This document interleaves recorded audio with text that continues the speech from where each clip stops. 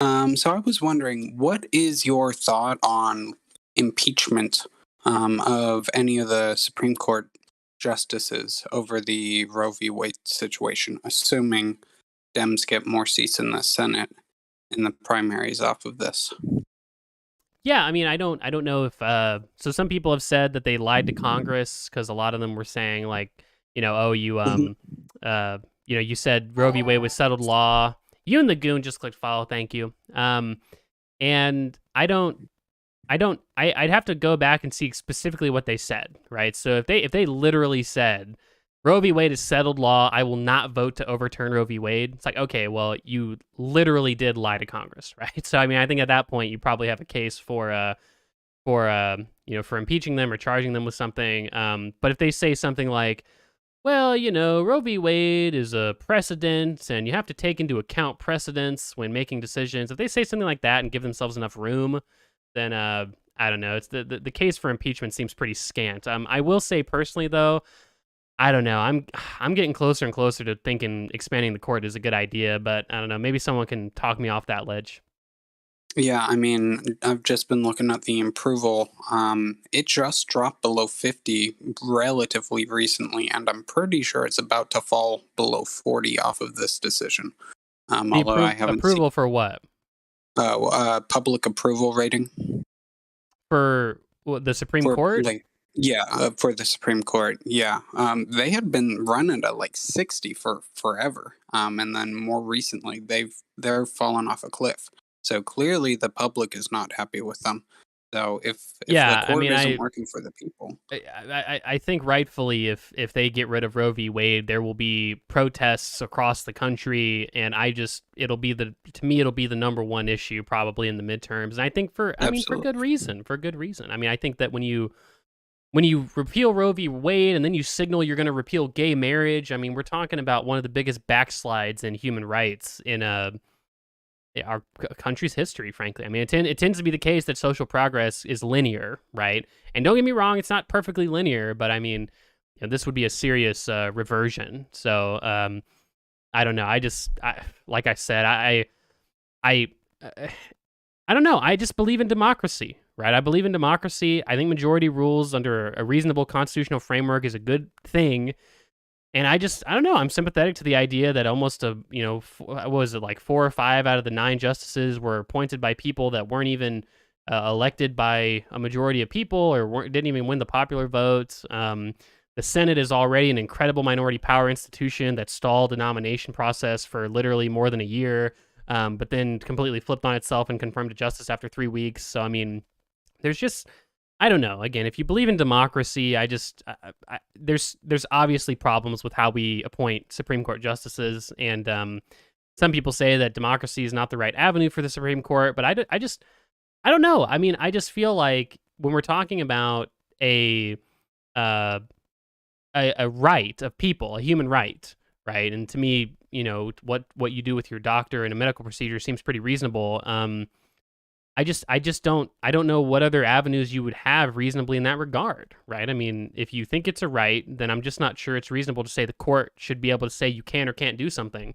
Or maybe it's more reasonable for them to say you can do something, but that you can't, but not that you can't do something because, if you've established a right, I mean, how do you take that right away? So I don't know. I don't know. Someone could convince me otherwise, possibly, but yeah, I'm pretty. I'm a I was probably more of a neutral to the Supreme Court person, but then I saw that leaked opinion. And I was like, oh my god, like there just has to be some serious changes here because we can't be having gay people become second class citizens again. And that's just something that's what worries me almost more than the Roe v. Wade decision itself.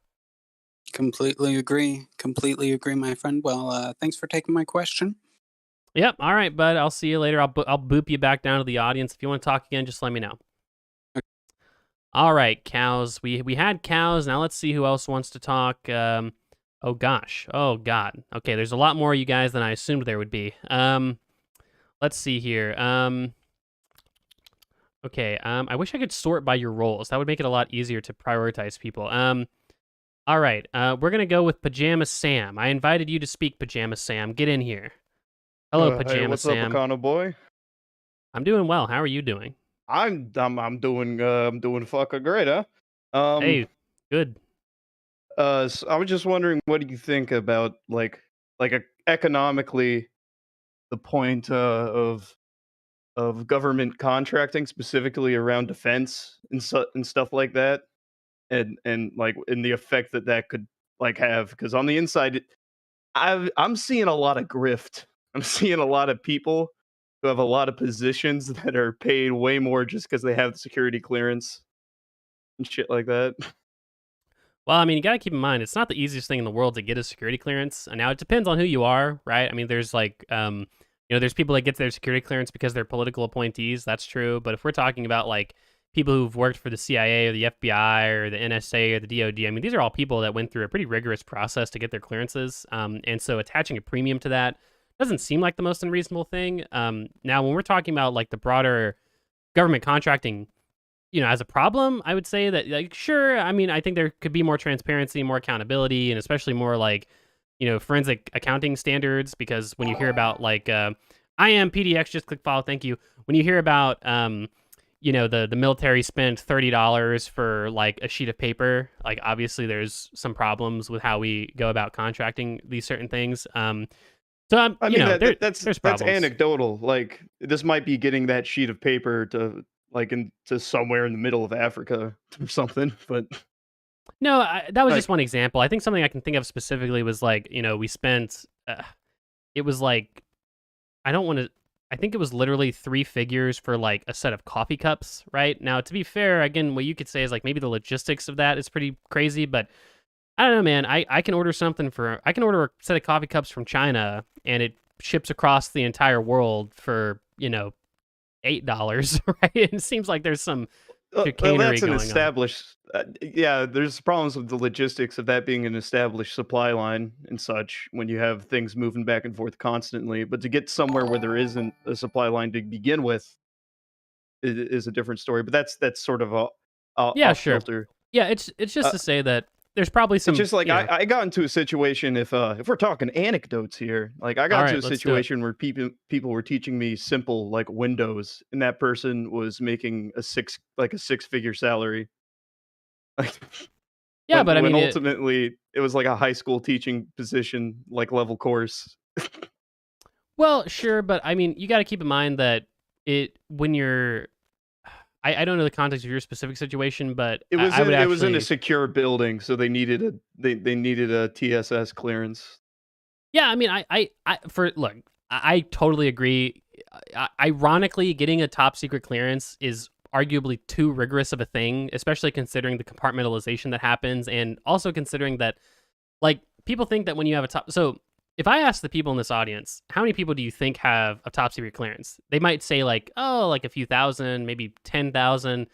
The answer is like it's like 1.5 million people have a top secret clearance, right? And Yeah, um, it's mostly you know, from the military because to get that yeah, privately funded investigation, it's like $80,000. yeah, That's there's a shitload of people with top secret clearances, and so but at the same time, you end up losing a lot of people along the way. Obviously, you have to give up a lot of your privacy, and so to me, I would say there's probably some room to maneuver in that regard. But that's just me. To me, I don't know if it's the biggest problem. There's always going to be a premium associated with that anyway. So I mean that's fair. And to be fair, if it's the government contracting it, I mean it's there's clearly a need, right? Because in theory they could build out those departments, but I mean it might just be easier for them to contract the service out. I mean, for instance, when healthcare.gov first launched, that was the government tried to build that website out and it was like a total disaster. But then I think the story was that they contracted it to Microsoft and Microsoft basically fixed the website like very, very quickly and cheaply. And so, government contracting is a good function. I agree though that there's certainly some problems.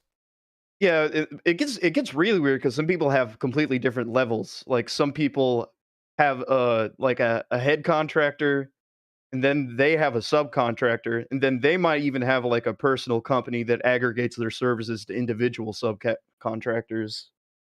Yeah, like Which middlemen and stuff. Yeah. yeah, which it gets to the. I guess that's always gonna like cause some logistical stress. But yep. Oh, thank you. I didn't actually think I'd get it on you. No worries. All right. I'll talk to you later, but I'll put you back down to the audience. All right. Let's see. Who's next? Let's see. I'm going to go with Ooh, Fig is a communist. Let's talk to Fig. This will be good. Fig, I've just invited you to speak. Get on in here, Fig. Can you hear me, Fig? Right. Can you hear me?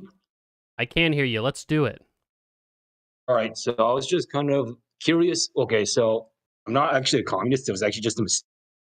Wow. You lied. You lied to us. No, I didn't lie. It was just like an honest mistake. I thought I didn't really like.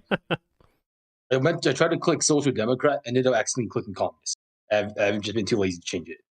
All right. Well, what's up? What do you want to talk about? So I was just kind of wondering what your thoughts are on like the cause of the financial crisis, like the 2009. Yeah, I mean, it seems like the cause of financial crisis in 2009 was largely the result of, you could say, like poor market incentives. So I think that the narrative from The Big Short seems to be pretty reasonable, which is that it seems like there was a misalignment in both how we packaged mortgage-backed securities and how we rated them. And because mortgage-backed securities historically are a pretty good investment, that brand equity seems to be distortive to the market, and the lack of transparency with regards to how they're packaged seem to only fuel a further problem. Speculation seems to be a problem as well. People talk about CDOs and synthetic CDOs. That seemed to be a problem as well. And so all those things kind of culminating on top of each other led to, led to a lot of speculators losing their money, which led to a contraction in broader credit markets, which led to, basically a full-blown financial crisis. So that would be my analysis. So I was just kind of so personally. Well, obviously I don't have an economics degree like you, but I do. I think I've done some like preliminary research into it. I'm not too sure if it's you could say like my opinion counts as anything, but like I've read a few papers and their argument was that the financial crisis was like well I would say like it's kind of hard to like break down the main argument paper. I'll try to like give you my best summary. So basically, their argument was that crisis was caused by well, they argue that the crisis was caused by the Basel Accords. So do you know what Basel Accords, right? Basel 1, 2. I'm not sure if I understand what you're saying. Basel Court? Yeah, the Basel regulations, Basel 1 and 2. They're like it was like I don't know specifically what that. Maybe I know what it is, but I don't know the name of it. I don't know what you're referring to. BASEL. That's how it's spelled. No, Basel. I'm saying like I might. If you listed what the regulations are, I might be familiar with them. I don't know what the conglomeration of Basel means. So I just maybe explain what you're talking It's about. like it was just like a term given for like it's say a set of regulations. Well, like it was a set of international like financial regulations that was like adopted like in the the decade to like the 80s and 90s prior to the financial crisis. And then I can link you to a paper. I can link the paper to you.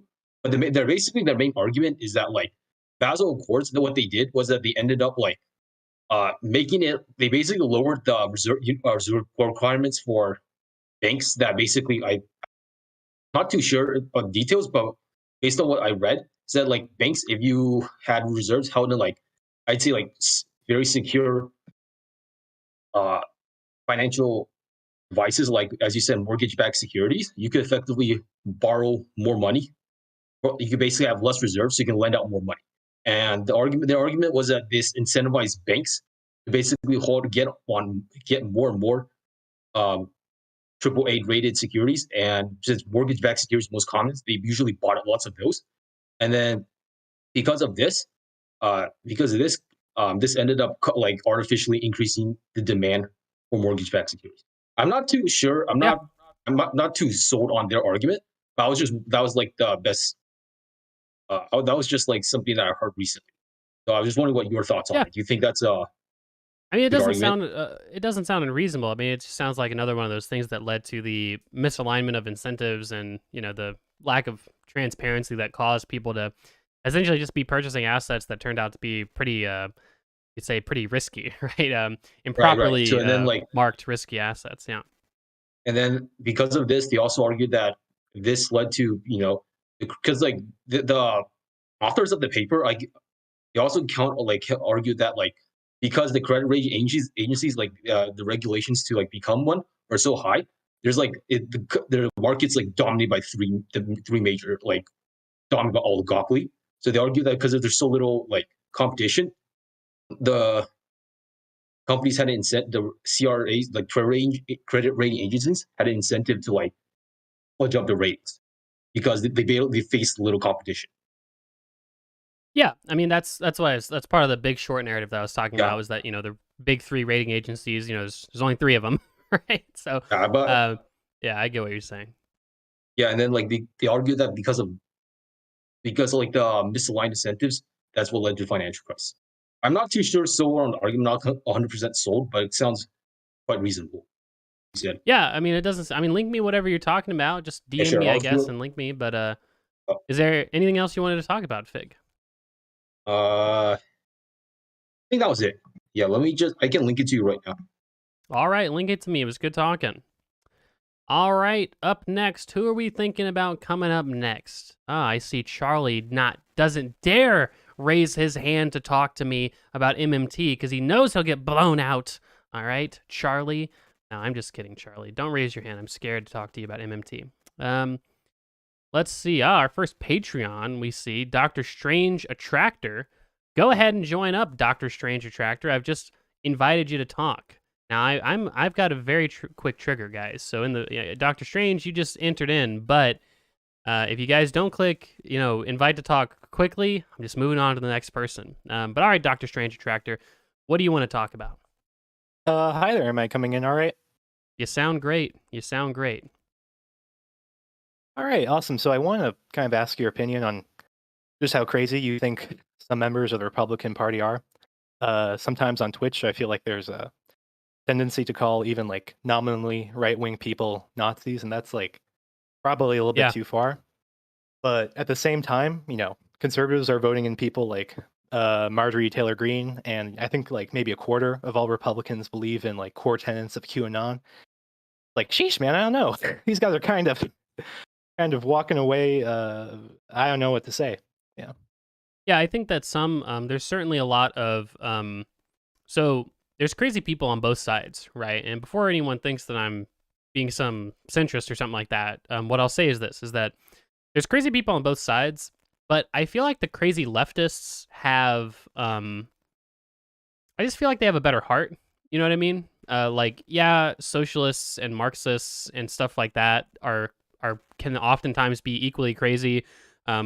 People who scream about people who go on the street and scream at police officers for giving out tickets and stuff. I mean, yeah, that can be pretty disruptive and probably counterproductive to the cause. But I just don't think fundamentally that's coming from like a bad place. But yeah, it seems like the crazy people on the right wing, though, it does seem to be coming from like a bad place, right? It seems like we're talking about people who really hate certain groups of people, whether it be gay people or Jewish people or trans people, people who want to, there's just a big difference between like, I want everyone to do what they want, and then there's like, I want everyone to not be able to do what they want, right? So when we're talking about religious beliefs in schools and, how we tolerate other people, members of different minority groups, this is like the craziness that I just don't really see on like the crazy part of the left as I do on the crazy part of the right. And the crazy part of the left just doesn't seem as far gone as the crazy part of the right. I mean, after all, right? I mean, in the same year that we nominated Hillary Clinton to be president, the Republicans nominated Donald Trump, right? In the same year that we nominated Joe Biden to be president, well, the Republicans went ahead and went with Trump again, right? In the same year that we're probably going to nominate Biden, we're probably going to see the Republicans pick Trump again. So it doesn't seem like there's, I don't know. I agree that there's a genuinely like concerningly, just completely insane set of beliefs that a lot of right wingers have that needs to be challenged more aggressively.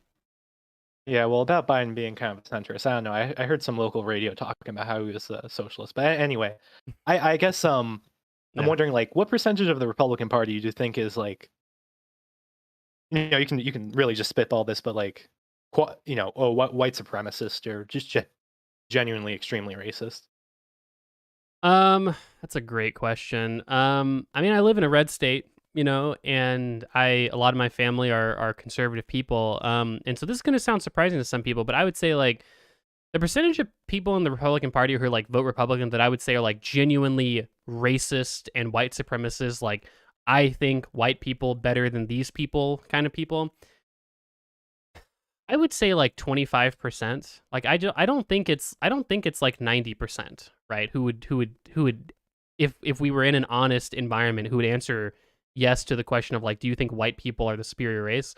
But I do think a lot of them are willing to set aside their non-racist beliefs and acquiesce to the more extremist vocal elements of the party if it means certain outcomes, right? So if it means lower taxes and less government, well, I'll vote for the guy who's spewing vitriol, right?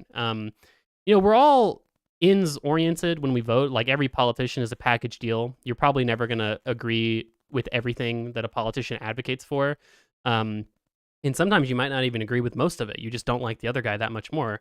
But this, again, I think is where the left is a little bit different because, like, I don't agree with everything AOC says. I don't, right? Yeah. But if AOC was running against Donald Trump, it wouldn't even be a question who I would vote for. I'll vote for AOC. I'll march in the streets for her. I'll make it happen, right? Same thing with Nina Turner or Rashida Tlaib or Ilhan Omar or any members of like the far left of the Democratic Party. They're just not as bad as the far right members, right? And I remember listening to a podcast once, and they were talking about Charlottesville, right? And it's like, look, you may have just been a regular conservative who just wanted less government, lower taxes. Maybe you're even socially conservative, like maybe you don't believe in, maybe you're pro-life or something like that, and you go to this Charlottesville rally.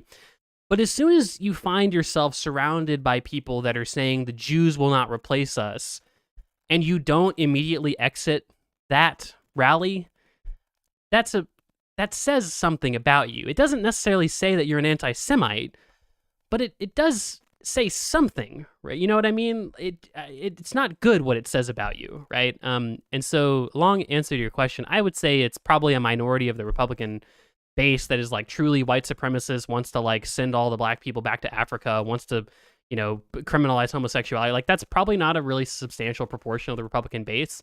And based on the polling seems to confirm that. I just think a lot of them are willing to compromise those values if it means like certain economic outcomes, unfortunately, or even some like more niche social outcomes. Like, yeah, the guy's racist, the guy's horrible, but I'm pro-life and I'm just not going to vote for a Democrat. It's like, okay, well, that's probably not the best value system, No, a lot of people are single issue voters. I want to ask you, did you think when you said 25%, do you think like the average lefty would think that's like a high number or a low number? Because to me, that's like an incredibly high number, like 1/4. Well, I mean, it's 1/4 of like the base of a party, right? So we're talking like 40% of the country's Republicans, and so we're probably talking about like 10% of the country that's like truly white supremacist, like very, very racist. And I think that 10% is a sizable minority. Don't get me wrong. Like, that's not a trivial proportion of your population. Go into an average room of 100 people, 10 of them are going to be freaking crazy, horrible racists, right? I mean, that is a pretty high percentage, but I don't think that's an unreasonable guess. At least, like, for instance, when the Republican Party was having their primary in 2016, that very competitive, like, 25 candidate primary, they polled, Akamat just clicked follow. Thank you for that. They polled different people. It's like, who are you going to vote for? Who's your first preference for Republican candidate? And then they asked like questions that would lead you to think that they're white supremacists. Like, do you think whites are the superior race? Do you think other minorities are like, do they have like inherently bad characteristics? Like stuff that would like, because if you ask someone if they're a white supremacist, they're not going to say yes, right? But if you ask someone, do you think your race is better than other races? They might say yes to that question, right? And so I think that the highest, and this is going to sound like an attack ad, but I think the highest percentage of like primary voters that were white supremacists was Donald Trump. It was like 25%. And then the lowest percentage was Ben Carson, but he still had a percentage, even though he was black. He was, he had like, I think it was like a few percent, like only 2 or 3% of people were white supremacists that supported him. So if you aggregate those things and consider the fact that Donald Trump did actually win the primary, I don't know. I'd say about 1/4. But that's a huge guess though. So I'm not sure. Okay. Yeah, I know that sounds about right to me. Like I said, I just looked it up or asked my question. I think about 25% of the Republican Party believes in like QAnon, like real quackery. So I mean, Yeah, maybe I mean people who that's are just that's kind about of that's about right. Yeah, I mean that's what I yeah. figured. Okay. Well, I guess I just have like one thing to wrap this up. Would you say you're for or against high speed rail? Oh, this is an interesting local issue you're asking about. I mean, I don't I the main opposition to high speed rail that I've read about is the eminent domain stuff. So like if a government starts purchasing people's property to develop on, that can lead a lot of small businesses and homeowners to feel pretty upset. And so I can understand that. I mean, but it seems like functionally, I mean, it seems like high speed rail works, but I don't know, maybe that's just me. Okay, I guess quick follow up. How do you feel about getting railed at high speed? Wow. Wow. I see Strange. I see how it is. One of my Patreon members too. He knows he's bulletproof. That's why he did it to me, guys. That's why he did it to me. If you're not a Patreon, you can't do that, all right? You get banned. But all right. Let's see. Who's next? Who's had their hand up for a while? I feel like Derek was one of the first people here. Derek, you're invited on. Get in here. Let's talk. Derek, can you hear me? Hey, I can hear you. Can you hear me? I can. Let's do it. What do you want to talk about? You got 10 minutes and then I'm going to kick you out and ban you. Sounds great. I appreciate it. I appreciate the 10 minutes. I was just wondering, what are your thoughts on universal basic income? How do you think a policy like that would actually affect the economy if implemented? And what are the best arguments you've heard for or against it? Yeah, I would say that a UBI makes it's a good policy. If I had to choose between a world with a UBI and all else equal a world without a UBI, I'd pick a world with a UBI.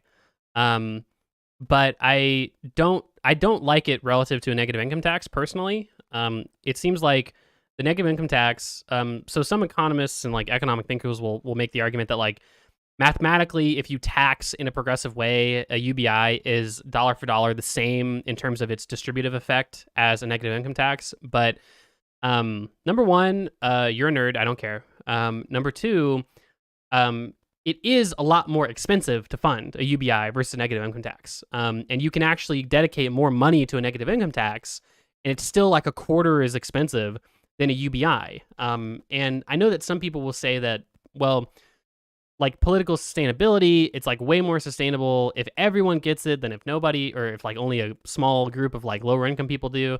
But personally, I'm not as convinced with that argument, especially when we're talking about the funding being so large. Like I think $1,000 a month for every American would be like $3 or $4 trillion a year, and there doesn't seem to be like an easy way to fund that.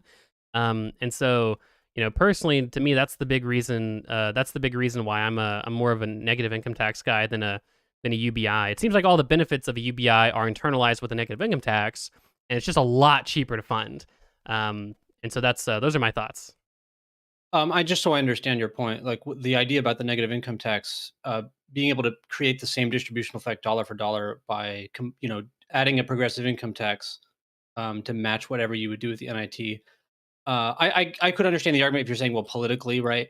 It would be hard. It's two separate things. You have to argue for a change in progressive taxes. But was that the main argument, or is there another reason why an NIT would be cheaper than a basic income? Because that point at least made sense to me. That when I heard it, that you could um, basically get the same effect. Like if you don't want richer people to get it, you just tax it away on the progressive income side. Yeah, well, it's because there's not like that many really really really poor people, right? And so if we're talking about like an NIT that was say 130% of the poverty line, well, we're talking about 18 grand a year. That's at the most, right? So the most you'll ever get from an NIT would be 18 grand, and then it step ladders off as you get higher and higher income. So you're always incentivized to make more money, but you do get less NIT as you get higher in the income ladder. But yeah, the issue is that the most you're ever going to get is 18 grand. That's if you make no money, right? And then it step ladders off to where by the time you're making like say 30 or 40 grand, depending on how much like what the actual cutoff on income is, you're not getting very much NIT at all. So the amount of money dedicated towards an NIT versus a UBI can be a lot less, and you end up getting, it seems like to me a lot of the same outcomes. It just isn't as expensive to fund. Yeah, okay. I understand your perspective there. I mean, what would you say Yeah. to the argument that, like, well, if a basic income causes inflation, then it's not sustainable, regardless of what your tax policy is, right? I mean, you could, or how much, or how aggressively the NIT kind of removes it out, right? I mean, Yeah, just it, in what sense is it useful to think of the basic income as like the tax revenue kind of being like the primary constraint on the level of basic income the economy can handle? yeah, inflation is the thing that is your limiting factor with a UBI, right? So I mean, we could finance part of it with debt, and then part of it would, you could finance it with progressive taxation. But even if you, I mean, one thing Kelton has brought up is that MMT's Kelton is that if you fund something with progressive taxes, right, it still could be inflationary, right? Because if you're talking Right. about, giving, taxing this rich guy $1,000 that doesn't go into a savings account and just sits there, and giving it to a poor person who's going to spend it, that's inflationary, right? And so you might be like fiscally balanced, but it doesn't mean that you're guarding against the inflation risk. So I'm pretty sympathetic to those arguments. It just depends on how it's funded. And arguably the best ways to fund it that would mitigate the inflation risk could also make the UBI a little bit redundant. It just depends on how progressively it's taxed, right? To fund a UBI, you would absolutely have to tax lower and middle income people. But that's true with a lot of programs. It's just the merits of the program. So that's those are I my mean, thoughts.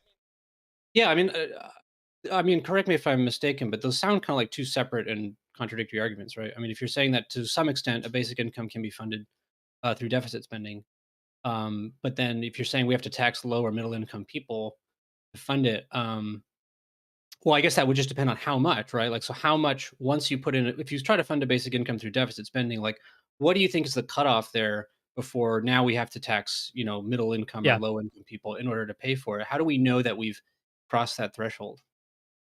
I guess you'd know if inflation is like markedly higher than it was before. I think that when I was talking to Rage Pope, and I think this conversation is actually going to come out on Sunday.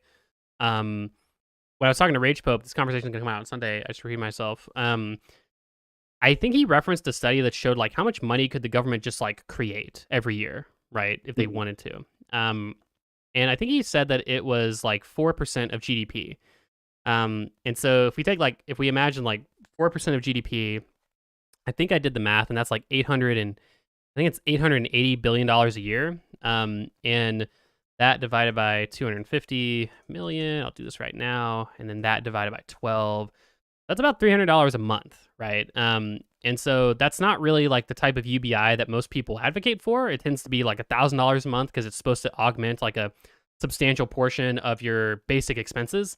And so if we're arguing for like such a low UBI, it just, to me at that point, it just sounds like, okay, well, yeah, but just do a negative income tax, and like just that to me just makes a lot more sense to do that, and you can actually make the negative income tax a lot higher for a lot less money. And at that point, the inflationary risk is probably mitigated just with interest rate policy, and then with taxation, at least a lot more effectively than something like $1,000 a month UBI, where you'd probably need to tax a lot more aggressively to the middle class or have a lot more aggressive interest rate policy. Well, I'm glad you brought up interest rates. And by the way, let me know if we approach on the time limit. But Yeah, got a few I, minutes. I guess I'm a little bit confused. I've heard certainly MMTers make the case that like taxes are something we could use to control inflation. I know that in the economy today, right, like we don't really think of or use tax policy that way. So I'm trying to. I mean, normally what we do, right, is if there's inflation, we raise interest rates and or stop or prevent the inflation that way, or tighten monetary policy in other ways. So I guess are you recommending? I just sort of I'm trying to understand the relationship between raising taxes to pay for an NIT or a basic income or anything else, and how that relates to inflation. Because isn't it more accurate to say that like if you change tax policy, that's just going to sort of change what policy position the central bank would have to do? Like, oh, rates will have to go higher in order to prevent the inflation or that sort of thing. Um, are you Yeah, recommending actually yeah. using taxes, like raising taxes on the middle class or lower class in order to pay for like a large scale program like this? I mean, to me at least, you'd kind of have to, right? I mean, again, I think that if you were to fund like $1,000 or $2,000 a month UBI with just debt, I mean, I think that at that point you'd be looking at like a really, really large amount of inflation, to such an extent that the interest rate environment would cause a lot of problems with capital markets of a country, and it would just, I don't know. To me, you'd cause more problems than you'd solve with such a high UBI that was funded purely with debt. And the tax policy obviously would matter in that regard, because then if you're taking money from some people, giving it to others, and then you're taxing everyone on a broad base to both mitigate income inequality, but then also mitigate inflation risk, you could have net distributions, and like poor people could be net better off to a significant degree under UBI. I would totally be willing to agree with that. It's just that you would have to do a lot less of that, and it would be less precarious with an NIT than with a UBI. At least that's, again, those are my thoughts right now. I understand. You're saying that the highest possible NIT is always going to be higher than the highest possible universal basic income. Yeah, and it seems like in that regard, it's better for lower income people. It's easier to fund, and I don't know. We've got a lot of welfare in our country, right? In the sense that these programs haven't been like completely gone away with, and so I understand when people say like, oh well, UBI is more sustainable because it has a more broad base of support, but I don't know. I feel like an NIT wouldn't, like, I think it would prove to be relatively robust, but we're up on our time, Derek. We're up on our time. It's good talking to you. If you want to talk again, just raise your hand again. We'll get you later once we get through everybody. But it was good talking. Sounds good. Thanks for taking my questions. All right, who's up next? Let's see. I guess we'll do. I don't know if I feel like it's going in order. Sample text. I've just added you into the call. Can you hear me? Hello. Can you hear me? I can hear you. I can hear you. What do you want to talk about, buddy? Let's do it. Okay. So I have 3 questions. 2 of them are quick. One of them is big question. Okay. All right, let's do it. So first of all, who's your favorite economist? My favorite. Oh God, I got something caught in my throat. Second. Yeah, that was horrible. Sure. That's a good economist. I like favorite. Yeah. Favorite economist. It's a good question. I don't know if I have favorite like economists, like celebrity style, economists. I mean, I've said for a while I really like Kelton. I don't like I'm not an MMTer, but I like how she I think that most of her work is good in the sense that it dispels a lot of the negative feelings people have just towards the big national debt number. I think Paul Krugman is like pretty great. I think what I like about Paul Krugman the most is that he appears to be like relatively introspective. Like it seems like he has said like, oh yeah, like a lot of my trade work, we didn't take into account those localized losses, which I respect him for, because that was the work that won him the Nobel Prize. And so I think being, that ability to be retrospective and introspective is like a good thing. And he seems to be like a pretty progressive guy as well. So I like him. Yeah, those would be 2 that I like those 2 pretty well. Oh, by the way, about Krugman, someone before me asked about the 2008 depression or recession, actually, I'm sorry, and what caused it. I read Krugman's book, and it's great. I would recommend it. Depression Economics. He talks about many crises, but specifically has a big portion about the 2008 crisis, and it was written like a year later, or I think in the midst of it. So it's pretty good. He talks about a lot of stuff, even like the auction rate security crisis that people forget to mention. A lot of stuff, pretty good. And it's layman friendly, so not very theoretical at all. So that's a good book. I would recommend it. Okay. If we're speaking about books, you said before even this all started, you said you listened to some economic podcasts. Could you recommend one? Because I'm looking for one. Yeah, the best economics podcast. I don't actually know if they do it anymore, because I haven't been able to find a new episode in a while. But the Financial Times has a podcast called Alpha Chat, and I think they call themselves Alphaville as well. That's a really, really good podcast for economics. So I like those guys a lot. They don't do one thing I don't like about the Economist podcast, much as I like about the Alphaville podcast. The Alphaville podcast isn't very poppy. They're not like flavor of the week, whatever's going on in the news. Whereas the Economist is very much like that. It seems like they were, at the Financial Times, at that podcast they listen to, it's more like, what's like an issue that maybe it's thematic, maybe it's not. It's just like an issue that we're going to educate you guys on and talk about. And, I like that a little bit better. Okay. Yeah, that's actually what I'm looking for. I'm not looking for like a trendy news kind of podcast. So that's good. Okay. Now the heavy question. Okay. Do you do you support the idea of democracy, specifically in letting people vote? I'd love to get your opinion. I do. I like democracy. Voting's Wow, cool. wow, radical. So Yeah, I'm here to de-radicalize you. I'm here to I'm cringe. de-radicalize you from this extreme and insane Oh, really? position. Is that right? Okay. Yes. Now I'm not going to offer a more insane solution like dictatorship or anarchy because I'm not insane.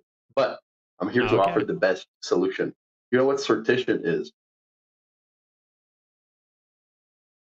Hmm? Oh man, did you cut out? What'd you say? Oh, I'm sorry. I may have cut out. I said I'm not going to offer an insane solution like dictatorship or anarchy. But I'm here to offer the best solution. Okay. Do you know what sortition is? Sartition? It sounds Yes. familiar, but I don't know what it is. Okay, so I'll just explain it. Even I assume people in the audience don't know even. So it's basically the idea that instead of electing people by vote, you elect them randomly from the population.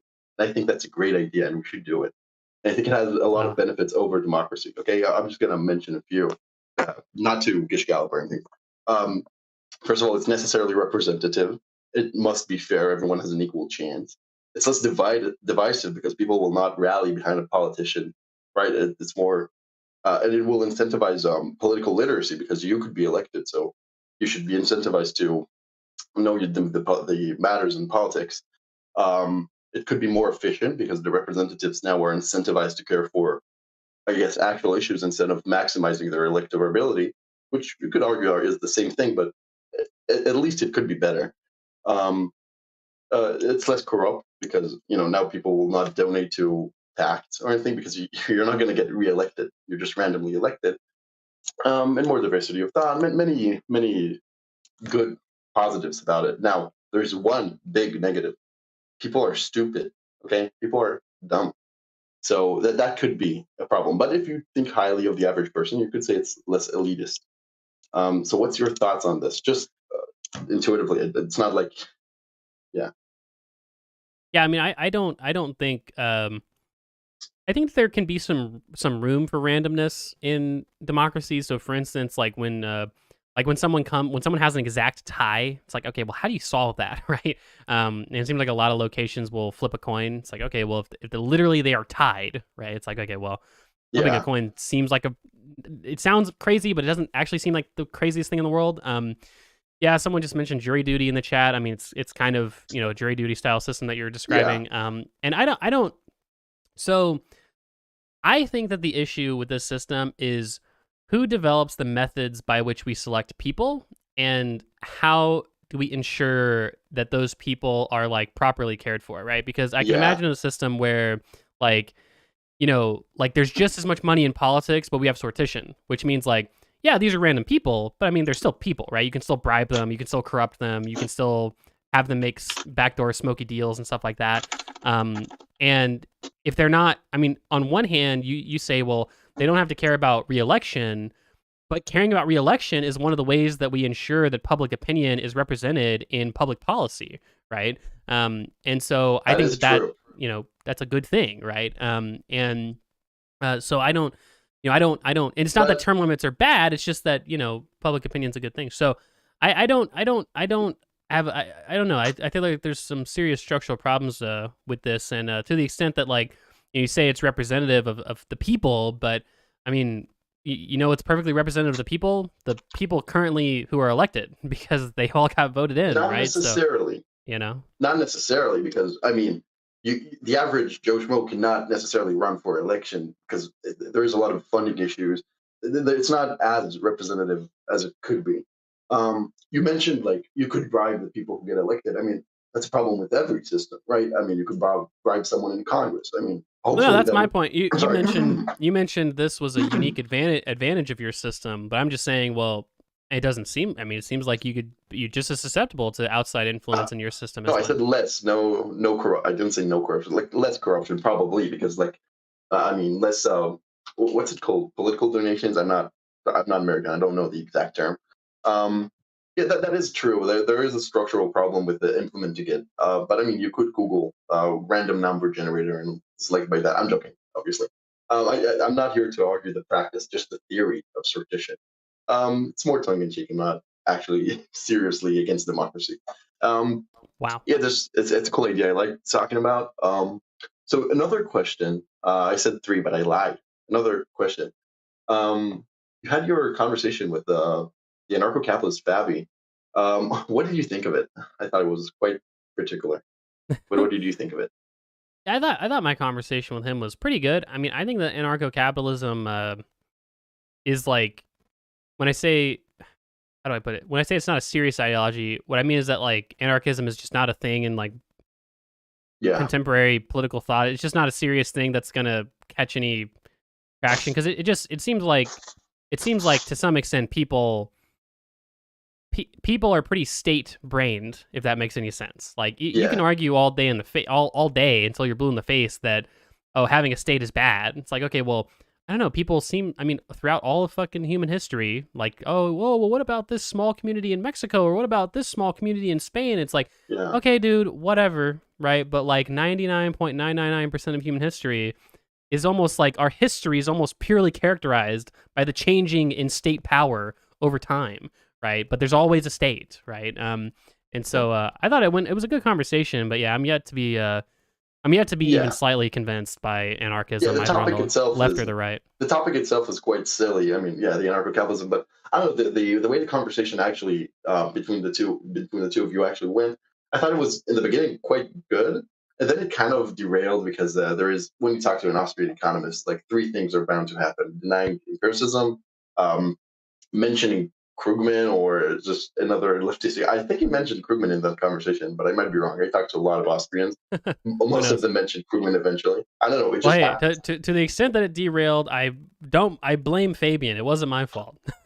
Oh yeah, I blame as well. No, I'm not here to complain about you. I don't know. It was a particular conversation. All right, Yeah, well, I don't know. we're Just at don't like talking to Austrians. Okay, my time is we're at up. our 10 But minute have a good sample one. text. Yeah. Recycle back in if you want Goodbye. to talk afterwards, but it was good talking.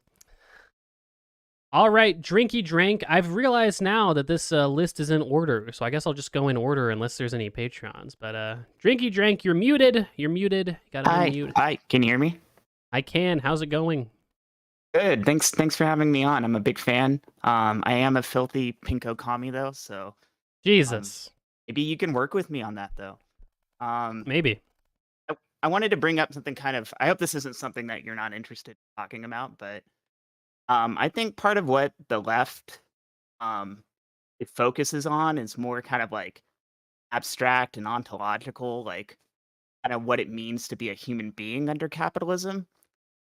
Um, like the basic idea is that like capitalism isn't just an economic system; it's also like a culture which privileges economics and shapes our experience of life around work and consumption.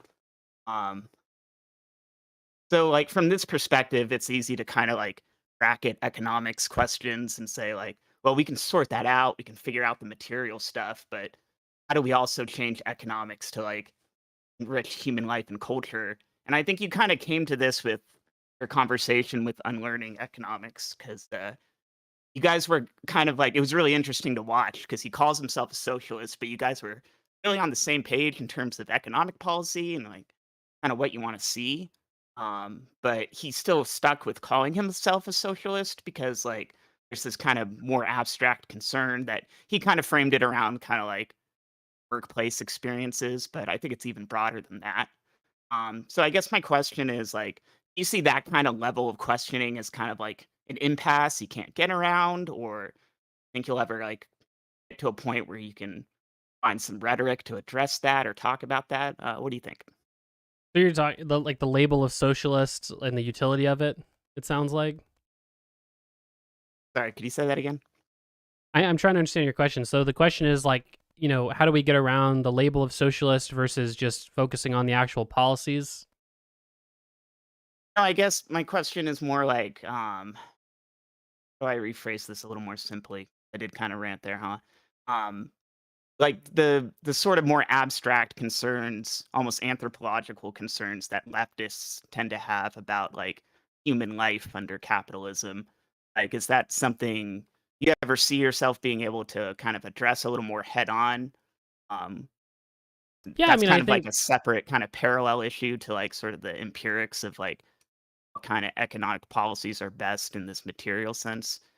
Is that something you'd ever be interested in addressing? Yeah. Kind of more. No, I mean, I feel like I've talked about the moral arguments for capitalism before, or at the very least, like the lack of, to me, a substantive moral critique of capitalism in terms of how it affects the human condition and sort of, I suppose people outside of their material well-being before. And it's an interesting conversation. You're right. I don't talk about it as much. I've made videos on it. But to me, it's obviously, it's an economic system, right? So you tend to talk more about sort of material outcomes, but not. But so to answer your question, I would be interested in those conversations in the future, but and I've done videos on it in the past, but yeah, I don't talk about it as much as like you said, the more sort of the dollar measured outcomes. I Well, guess. would you maybe want to like, because maybe I just missed this. I've taken in a lot of your content, but I haven't seen everything. But maybe I've just kind of missed this. But if you had to like sum up that kind of like talking point in defense of sort of the way that capitalism frames our lives and whether that's like a good or bad thing, like what would be your kind of bullet point addressed to Yeah, that? I would just say that the totally free market capitalist system is not the best system when it comes to providing for general well-being, and how, like you said, how it frames our lives. But at the same time, most people don't generally, unless you're like an anarcho-capitalist, obviously, most people don't generally argue for that anyway, right? And so it's just a matter of like, to what degree should we have like the free market capitalist system, and to what degree should we have a more regulated and sort of you could say, I guess just regulated, basically capitalist system, a redistributive capitalist system, or should we, have a more socialist system, right? And to me, obviously, I'm more on the spectrum of like regulated capitalism is best. In terms of the moral argument, I would just say that, to the extent that you are not completely, to the extent that you're not completely destitute, if you are not able to work or you're unable to work for some sort of, for some other than physical reason, right? So maybe you're a stay-at-home mom, or maybe you're, something like that. I guess I could say maybe you're unemployed because you're down on your luck. Maybe there's a big technological shift. To the extent that you're taken care of in those circumstances, but we also have things like a profit motive and free enterprise. I don't really see that society as having some big moral failing. And yeah, those would be my thoughts generally. Yeah, I wouldn't even frame it as like a moral problem necessarily. It's almost more like an anthropological problem. Like for example, like will we ever get away from the 40-hour work week? Like you have a day job, right? Like, do you like work? Like, I fucking hate work. Like, but it seems to be like if we like built up our productive forces enough that maybe someday we could like kind of be truly anti-work and kind of like automate everything and head in that direction. But how do we do that when capitalism just kind of has this stranglehold on like how we live life? Yeah, I get what you're saying. I mean, I think that I don't necessarily see those things as incompatible with each other. I mean, to the extent that our productive capabilities increase over time, it seems like they've yet to increase to the extent that work is still not necessary. So it seems like we still do have to do a lot of work. And to the extent that one day they might increase to the ability to automate like broad swaths of the economy, I think that what you'll find is either one of two things, right? You'll either find one that people don't want to work anymore, right? And they don't have to, or you'll find that people have their basic needs met and they want to work to do something else, right? They want to become an artist, they want to become a scientist, they want to do other things that can push the bounds of our economies sort of transitively, while also having people be able to be better matched up with what exactly they want to do. And I would still call that system, at least to some fundamental extent, a capitalist system. But like you said, it's not necessarily a system that is forcing you to work all day and every day, and to answer the actual question, do I like work? I mean, yeah, I like my job, right? But would I rather be doing anything else, right? It's like if I could do whatever I wanted or go to work 8 hours a day, I'd rather do whatever I wanted, right? Sure, But yeah. so yeah, I don't disagree with you there, but I just One I'm more not sure like how. follow-up question based on Yeah, that, sure. and then I'll dip out. Are you familiar with like David Graeber and like sort of his bullshit jobs perspective? Kind of the idea that like kind of make busy work maybe for us um to do, Yeah, despite like I've heard some of the claims of the book. I've never read it. Some of the claims don't seem like, to me, that jaw dropping. Like, I talked to someone about it, and they mentioned like, oh, 40% of the people say that their job could be replaced by someone else, and it's like, I don't. That doesn't seem unreasonable to me, right? So, like, for instance, I'm not so unique of a worker that no one else could do my job, right? Like, most people can be trained to do most of jobs. Now, does that mean most jobs are bullshit? I mean, not really, right? But I'd have to read the broader book to be familiar with it. I mean, look, obviously there's principal agent problems within businesses, right? So you can't you can't ensure that every worker is being perfectly productive every second of every day. You can't ensure that every worker is doing exactly what you hired them to do. And so, that exists in businesses as well. It's just the businesses that are more successful are able to mitigate those problems. So, bullshit jobs, quote unquote, where you really just don't do anything, or it's really like, unsatisfying work that isn't really necessarily totally required or could be done by a computer or something like that. Those jobs do exist, but I'm not sure it's as widespread as the people who have talked to me about that book have led me to believe. Okay. I think that's maybe an avenue for maybe a longer conversation someday. But thanks for having me on. I appreciate it, and I really appreciate everything you do. No problem, bud. Thanks. I'll send you. Oh, he flew back into the audience. All right. Fun Cakes, you've been invited. Get on in here, Fun Cakes, if you can hear me. Oh, Can you hear me, sweet. Can Fun you hear me? Cakes? I can. All right, sweet. I just have a question. I was watching your ANCAP debate, and you mentioned how you like swing back from Bernie Sanders to Elizabeth Warren and Bernie Sanders, yada yada. And I was just curious, like, if you had to choose one now, which one would you choose to vote for, and like why?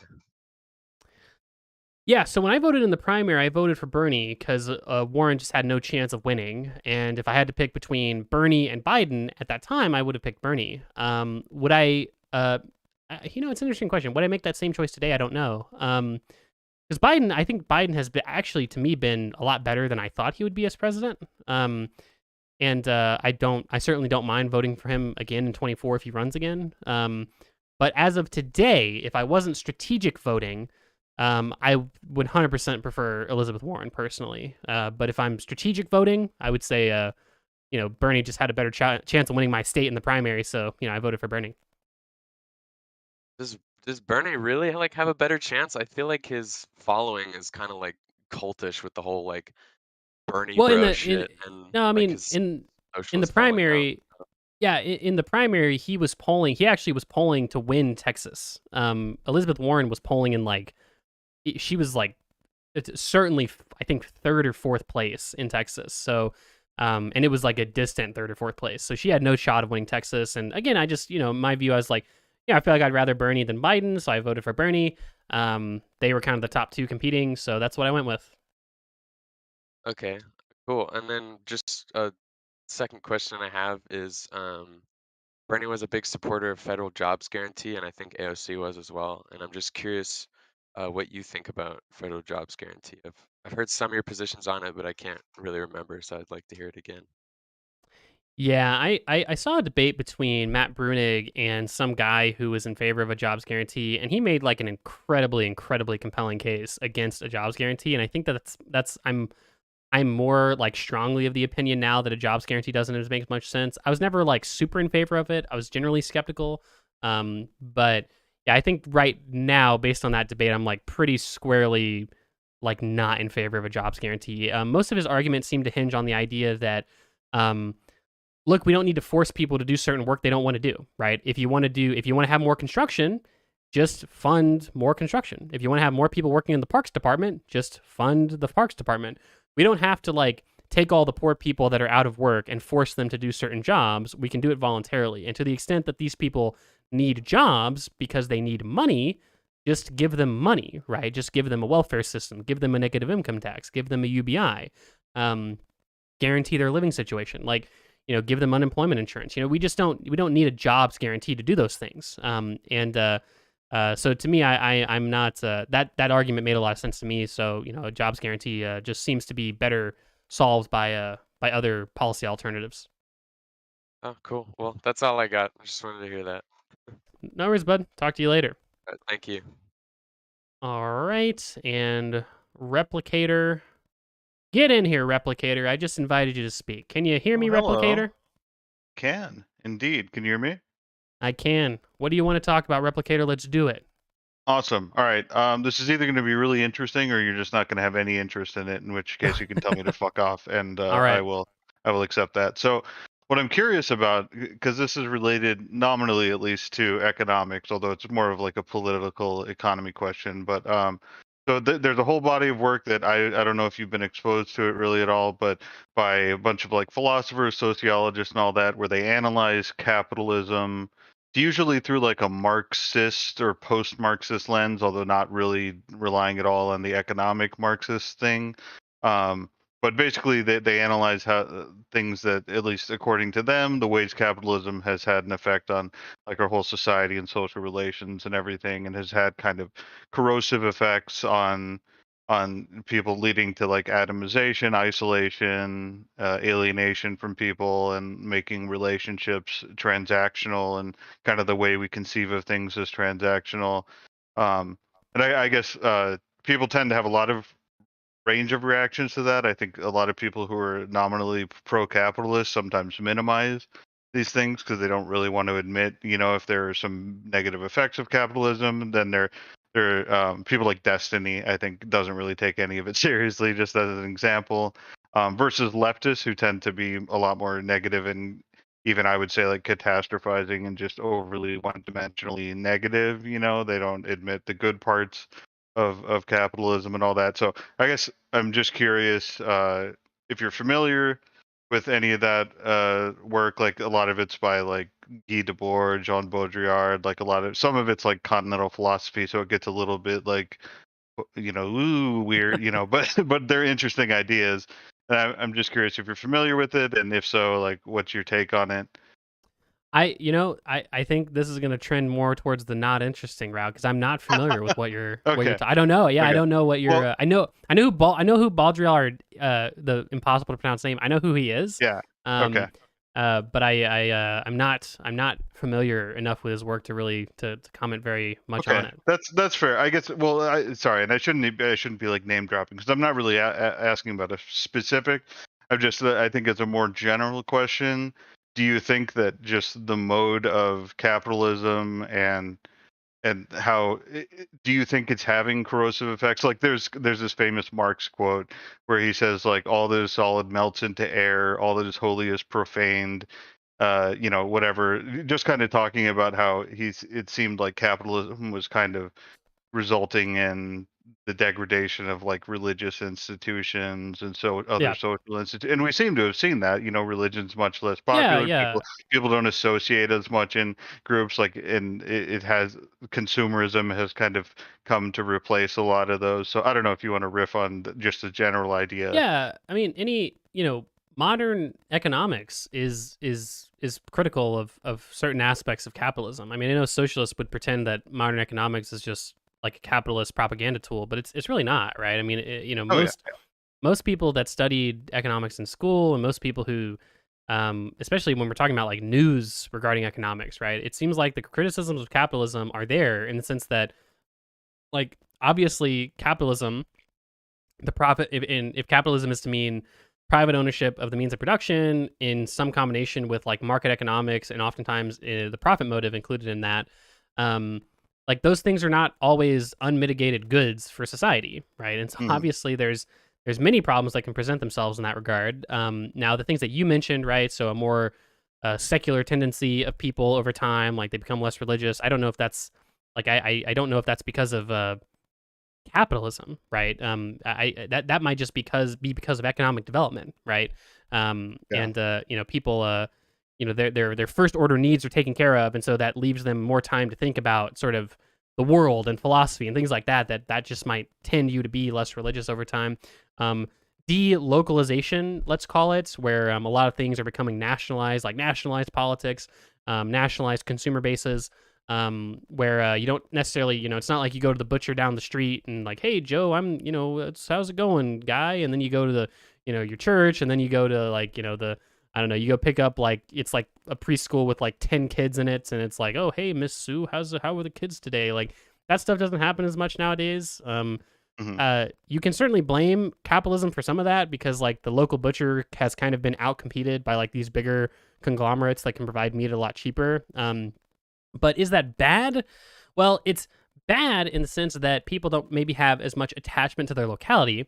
It's good in the sense that people are richer because things are cheaper. And so I think that really I don't, how do I put it? That is, I think, to some extent a criticism of capitalism and the profit motive and stuff like that. But again, it's one of those criticisms that I'm not sure it's a reason to like go full blown socialists. Like it seems like we can probably engage in good policy to mitigate those concerns. And so those are my thoughts on that. Okay, yeah, no, it sounds like you have a similar take to me. I think they're very real problems, but I don't think it's uniformly bad. It just seems like it's something. It's like all technological development and same with social development. Things just change over time in ways that are unpredictable and destabilize, and we just have to find a way to form new societies to deal with those things. So There we go. okay, cool. Well, yeah, thanks All for right. giving your take there. That's all I got. No problem. I'll talk to you later, bud. All right. Scrunt, get on in here. I've invited you to speak. Once again, you've only got a small amount of time. I invite you to speak. You got to join quick or I'm going to move on. I'm going to give you 5 more seconds, Scrunt. If you're not there, I'm moving to someone else. Oh, Scrunt just, he must have just left the whole entire thing. He's not even here anymore. All right, Asbestos Safety Corpo, I've invited you to speak. Once again, you've only got a few seconds to join. If you don't join, you're getting kicked. Well, you're not getting kicked. I'm just not going to, there you go. I'm not sending you the invite. All right, Asbestos, right on the nick of time. You went ahead and accepted the invite. Let's talk. What do you want to talk about, bud?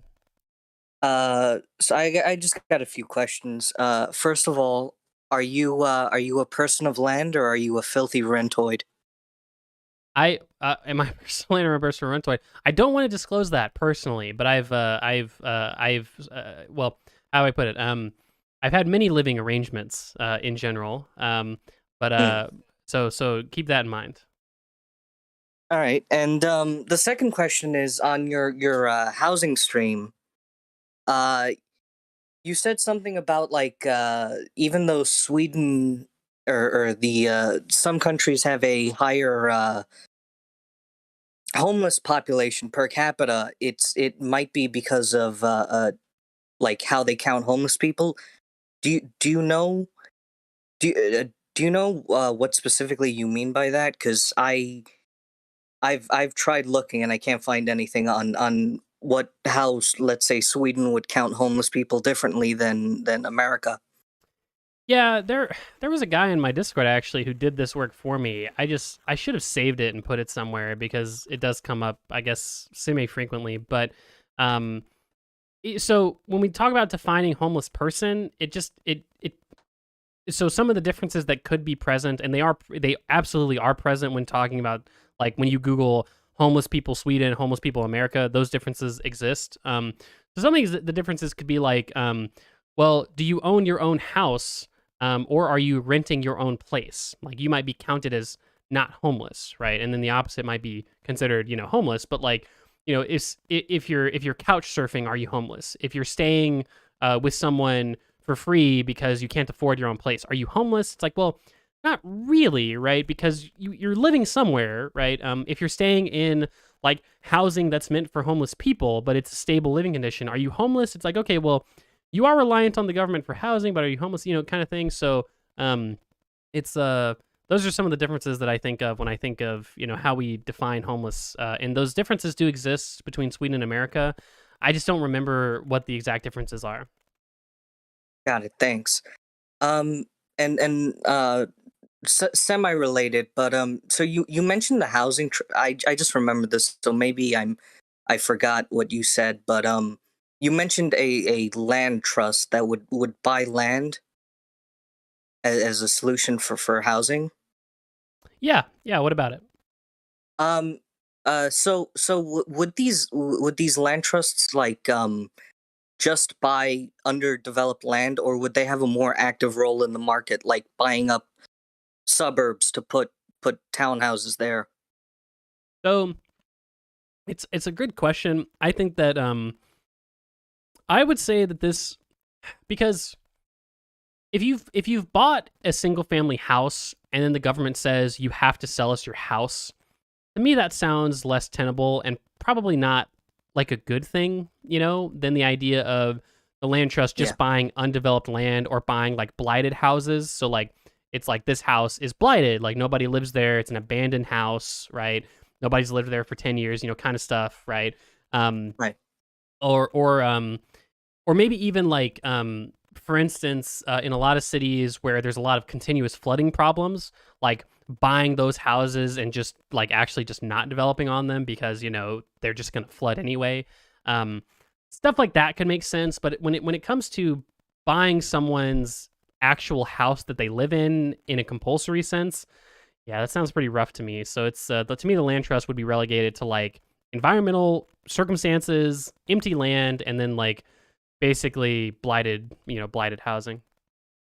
So, just as a follow up on the like these heavily suburbanized areas, like would just changing the zoning laws be enough to like get them to I guess sell to developers and whatnot, or would you need more incentives? I think zoning laws changes a lot because if I live in a suburb and I'm selling my house, I don't really care who's buying it, whether it's a developer or some other family, right? I've just got a price that I want, and if you're willing to pay me for it quicker than the next guy, I mean, I'll sell it to you, right? And so I think that just loosening up the zoning laws would create a lot more development, even in suburbs. But again, it's not a one size fits all thing. That's why I mentioned several things in that video or in that stream segment that I'll upload as a video later. So it's it helps a lot, but it's not. It's in and of itself, it's not the only thing. All right.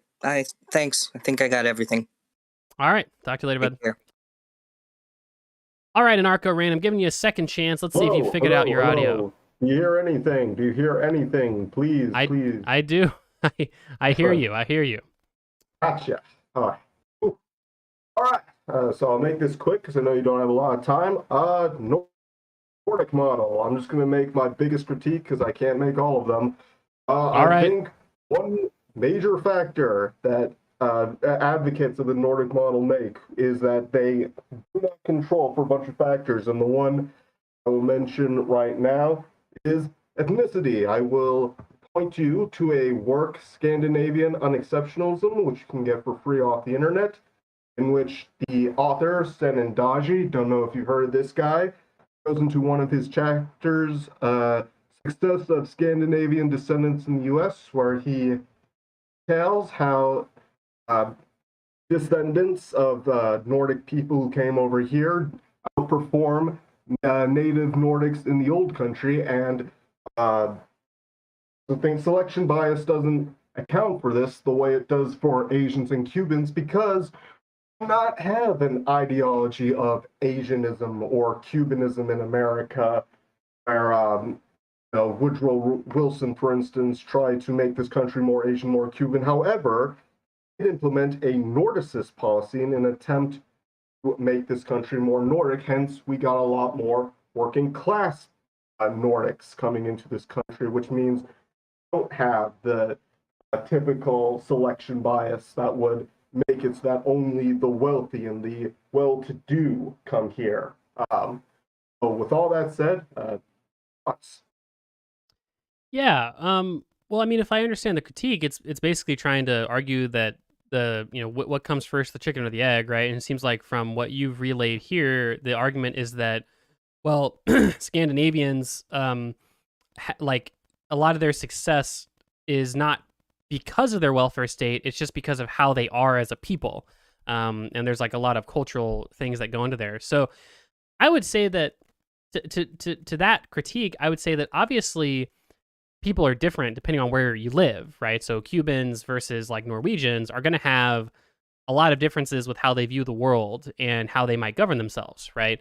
If they were sort of unimpeded by the, by their own governments, depending on the circumstance. Because obviously there might be some Cubans who, disagree with how they're governed, but you get what I'm saying. And so that's just to say that I don't know if I disagree with that, right? It's just a matter of like, do their welfare systems work because of their culture, right? And based on all the reading that That's I've not done, even what I would say.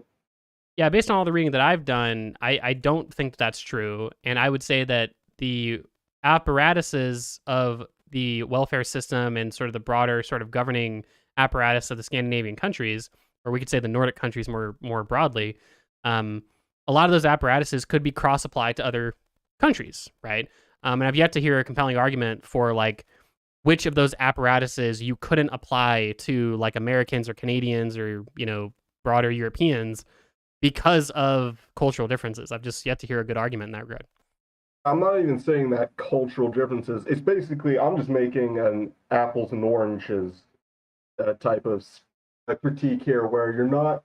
The problem I have with advocates of certain models is that you don't live in a world where you're taking like two equal or random populations, setting them into society A and society B, and saying, okay, society A is going to do this, society B is going to do this, and this, and we're going to come back, we're going to see what works, what doesn't. That's not really what's going on. These societies are the product of their history, like you mentioned, their culture, and policy plays a role, but it's not the determining factor. And I don't think people who tend to just list a whole bunch of dominantly white nations and show how successful they are really respect this, especially since those very same people, if I told them that whites and blacks and Latinos and Asians all have an equal chance of succeeding in this country, they'd be like, that's ridiculous. Obviously, Latinos don't have the equal opportunity to succeed as white people because blah, blah, blah, systemic hits. Yeah, I mean, I don't understand. Like, I don't really get the point, right? So again, when I'm talking about like, okay, you know, I don't know, like universal free college education, right? It's like, take that as an example, right? Let's take that, and it seems like it works out in the countries where they have it. Let's do that for Americans. What about the diversity of America, or like the cultural history of America, leads us to a system or like a state of being that is just incompatible with like free college education working? I just, you know what I mean? I don't know. I don't see where the connection. I mean, again, I feel like there's a miscommunication because I'm not even making the claim that diversity makes these things workable. I'm simply stating that you don't even know if they're working. That's why I brought up the comparison between Nordic. No, but you're saying that with that you're saying the same thing, but just with different words, right? You're saying that, well, I'm not saying that diversity causes these things not to work.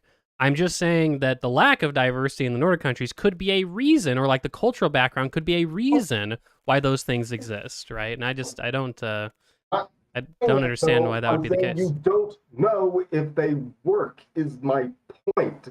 Well, we do know, though. I don't know. What do you mean you don't know? You're saying, well, because the populations are different, we don't know for a fact that if we took those policies and implemented them in this country, that they'll work because the populations are different.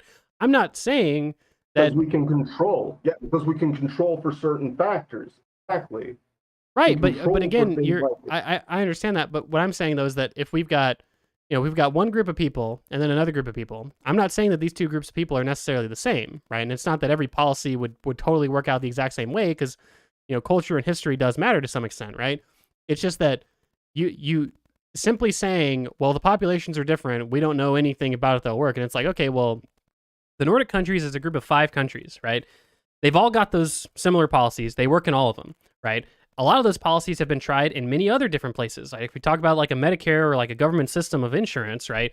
That's happened in many, Asian countries, European countries, Pacific countries, and it seems to work in all of them, right? And universal free and subsidized education, that's been tried in a lot of different countries. It works in pretty much all of them, right? So again, those are 2 examples. I'm just not really seeing what the idea is. It's like, okay, well, is it just America's uniquely it might not work, or are we saying that we should never try other policies? I mean, I don't know. It seems unreasonable. We have to go into the history of those countries and the before and after and how things were.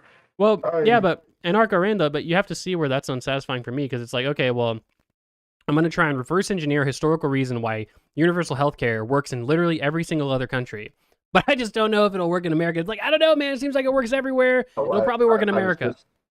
I was just saying that you have to, if you want to go over whether something works or not, you would have to look at what they had before and then what that changed immediately after, and you would have to control for things like technology, because healthcare in the after is always usually going to be better than healthcare in the before, because we innovate more and we know more about medicine than we did previously. And so, yeah, we'd have to control and see if, like, the rate of, say, I don't know, life expectancy had a jump in a certain country when they adopted a form of universal health care. And also, I don't know if it's a compelling argument to say that these are so great because they're so much better than the American system, when the American system is a unique blend of terrible ideas. A lot of people think that when it comes to America, we represent just free market capitalism. Like, we're just the closest thing to it.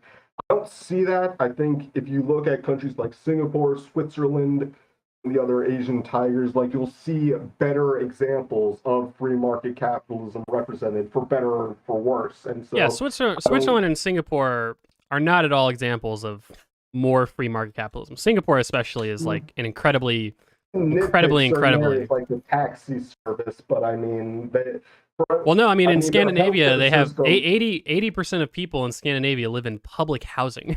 Most In, people say, don't own a car. Scandinavia. No, I'm sorry, Singapore. 80% of people in Singapore live in public housing. Most people use public transportation. I mean, there's a huge portion that work for the state. If you're citing Singapore as an example of capitalism, free market, unfettered capitalism, I mean, that's a pretty terrible example to use. You know, Switzerland, same thing. Switzerland has a robust welfare system, huge amount of regulations. I mean, it's not and yet in America, I remember seeing a stat that like 45% of all healthcare spending comes from the public sector, whereas only 33% of Singapore's spending. Right, but just because those dollars don't come from public coffers does not mean that it's free market. Those countries have a shitload of regulations regarding their private healthcare market. Same thing with the Dutch. The Dutch don't spend a lot of public dollars. No, and Arca Reigns, we're out of time, but trust me, look into those systems and you're gonna find a shitload of regulations. Another example to look up for private healthcare. No, just one more example you can look into is the Dutch model. But we've got that's our 10 minutes in Arca Reigns. Recycle back in. We might have time. Thanks for having me. I'm glad to have the chance. All right, take care. Yeah, it was good talking. All right, let's see. Who's up next? JNB, I've just given you a chance. I've called you up. What do you want to talk about, JNB? How am I coming through? You're coming through great. Amazing. So I work in kind of like European politics, and there's a lot of debate in my workplace around like national champions or industry champions and how much support they should get, or how strict maybe competition policy should be. And I think if you look at like lists of largest companies in the world by revenue or profit, you have to look pretty far down to find European based companies. So I was kind of wondering what your opinion is on kind of the importance of having like strong national or industry champions, and if it is important, what's the best way to kind of go about that? That's a good question. I mean, I guess it's pretty important. Like, you don't want to, you would hope that as a nation, all of your companies aren't just middle of the pack, I suppose, or like bottom of the pack. In terms of how to foster that thing, I think part of it's like specialization, right? So, for instance, there's like small countries that seem to do really good at certain things, and they sort of hit above their weight class for certain reasons, right? So, for instance, like South Korea, I would say, is an example of a country that in terms of its cultural exports hits way above its weight class in terms of its proportion of the world population, and the world's population awareness and sort of appreciation of South Korean culture. And the reason for that is there's a lot of public funding for the arts in South Korea, at least from what I was able to read. For instance, people talk about today in the present context, like Taiwan has like, what is it, like a 50% market share of the global chip supply, right? And so that's another example where, those those guys seem to be really good at that. Australia is an example of leading the world when it comes to mining iron and lithium. So like a really, really large percentage of iron and of lithium, and then I think a majority of all the iron export market in the world is just from Australia, right? So a specialization to me would be a big thing. How do you cultivate that? Part of it's uncultivatable, right? So for instance, Australia just has a lot of iron and lithium, so it's hard to copy that. But to the extent that like Taiwan's like, well, theoretically any country could be technologically advanced in the extent that they can cultivate that kind of stuff. How do you cultivate that? Part of it is you just have to have like really consistent, strong institutions that make long-term investments in education, like technical education. And it seems like Taiwan's done that, and other countries have done that to varying degrees of success. So, to me, those are the things you'd want to do. So do you think Europe, or the EU rather, is missing a trick when it comes to, I don't want to say like suppressing kind of extremely large companies or monopolies or anything like that, but kind of not fostering these kind of internationally competitive in terms of size companies? Yeah, it's a good question. I mean, I don't know. I mean, because to one extent, you could just say that a lot of those companies that are huge and gigantic, for lack of a better, follow-up term, only exist because America doesn't take as harsh of a stance on like market concentration, maybe. Now, I don't really know how often the EU like breaks up big companies, to be fair, but we could maybe stand to argue that America and the US should do that a lot more. And so that would be my thought, is that it's not necessarily what the EU is doing. Maybe it's what America's not doing, because I'm not really sure. I don't know if like market concentration to the extent that we've got like these big companies that are big brands for our country. Like, I don't know if that's as good as just fostering like a generally competitive environment. So that would be my thought on that, but I'd have to read more. Brilliant. Yeah. Well, thanks for answering that. And just as well to say, like, thanks for fostering the community here. It's always great to see like good discussion and good vibes and stuff. And look forward to more of the streams. Thanks. For sure, bud. All right, I'll talk to you later. See you. All right, who's up next? Let's see. Life, you're up next. Life, I've given you the invite. Life, you're on mute. I don't know if you realize you're on mute. Let's see if I can hear you. Can you talk now, Life? Hello.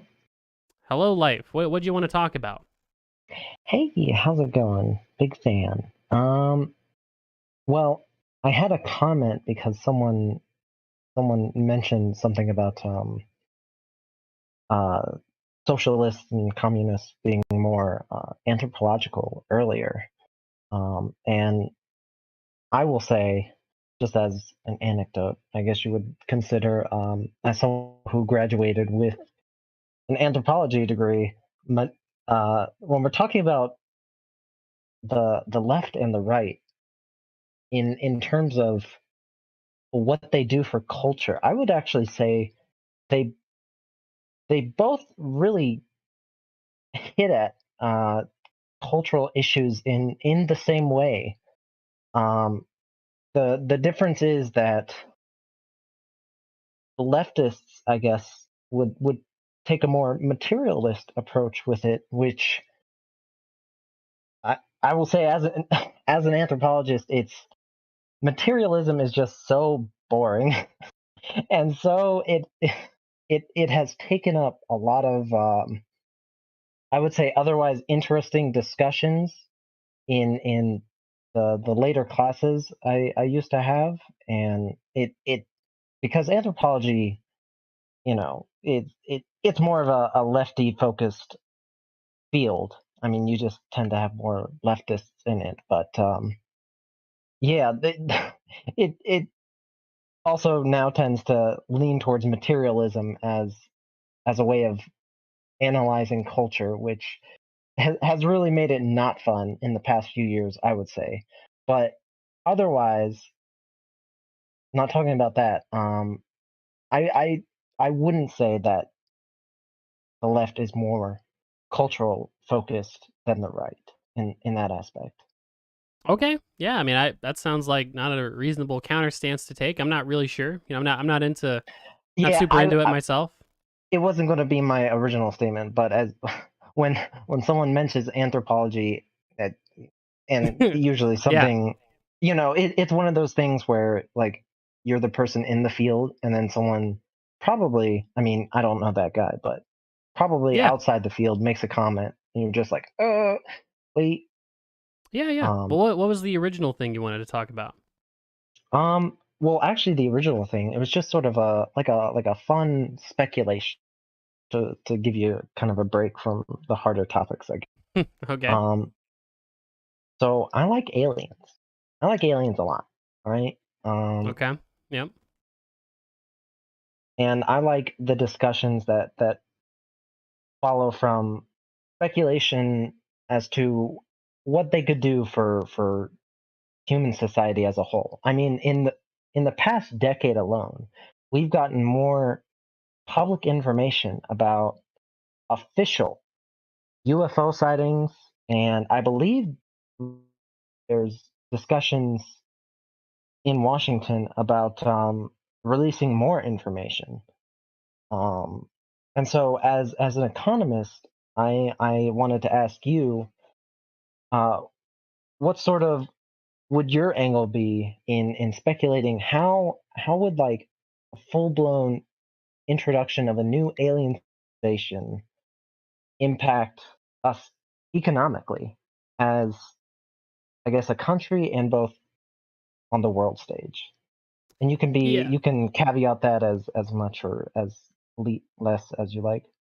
Well, I mean, it just depends on what the alien civilization's like, I guess, right? If it's like the Klingons and they're trying to blow us up and kill us, right? that would probably change society a lot more than like a fun-loving, peaceful, alien civilization, right? So, that's a tough one to answer. I would say that if it's a relatively peaceful civilization, I think that it would just, we probably have a lot of collaboration and trade. To the extent that they're an advanced civilization, obviously we'd probably end up, increasing our standard of living by quite a lot, and they would probably get some entertainment out of listening to us, talk about our history and, what we've done, right? To the extent that they are an unfriendly civilization, that'd probably be pretty bad, So that's a tough one. I guess going further into that, let's say they are a friendly, peace-loving civilization, and they work on a fairly similar economic system. Of course, being more advanced than us, obviously, to be at the position they're at. If we're at that stage where a whole entire civilization with new technology, new systems of production, and all sorts of ways of acquiring material from the universe is introduced into our markets, does that just expand our markets, or is there an economic crisis, or how do you think that works out? No, I think it works out positively. I mean, I think that obviously injecting new technologies into a market can disrupt other markets, sure, but new technology generally is going to increase people's standard of living, give them more discretionary income. That income circulates, and they become wealthier. Some people are left behind by technological shifts, sure, and it would be disruptive for some people. But again, I think to the extent that that does happen, it's just a task of the government to make sure that those people aren't totally and completely destitute and left behind, that we can all take advantage of those gains. It's the same question with trade policy, or with like immigration policy, right? It's just it's important that we have progressive systems and government services that don't leave people totally behind when shocks like that happen. A very succinct answer. There you go. I guess another fun one while I have time is, what sci-fi movie that you've watched do you think has like the best speculative future version of an economic system? Star Trek, I would say right off the top of my head, Star Trek, because they've got the replicator, right? And basically I'm not everyone that familiar with Star Trek, so I'm Yeah, I mean, Star Trek, it's like they're a super duper crazy advanced civilization. They've got a replicator, so like you can, as far as I understand the replicator, it's like you can take you can just create anything from it. So they've got sort of a post-scarcity society. And I think to the extent that we have a post-scarcity society, a lot of the systems of Star Trek make sense to me. Like a lot of people would become a lot of people would just go and be scientists. They would be explorers. They would be artists. They would be artisans. They would not be bound by any sort of scarcity of the economy, and rather they would only be bound by their own sort of interests and intelligence and talents. So I think that Star Trek is, Star Trek to me is a reasonable example of what a post-scarcity society might look like. Awesome.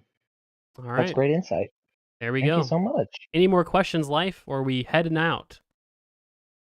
No, not really. I guess I would just say you're and you of course are really great, and I enjoy listening to your stuff. Thanks, bud. Yeah, thanks for obviously being a part of it. I like interacting with you guys, and it was good talking. All right, I'll talk to you later. Yeah, thanks a lot.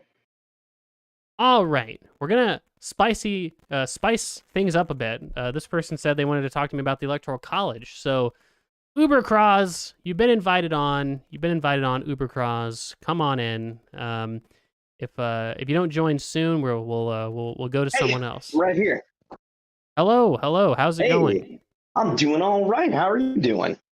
I'm great. By your tone, I can't tell if you're about to scream the N-word a bunch, but No, I don't think I will. No, I don't plan on it. Yeah, I've got no intention.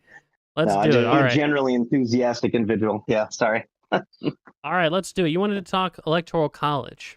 Let's do it. Yes, indeed. Yeah. All right. So, I guess my base position would be that the Electoral College is a good thing. It is appropriate and necessary for a nation of our size, largely because we have such a diverse group of people in a variety of geographical areas that people, like we've got a high density group of people that live in Los Angeles, and a ton of people, they're all going to vote in largely similar ways because they live in the same sort of environment. They have the same influences. So people that live in LA County, where tons and tons of people are going to vote the same. Whilst we've got people in Wyoming who live in a very disparate area. They're regionally spread out. So it's going to be very difficult for them to have the same influence that people in a highly dense population area would have. So that's my basic reason for why the Electoral College is appropriate. Yeah. So you think it's appropriate because it allows it sort of requires a more broad, I guess, accountability when we're electing president, I guess? Yeah, and largely because the purpose of the Electoral College, in my mind, is that we want to make sure that we're not just representing every individual person, but we're representing geographical areas as well. And because a geographical area like Wyoming is going to be like low density of population, we want to give them a little bit of a bump. In the same way that we've got the House of Representatives and the Senate, that we're going to recognize that low population areas need a little bit more representation because their interests need to have a little extra representation because they're rural. They're not going to get it otherwise. Yeah, I don't agree because we don't live we don't have a national government in America, right? We have a federal government. Right. And so I mean, to the extent that rural people's and to be fair, right? I mean, we're not even rural people are not represented by the Electoral College, right? Because obviously, rural voters. No, I disagree. Everybody is represented. Well, no, by but I'm the saying Electoral College. I don't think it's necessarily the case that rural populations are disproportionately represented in the Electoral College, right? Because obviously, No, they there's absolutely are. Yeah, by no, default, no, they are by definition. No, they're not though. They're not though because for instance, if say DC was a state, right? DC is not a low density place; it's a city, right? Correct. That would become a state, right? However, or in fact, we don't even have to imagine because DC's currently represented in the Electoral College, so they don't have to be a state here. DC has 3 Electoral College votes. They have proportionally, they have 4 times the say in the electoral outcome of president as someone who's a rural voter in California or Texas, right? So it doesn't. Right. It is not. Okay. It is not necessarily the case that rural populations are disproportionately represented in the Electoral College. It happens to be the case because it happens to be the case that a lot of small states have rural populations, but it's not necessarily the case, right? Now, to the extent What that is a small state that doesn't? well, I just mentioned DC. It has 3 electoral votes. They're not a state, but you get what I'm saying. Right, but they don't have a dense population, and No, so that's they're being appropriately represented. So I guess I don't know what your you're point making is. you're making the so I said rural people are not necessarily disproportionately represented by the Electoral College. You said no, they are, and I said no, they're not. By And I gave definition, yeah. no, they're They not are by definition. disproportionately represented. Yeah. No. Yeah. So They- how no, many? no, So no. Wyoming. Because well, here let me because I'm saying they're not. It is not necessarily the case that that's the case. It happens to be the case because smaller states happen to have less dense population, but it's not necessarily the case that that's the case because we can imagine people might move and change. You never know, right? A billion people Right, can move to Wyoming, but it is. right? I disagree. It is necessarily the case because the Electoral College is made up of both the representatives and the Senate. So you're already getting a baseline 2 Electoral College votes for everyone that's got electoral seats, right? So Wyoming got 2, no matter what. But so there again, is, but and then the House state- of Representatives makes up the additional amount based on population. So I they get that. are by necessity They're not disproportionately though. represented. They're not though because a small state could be densely populated. That's what I'm trying to get to you, right? Okay. And so that's all I'm trying to say. So that's so that's you're a, saying that's that no, no. rural. I want to try and state your position so that I understand what you're saying, and you can tell me if I'm wrong.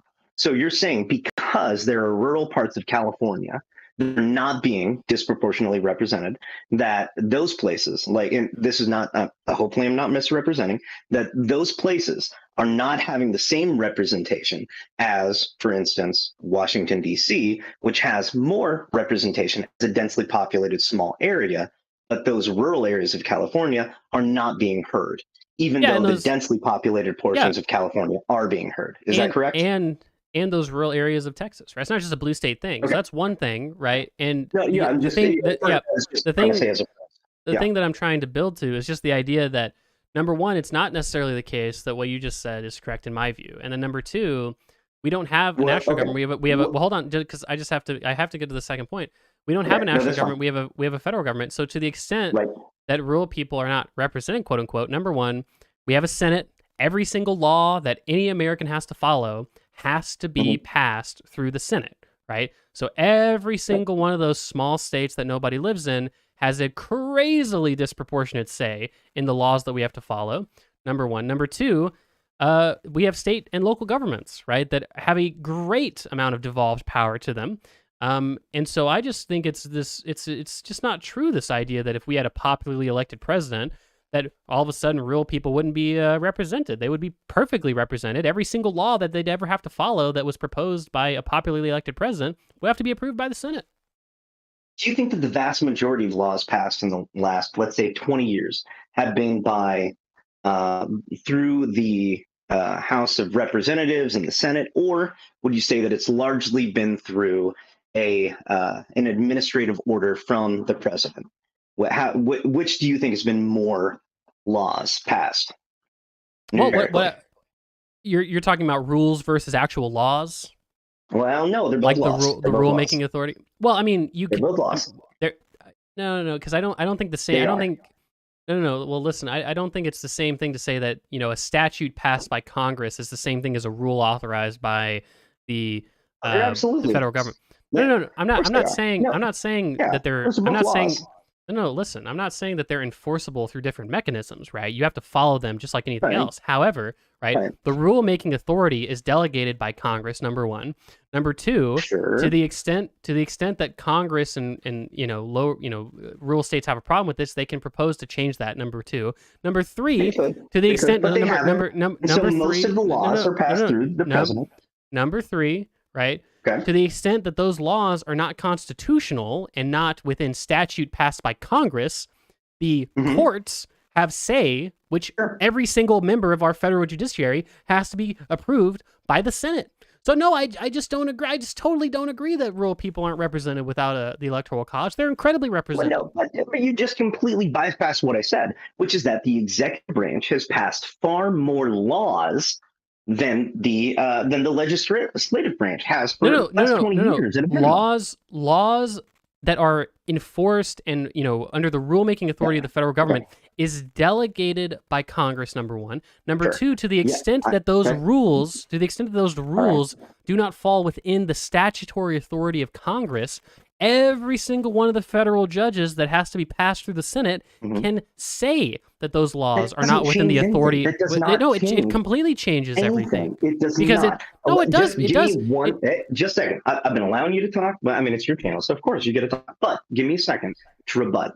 So the legislation has given the executive branch the authority to be able to pass laws. So yes, of course they pass that on, but you were never going to take that back. I mean, that's never going to come back. I mean, the Supreme Court through the Chevron, I don't know if you're familiar with Chevron deference, but the Supreme Court indicated that unless there's a very specific clause, that the executive branch can pass effectively whatever they want to, unless it clearly is contradictory to what the legislative branch has done. And that's a order from the Supreme Court that allows you to do I don't it. disagree.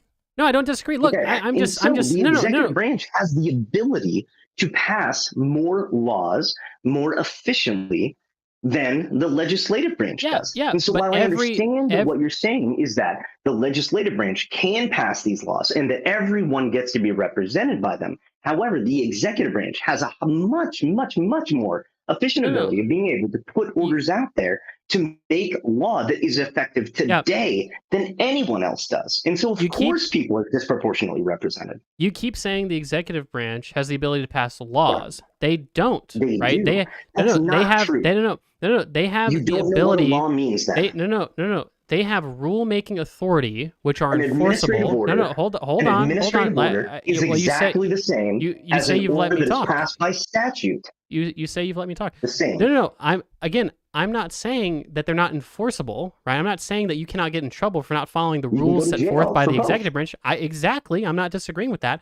However, okay, my point is that every single one of those rules is delegated by Congress. Number one, that rulemaking authority exists as a result of Congress Yes, but- letting it exist. No, hold on. Let me finish. not Let me finish. individually. Hold on. I have to finish.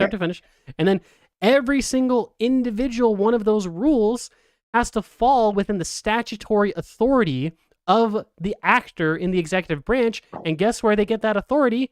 From Congress. And guess where that authority and guess where that authority and guess where that authority and guess where that authority is tested whenever the executive branch makes any rule that people are disagreeable in the federal judiciary, who has to ultimately be approved by the Senate.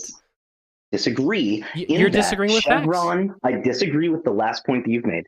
In that, Chevron deference indicates that if the order is within the scope, generally speaking, of the administrative body, then the federal judiciary cannot disagree with it.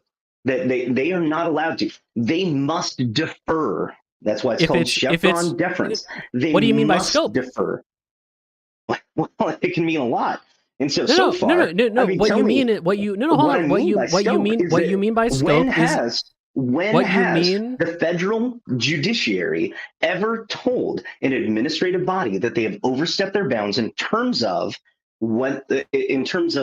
applying the law as it allows them to do an administrative order? When does that happen?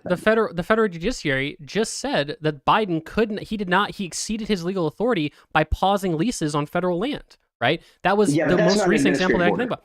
Well, hold on. I mean, that's not through the same mechanism, though. That's a different thing.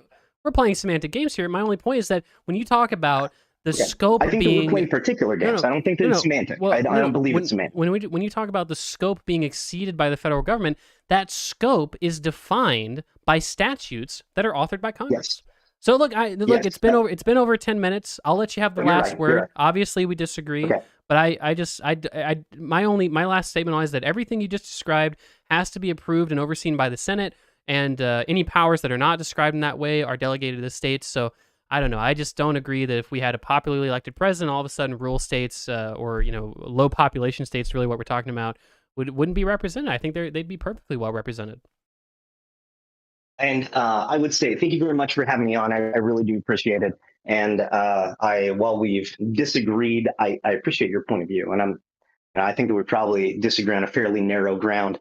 And I'd say that I do think that the executive branch has far more power than any other branch of government at the moment. And because they have far more power than any other branch of the government at the moment, that it is more important than ever that everyone has a relative say in exactly what kind of power that they have to exercise, and that the federal government, the executive rather, has had the ability, it's been handed to them by Congress, and it has not been checked by the judicial branch. And as a result, they're able to do far, far, far more than they were ever anticipated. So as a result, the Electoral College is more important, likely, than it's ever been. Thank you very much for having me on. All right. I'll talk to you later, bud. All right. Good Electoral College discussion. Sasquatch, I've just invited you to talk. Get in here, Sasquatch. Unmute your mic. Let's talk. What do you want to talk about, Sasquatch? Greetings. How you doing? I'm doing all right. How are you, Sasquatch? Doing pretty good. I'd like to talk to you about I'm sorry, Connor Boy, there are some claims that you've made that are pretty saucy, and I really disagree with. All right. So tell me first them. of all, probably the biggest thing is, as far as I recall, in talking to the other dude, you said a quarter of all right wingers are like racist or rather Sure, yeah. willing to let it slide for lower taxes off of a poll that says a quarter of Republicans are for QAnon. Am I getting this right? You actually, I don't know. Did he break up for anyone else? You broke up pretty bad for me. Can you say the last two Correct. sentences over again? All right. So you talked to a previous person, and in that conversation, you mentioned that you predict probably a quarter of people, a quarter of right wingers specifically, are leaning towards white supremacy off of the poll about QAnon. Am I correct?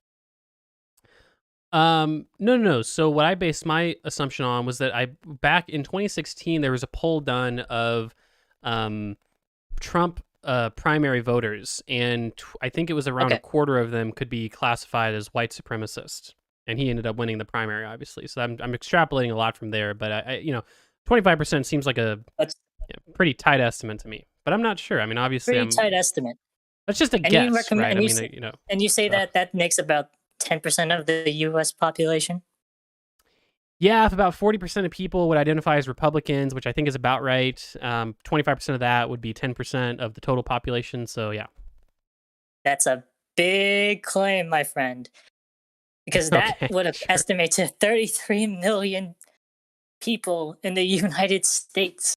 I have to look at the question myself, but to believe that, say, a quarter of all Republicans, or sorry, right wingers specifically, or racists, or quarter of all people who voted in Trump seem to be white nationalists. I don't think that's a good representation at all. Like, if it is, if that's what it said in the poll, go ahead.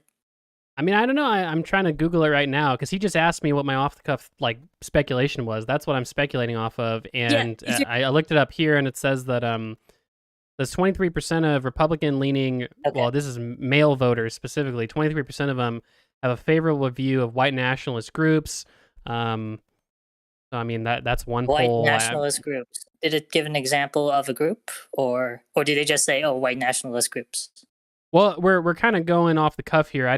This is just a news story that I pulled up. I'd have to look more deeply into it. Again, I would just have to be provided a counterfactual because at least based on what I see, 25% seems like a reasonable estimate. But you just said you have to provide me some off polling. The cuff as well, to be honest. But again, I think I think that's a really unreasonable estimate. It's like I think that's at most. I think it's only like 6 digits at most of the U.S. population. Nowhere near 33 million people.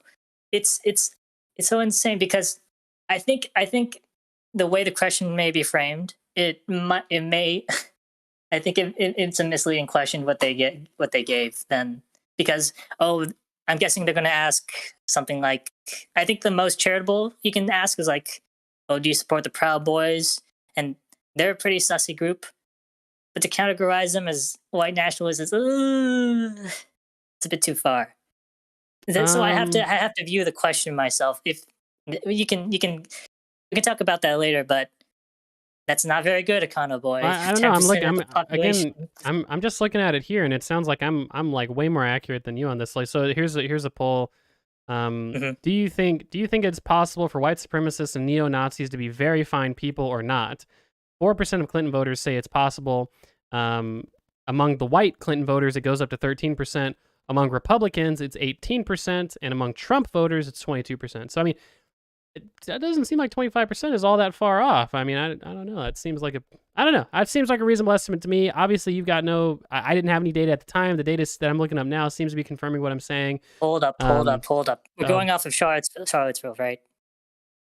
Well, the question was agnostic to Charlottesville. It was could neo-Nazis... It sounds similar in wording to Charlottesville, right? So that's why I asked, now I'm being a little bit more specific on the question. Did the wording of the question say whether fine people on the right in Charlottesville? Is that the question? No. I just read the question. The question that's saying here is, do you think it is possible for white supremacists and neo-Nazis to be very fine people, right? And it says that among Trump voters, it's 22%. And Trump voters, I mean, that's basically the Republican Party. So I don't... Again, you could say maybe I should have said 20% instead of 25%. But I mean, I don't know. 25 didn't sound that unreasonable. It sound, So I don't know. I mean, look, again, you don't have any data. I'm just pulling up the data now, so we're not totally familiar with this. But off the cuff, 25% didn't sound unreasonable. Doesn't seem unreasonable based on what I'm reading here. So it could have been interpreted in a different way. I see what you're saying, but for the large part, go off of that I believe that's 2017 in Charlottesville, and say sure. Yeah. Second question. Roe v. Wade is surely making up a stir, huh? I mean, somewhat of a stir, yeah. Indeed. So, I am not arguing. I am not arguing for or against abortion. Okay? I'm arguing purely on the argumentation presented to the Supreme Court, or what the majority opinion said of the Supreme Court at the time.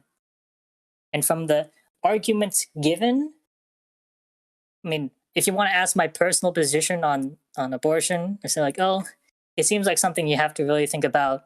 I think there's like if it's like in the first 5 weeks, that's reasonable. If it's in the first 10 weeks, they'll say that's around reasonable. If it's around 12 to 20, it's getting a little iffy territory. I think you have to think about it a lot. But specifically on the question of whether or not you believe Roe v. Wade should maintain. As far as I know, the argumentation for it is pretty bad. So I'll try to summarize it pretty quickly. I have a lawyer friend summarize it so I can present it pretty well. So you got 2 minutes left. You better hurry up. All right, so privacy is protected by the Constitution. Bodily autonomy is protected by the Constitution. Bodily autonomy and privacy protect medical procedures from the government and private interest. Abortion is a medical procedure. Abortion is protected under privacy. This is what the opinion said. It's pretty bad law because it makes a couple leaps of logic to reach these conclusions. I mean, it didn't sound like anything you just said was a leap of logic. From what you just said, that sounds like an accurate description of the rights conferred by Roe v. Wade. That's what the argument said. Now, I mean, none of that sounded like a leap of logic. I mean, it sounded very logical to me. So, I mean, it sounds like, it's transitive. Don't get me wrong. You're going from A to B to C to D to get to your right to an abortion.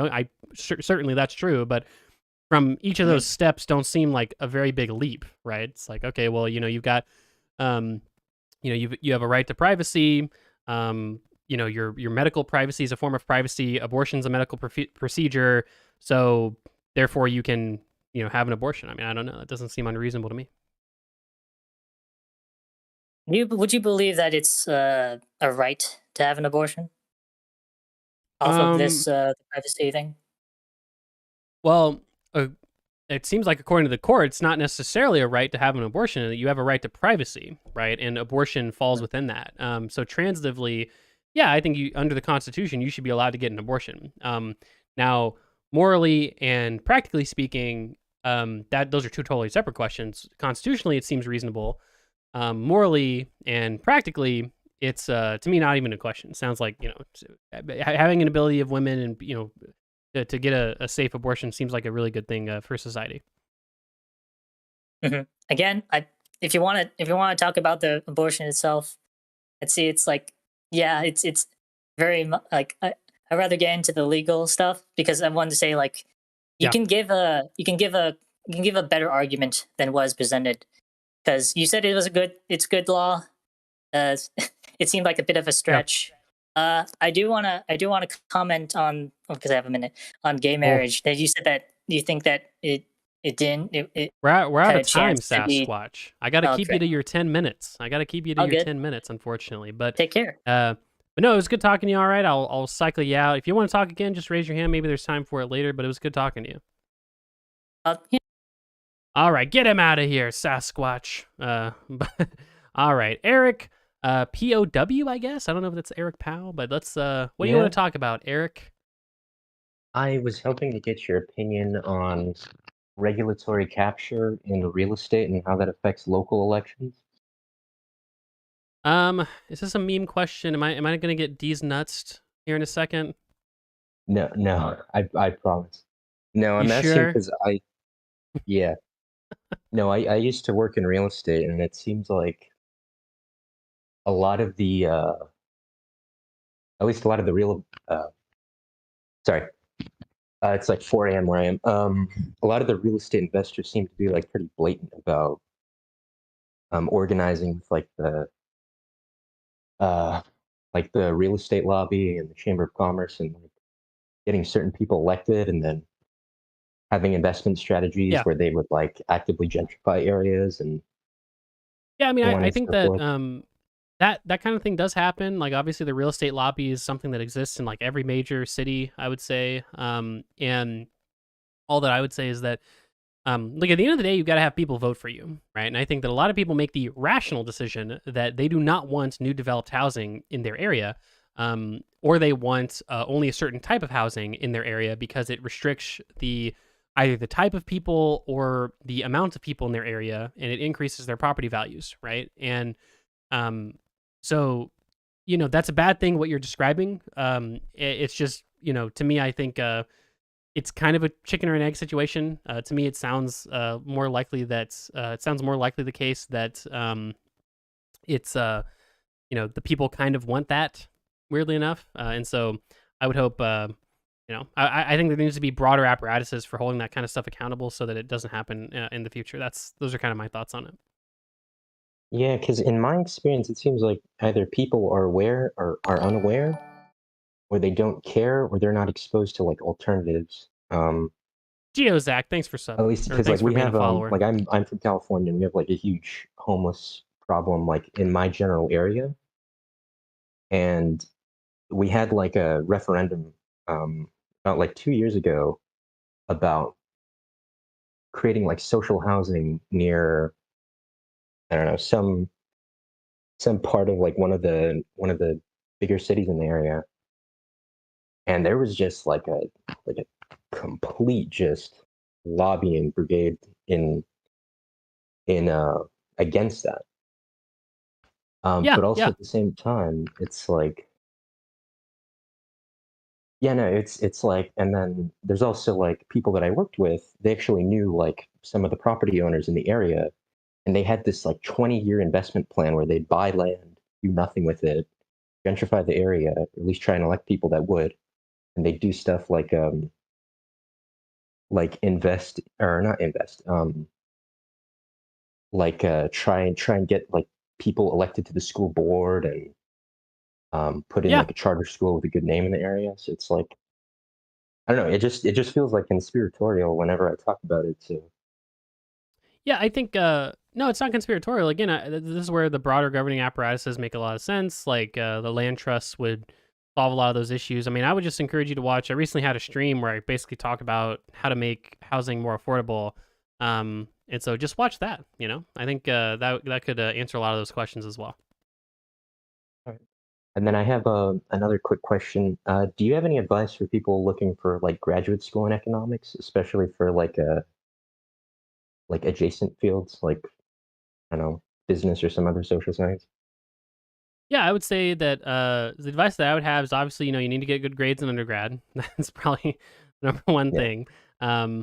Try your best to do research in undergrad. It's kind of hard to do it as an undergrad, but if you can, you know, do it. It's always nice to be published as an undergrad when you're applying for doctorate programs, but master's programs, you know, you don't really need research if you're just doing a master's degree. If you do a master's in economics, just be sure it's highly programming and capital markets intensive if you care about getting like a job after school versus going in academia. If you're interested in academia, just be sure that you can get a really, really good score on the GRE. Be sure you get really good grades. Be sure you get really personalized reference letters. And be sure you research the programs you're applying to for a PhD so that you can fit your statement of purpose with the actual research that professors there are doing. Those are all the recommendations that I would make for people. The quick recommendations I can make for people who are entering graduate school. Or trying to, I guess. Thanks. I don't want to take up any more time. Greatly appreciate it. All right. Good talking, bud. See you later.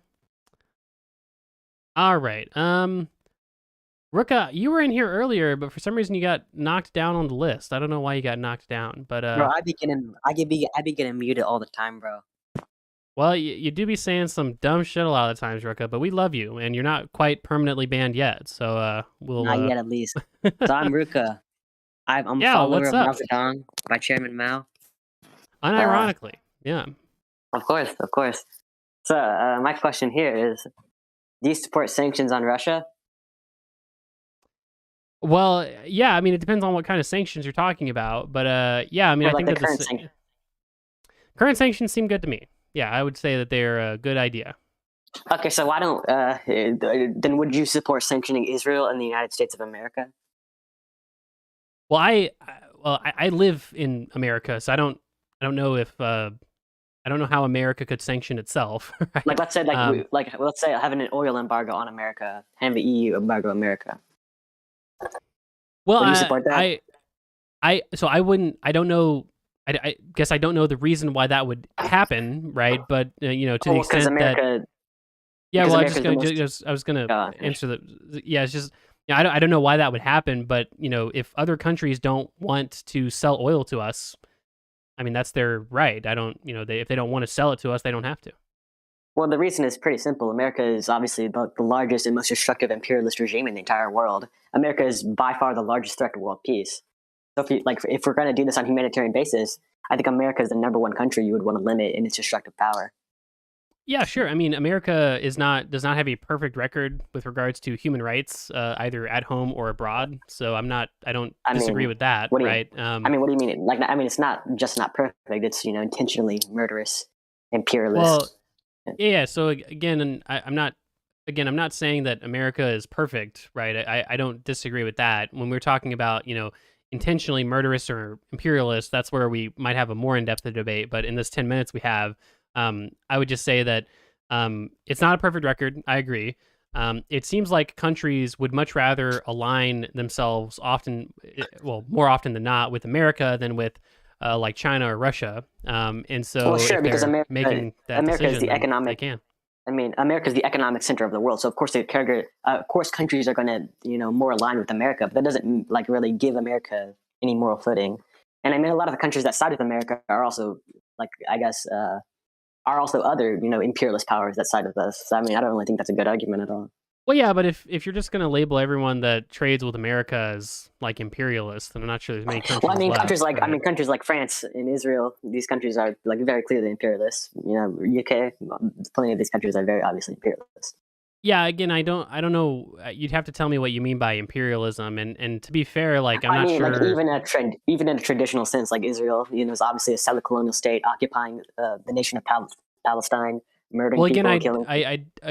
you have to you say in a traditional sense, but you'd have to define what you mean by imperialism, and at that point, we just have to talk about like, is all imperialism necessarily bad? It just it depends on what you mean by it. Sure, like military intervention to serve your own interest as a state, such as like colonialism, occupation, invading people, to get what you want. Like I'd say the type of imperialism that Israel does is clearly unjustified. The type of imperialism that America does is clearly unjustified and a huge detriment to world peace and stability. Yeah, I mean, as far as I'm aware, I don't know if the U.S. Under that definition of imperialism, the U.S. doesn't engage in much imperialism, right? So the U.S. doesn't send. What do you mean? You said military occupation of places in the self-interest of the domestic country. Invasions, bombing them, stuff Yeah, like this. like the U.S. doesn't invade many countries, right? So like you can talk about Iraq What? or Afghanistan, right? Iraq, Afghanistan. What do you mean America doesn't invade that many countries? Iraq, Afghanistan, Vietnam, Korea. There's a lot of Right, examples. but no, yeah, but you're expanding the timeline to over 70 years, right? If a Even in country like the has last, even like so in the last 20 years, Iraq, Afghanistan, we've Iraq also and like supported. Afghanistan, sure. We've supported Israel in its occupation, like massively supported its occupation. Yeah, in the case of Afghanistan, the Afghanistan government sanctioned. They were housing a lot of, you'd say, bad actors, and that government wasn't very stable. So I'm not sure. The Afghanistan war to me had a lot of justifications beyond the Iraq war, I would say, and that was also a coalition invasion, not just America. Yeah, I mean, other imperialist countries, did the imperialism with us. Yeah, sure. Yeah. Again, but if it's imperialism every time one nation invades another, I'm not sure that's. What do you think the very Iraq reasonable. war was? Like the Iraq war is like probably the worst war crime of the 21st century. The worst war crime of the 21st century. That's quite I would a say statement. I'm yeah. not. I'm sure. It depends on what you mean, but I don't know about that. I mean, murdered again, hundreds of thousands, completely destabilized the country, used fucking, depleted uranium shells in Fallujah. Like, it's pretty much a horrific crime. Never really getting around it. Yeah, I agree, but the question isn't like, was the Iraq war good or bad? The question is Iraq better off today than it was under Saddam? That's a tougher question to answer. Question also would be... I don't think that's like really the important question. Like, we murdered 500,000 people, but we made it like a little bit better. I'm not saying that that's the important question, right? I'm saying that's one question to ask when we're talking about, was it good or bad, the Iraq war happening? And also when we talk about, the Iraq regime, right? Obviously the regime of Iraq was a pretty murderous regime in and of itself. And so my only point in saying that is that you seem to be ascribing a lot of very intensely negative and sort of, how do I put it? Like you seem to be ascribing a lot of like very toxically motivated reasoning to a complex situation such as invading a country. And although that can certainly exist, I'm not sure that's I'll say nobody fucking believed WMD. Like, if you think that WMDs was like, oh yeah, everyone was totally convinced, like that was definitely not the fucking real motive. Well, what do you mean nobody believed? That was a lot of people believed there were WMDs in Iraq. So you mean the people at top? Like, do you think Colin Powell was like, oh yes, I definitely believe this. I'm definitely not using this. No. Yeah. So again, I don't think the Iraq war should have happened. You can call it a humanitarian disaster. I'm not sure I disagree with you, right? I'm just saying that your labeling seems quite to me well, interesting. every country is going to make itself like look good. Like Russia, if you ask Russia what is doing in Ukraine, it's like, oh, we're liberating the people of Luhansk, from Ukrainian genocide. So of course America is going to frame it like as positive in its side, but that doesn't really mean anything. Yeah. And so I guess just to go back to your original question, right? You're talking about should America be sanctioned for that? So to me, I don't. I don't know if there's the same justification for America being sanctioned in Iraq as there is for Russia invading Ukraine. America is far more. America has fucking killed more people than Russia has. Like, if we're going to talk about who's done more damage, it's easily America. No, but you see, now you're expanding the timeline again. If we're talking about modern day, we're not going back to the 19th. Even in the last 20 years, the Iraq War was probably about 5 times worse than anything Russia has done. But America invading Iraq has a much more foundational morality than Russia invading Ukraine, right? Now, again, I'm not in favor. Can we hear the foundational morality? Yeah, Saddam Hussein was a murderous dictator that was ethnically cleansing his country, right? Now, Yeah, and that, just let me finish here. Okay.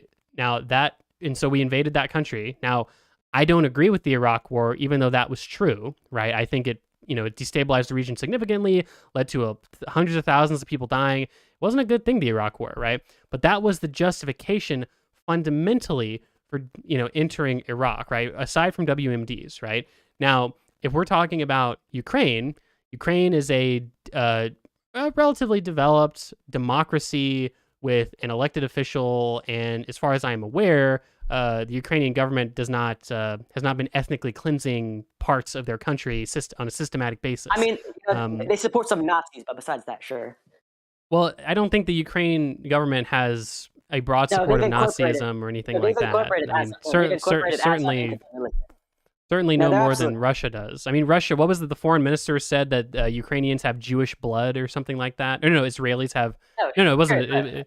Look, my point is just to say that it is absurd to say that the Ukraine is some Nazi supporting regime when there is so much evidence. They absolutely do support Nazis. Like the Azov Battalion is incorporated into the Ukrainian military, and so every military on the planet has racists and Nazis in it. Okay, so that does not mean military have people waving Nazi flags and wanting to kill Romanian Jewish people. Like, yeah, if I had to guess, if I had to guess, okay, you're saying Nazi like it only means hating Jewish people, right? If we're talking about Nazis with a capital N, so like how many Nazis do you think are in Taiwanese? Okay, Rucka. Is it only Nazis that are bad when they're racist, or all racists bad? We talk about fascists in general. Okay, there we go. Every military has right-wing fascist people inside of it because every military is pretty big and they generally pull from a pretty broad swath of population, right? I'm not saying that that's not true. All that I'm saying is that it's pretty weird to say that Ukraine supports Nazis because they've got these Nazis in their military when every country has it. And you're also ignoring the fact it was literally only a few days ago when the Russian foreign minister said Ukraine's had Jewish blood, right? I mean, come on. There's obviously right-wing people in every government, but not every government. Thank you. So we agree, Rucka. There we go. No, hold on. Not every government is going to openly support people waving Nazi flags, proclaiming themselves to be. I don't think the president of Ukraine openly supports a Nazi. I don't think that the government of Ukraine. The Azov Battalion? Did the weapon just happen accidentally get into their hands? Why is every military arming the fascist people within their government? I mean, Rucka, you can see how reductionist you're being. No, the Azov Battalion is very openly fascist. It's not like a height. Like obviously, with what you're describing, it's possible that there's going to be far right people. But if they're going to be explicit to this sense, then it's very easy to say, yeah, we're not going to support these people. It's very easy. Zelensky has a very easy thing to do to not support fucking Nazis. Well, look, I think he's a little bit preoccupied at the moment, and I'm not sure if he's been asked that question specifically. It seems to only be online internet Marxists that are really pointing this out. I mean, I think the Romani people and Jewish people getting hate crime. I think it's probably on their mind a little bit. But well, I think Zelensky and his prime minister, both of whom are Jewish, probably are somewhat concerned with anti-Semitism in the country. Of course, 75% of Yeah, of course, 75% of people did vote for, a couple of Jews to run their country. So I'm not sure that Jewish people can never support far right. So Jewish people can never support far right people. That's pretty interesting. That's not what I said. I think it's not an unreasonable thing to say that Jewish people probably can't support Nazis. What with the natural contradiction that would happen. Then I'll send you the reports of Azov Battalion getting funded by his government. Sure, I can absolutely send you this. Yeah, again, I'm not saying there isn't a segment of his military that has far right views that's gotten public funding. Nazis. Right? Let's use the correct word. Nazis. Well, you're the one that switched to far right fascism. If you want to use the Nazi, we can use that term too. But again, I'm not saying there's not a segment of his country that doesn't have that. I'm just saying that again, it's not a justification for Russia invading the country. But we're out of time, Rucka. We're past our 10 minutes. We're past our 10 minutes. But destroy Israel. Destroy the Zionist entity. What was that at the? Oh, he said that at the end. He wanted to throw in some anti-Israel at the very end, I guess. But anyway, all right. Well, that was a fun conversation. Who's up next? I don't even know how to pronounce your name. Celeritas? I don't know. You're up. What do you want to talk about? Yeah, I made it a while ago. I think it's Celeritas. I never say it out loud. Celeritas. Let's do it. All right, a couple things. First of all, You mentioned in like a kind of throwaway thing that we need to spend like a bunch more on infrastructure and highways and stuff, and like the infrastructure bill. And I kind of support the infrastructure bill, but like, have you followed like strong towns at all? And what are your thoughts on like spending more money on infrastructure gets even more bills in the future because we encourage more people to drive and more wear and tear on the roads, and then we kind of get bigger and bigger bills racking up? Yeah. Well, it depends on the type of infrastructure, right? So I think that part of the infrastructure bill was not just building out more highways, but also making investments in like our rail infrastructure, public transit.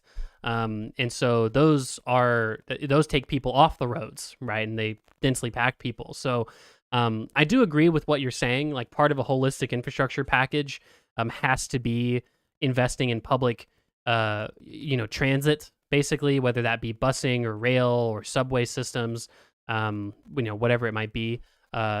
Because ultimately getting people off the roads is one way to reduce your expenditure on roads themselves. So I mean, I agree that that has to be a pretty big part of any infrastructure package. Yeah, that makes a lot of sense. And then what are your thoughts on kind of like high land value taxation? Not like full Georgism, but just kind of like in the Georgist vein to reduce housing costs. Well, what do you mean by high? Well, I mean, I guess in the extreme form, it would be like 100% of the rent value, and but obviously switching to that overnight would be kind of a disaster. But like moving, so you mentioned kind of the idea of keeping people in their single-family homes, but I think we have kind of a lot of single-family homes in areas that if we don't budge people somehow, then like people are just never going to be able to afford to live near a city. Yeah. I mean, So I get what you're saying.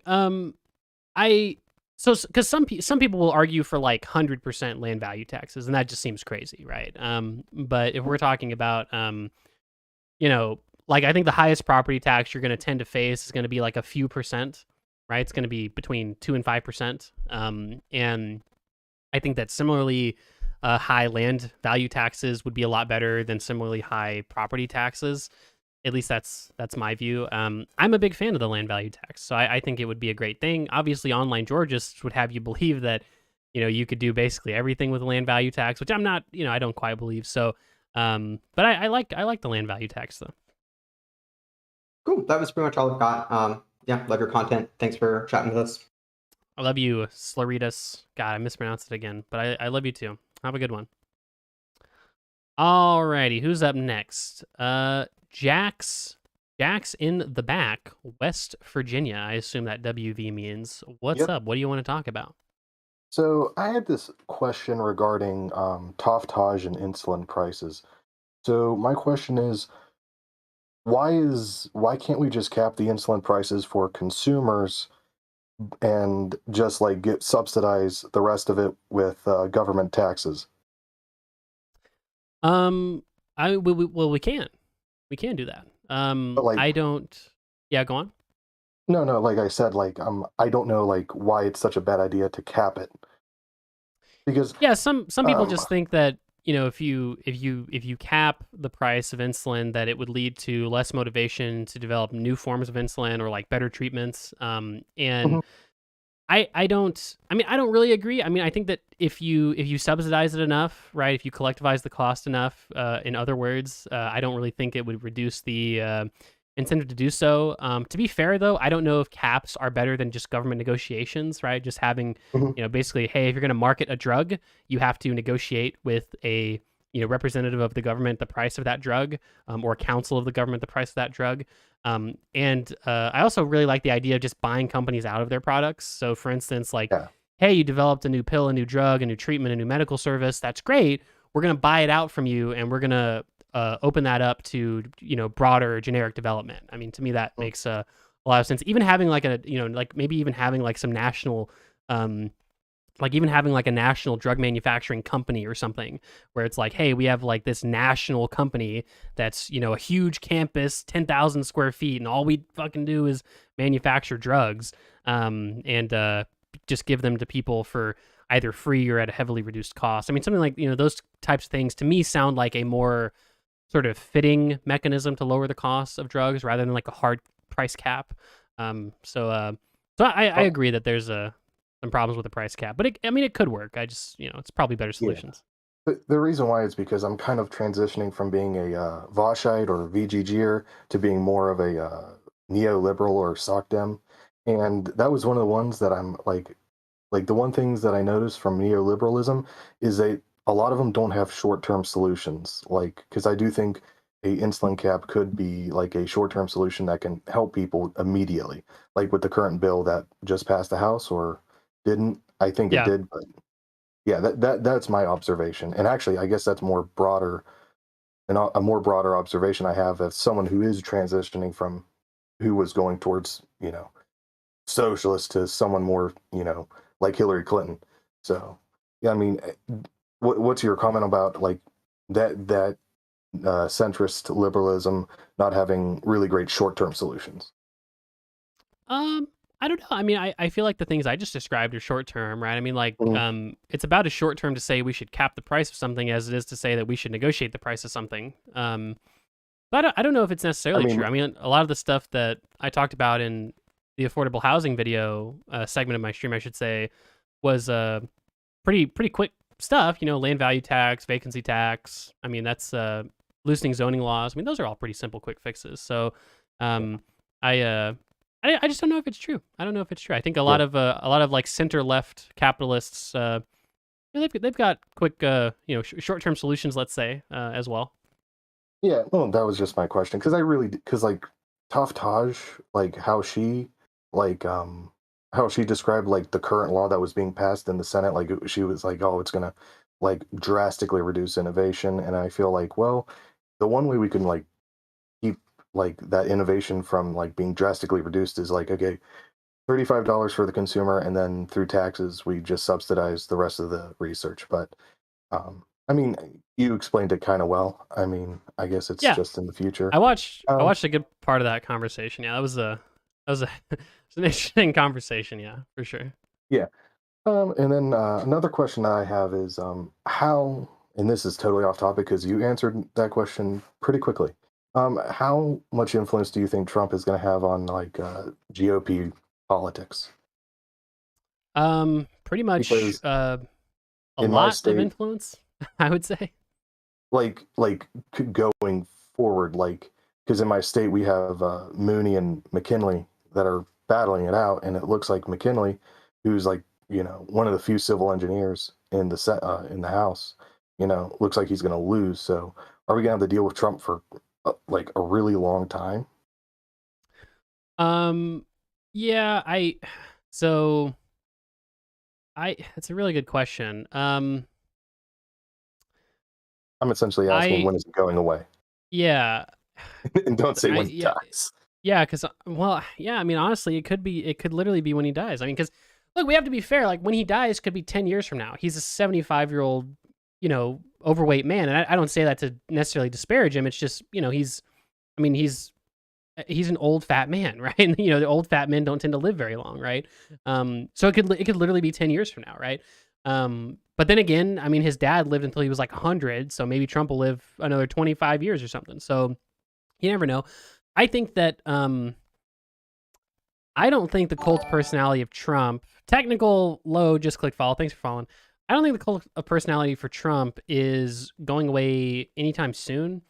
I would say at least the next 2 presidential cycles, he'll have like a really, really strong influence. But I think by 2032, that's when you're probably going to start to see that break. Barring any sort of, like, he could do something so crazy that people will stop following him. But barring anything like that, I think 2032 is about the horizon when I'd expect his influence to start to wane.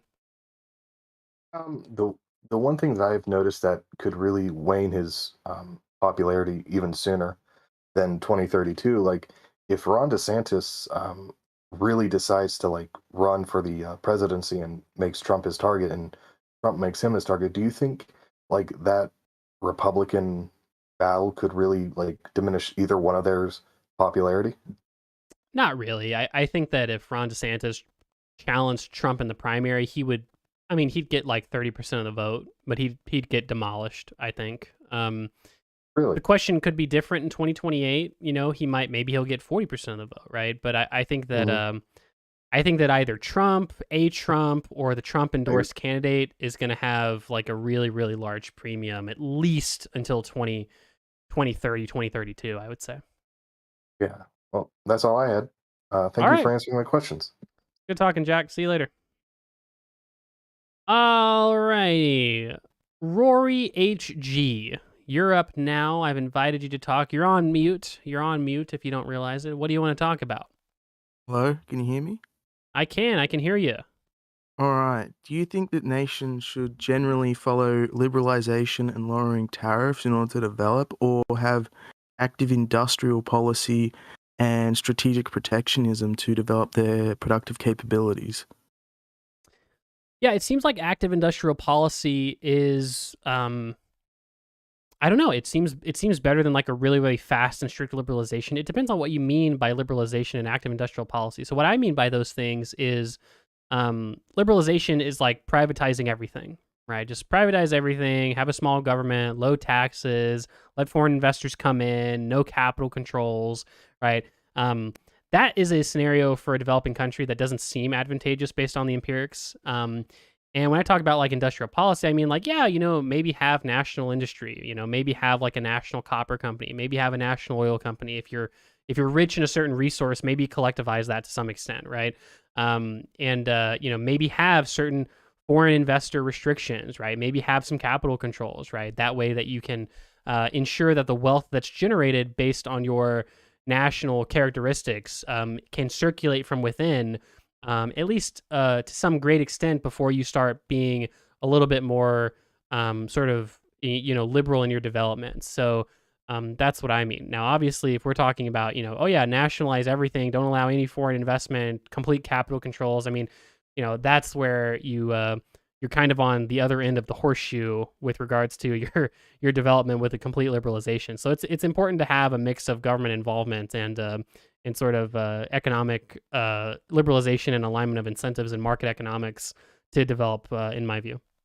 Yeah, I wouldn't go that far as to say, or complete capital controls and all of that, but I generally think that this idea that we can just have industries naturally develop on their own, that we don't need the government to, you know, sort of strategically look at different sectors that they want to develop, such as through infrastructure, education, like tax incentives, all sorts of different things that they can do to, if the government can sort of coordinate industries that can have synergies with one another that the private sector wouldn't be able to, like markets wouldn't be able to coordinate themselves, and actually do that, I think that that could be a lot more beneficial than just this liberalization. And that's the problem I have when you're talking about Australia, that we should just specialize in iron ore, right? And obviously we do, but you sort of say that as like, oh, that's so good. When I think about the fact that our economy is so dependent on iron ore, it doesn't make me happy. It makes me a bit worried because,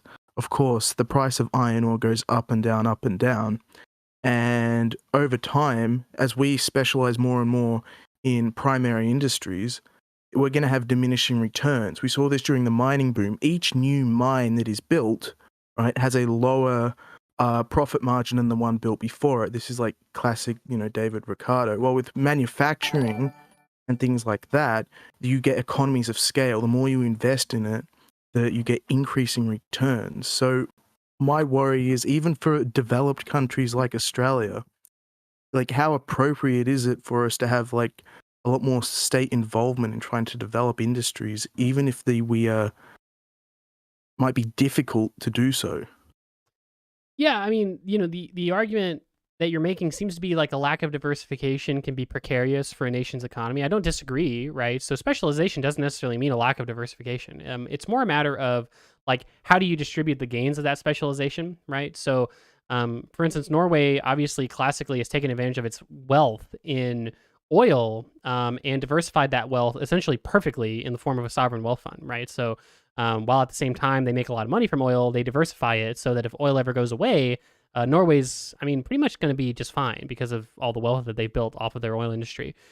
Similarly to like Singapore taking their foreign exchange reserves and investing that into their own sovereign wealth fund. So I don't think it's a bad thing to specialize almost entirely as long as you diversify the wealth associated with those gains. And with regards to specialization in absence of that sort of government enforced diversification, you're probably not specializing so much in literally like one thing, right? So whilst you mentioned like an Australian mining crisis, Australia's economy is not literally just mining. Like it's a developed country with a pretty diverse set of economic inputs and Yeah. outputs. So I think that that's fine. That's fine. The problem I have is to answer your question though, obviously, you do need good government stewardship to manage that kind of thing and make sure that there's not a lot of precariousness, because you're never going to quite be incentivized to diversify on a macro level a lot of the times. Yeah, my problem is that we're not improving. We're not going forward. We continue to become more and more and more dependent on iron ore over time, right? And Australia, we're called the lucky country, but the luck can't keep going on forever. Eventually, we have to change. And I just think there's sort of this building crisis in the background where we're just becoming more and more dependent. Our capabilities to produce complex things becomes less and less every year. Like we've completely lost our car industry, right? 10 years ago, we could produce pretty world-class cars. We didn't have the economies of scale to compete with Japan, but the quality was there. They were about 10, 15% more expensive though, but we could produce that. Now we don't have that because we just keep going down this path of more and more and more and more. Yeah. It looks like a trillion is 1,000 billion, right? Yeah, it is. Yep. So 79 divided by 1331. So yeah, it looks like about 6% of the Australian economy is like iron ore exports. Now that's exports, not including the import content of that stuff, but let's just assume that it's 6% just to be like really, really liberal with it. Now, if 6% of your economy was wiped off the map, that would be like a really big shock, right? However, I think that in the case of iron ore, I just don't really see the demand for iron ore going away anytime soon. And to the extent that it does go away, it's probably going to be a slow decline over time, which would allow, Australian industry to transition to some reasonable extent. So I don't really see as much precariousness with that as with like oil or with, maybe certain other dependencies. It just depends on what you might come up with. But I don't see that as big of a problem personally, based on what I just sort of thought out. The problem is the fluctuations in the iron ore price makes it so that you can't really have you can't develop a manufacturing base if your currency is constantly going up and down. I mean, it's not obviously for a developed country, so the fluctuations are not massive, but during the mining boom, the currency was worth more than the American dollar. And there was no way that manufacturing in Australia could be competitive at that rate. So a lot of it sort of fell apart, especially as tariffs was continuing to be lowered during that period. They would cut all of them to 5%, right? And there's only a very few left.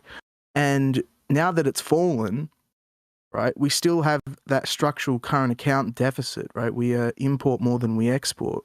But the price of ore went down, and then we don't have anything to replace it. So the problem I have is that it's not just that, obviously iron ore is very important. It's just that this price can be very unstable.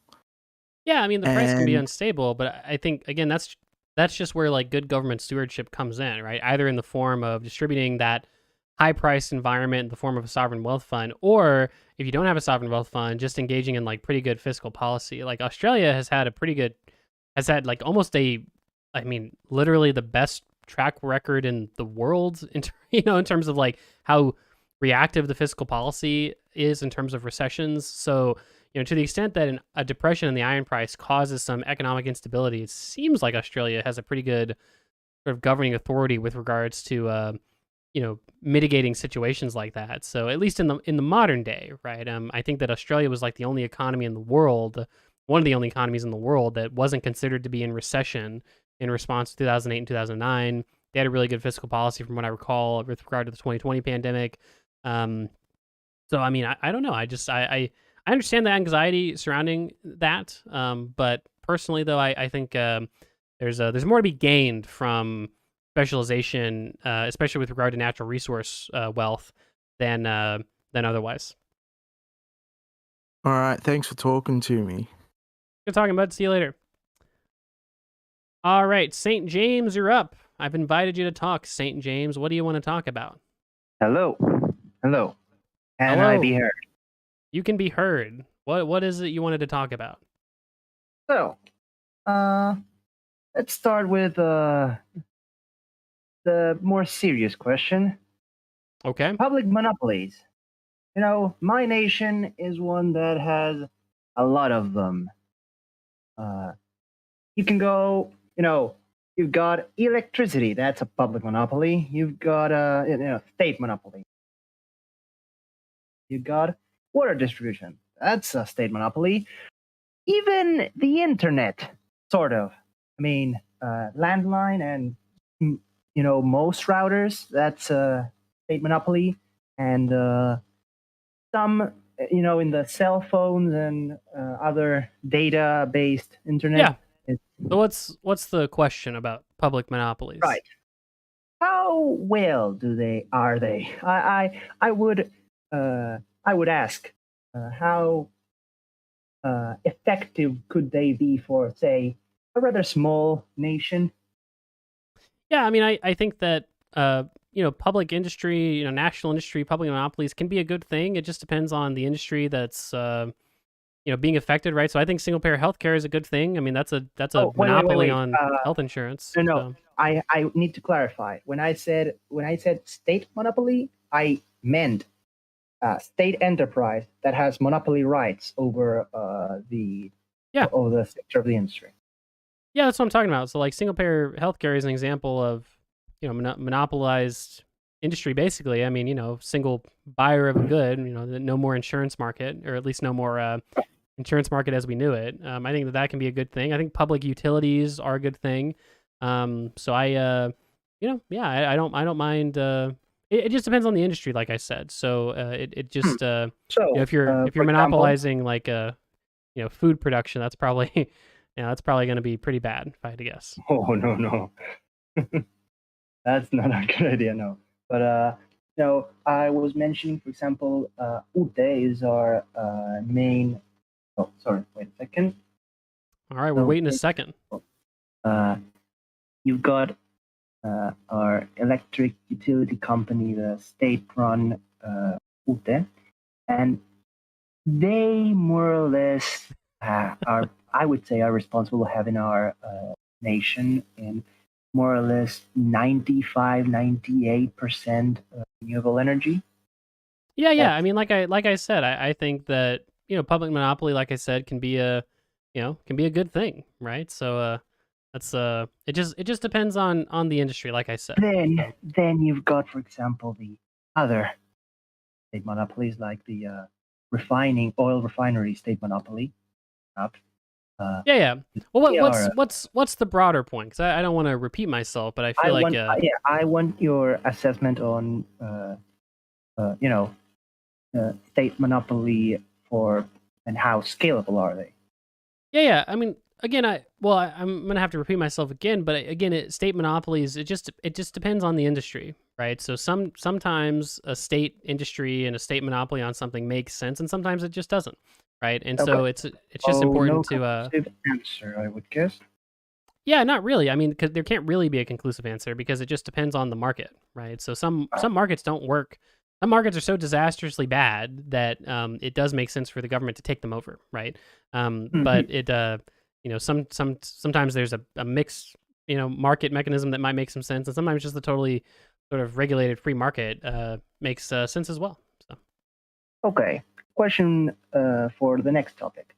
Would you rather I stayed on economic issues, but pivoted more towards the whatever you want, James. Whatever you want. Or would you prefer I stayed in my nation and pivoted instead towards a more political based? Anything you want, James. Whatever you want. Well, in my nation, it is mandatory to vote. I take great pride in this instance, and people, if they do not vote, they get their ID card revoked, something like that. It essentially makes it not possible for them to apply for government benefits or tertiary education. Okay. Yeah. What is your take on this? Yeah, I don't think personally I've yet to be sold on mandatory voting. I think paying people to vote makes more sense than mandatory voting. And I think you should be paid a decent amount. So I mean I think the idea of, hey, you get $300 if you vote. I mean, to me that makes more sense than mandatory voting, just because I just I don't people say like, oh, it forces people to learn whatnot if you have mandatory voting and be more politically engaged. I don't know if it does or if it just forces people to waste their time and pick a random name, right? I think that paying people to vote provides a positive incentive rather than a negative disincentive in the form of a fine. So personally, I think I think just throwing people a few $100 to vote makes more sense. But it looks like we're about out of time, James. Do you have one more question, maybe? Okay. How would you consider that would be the most that economics could be leveraged to support the war industry of Ukraine and its rebuilding once they assuming they get favorable peace?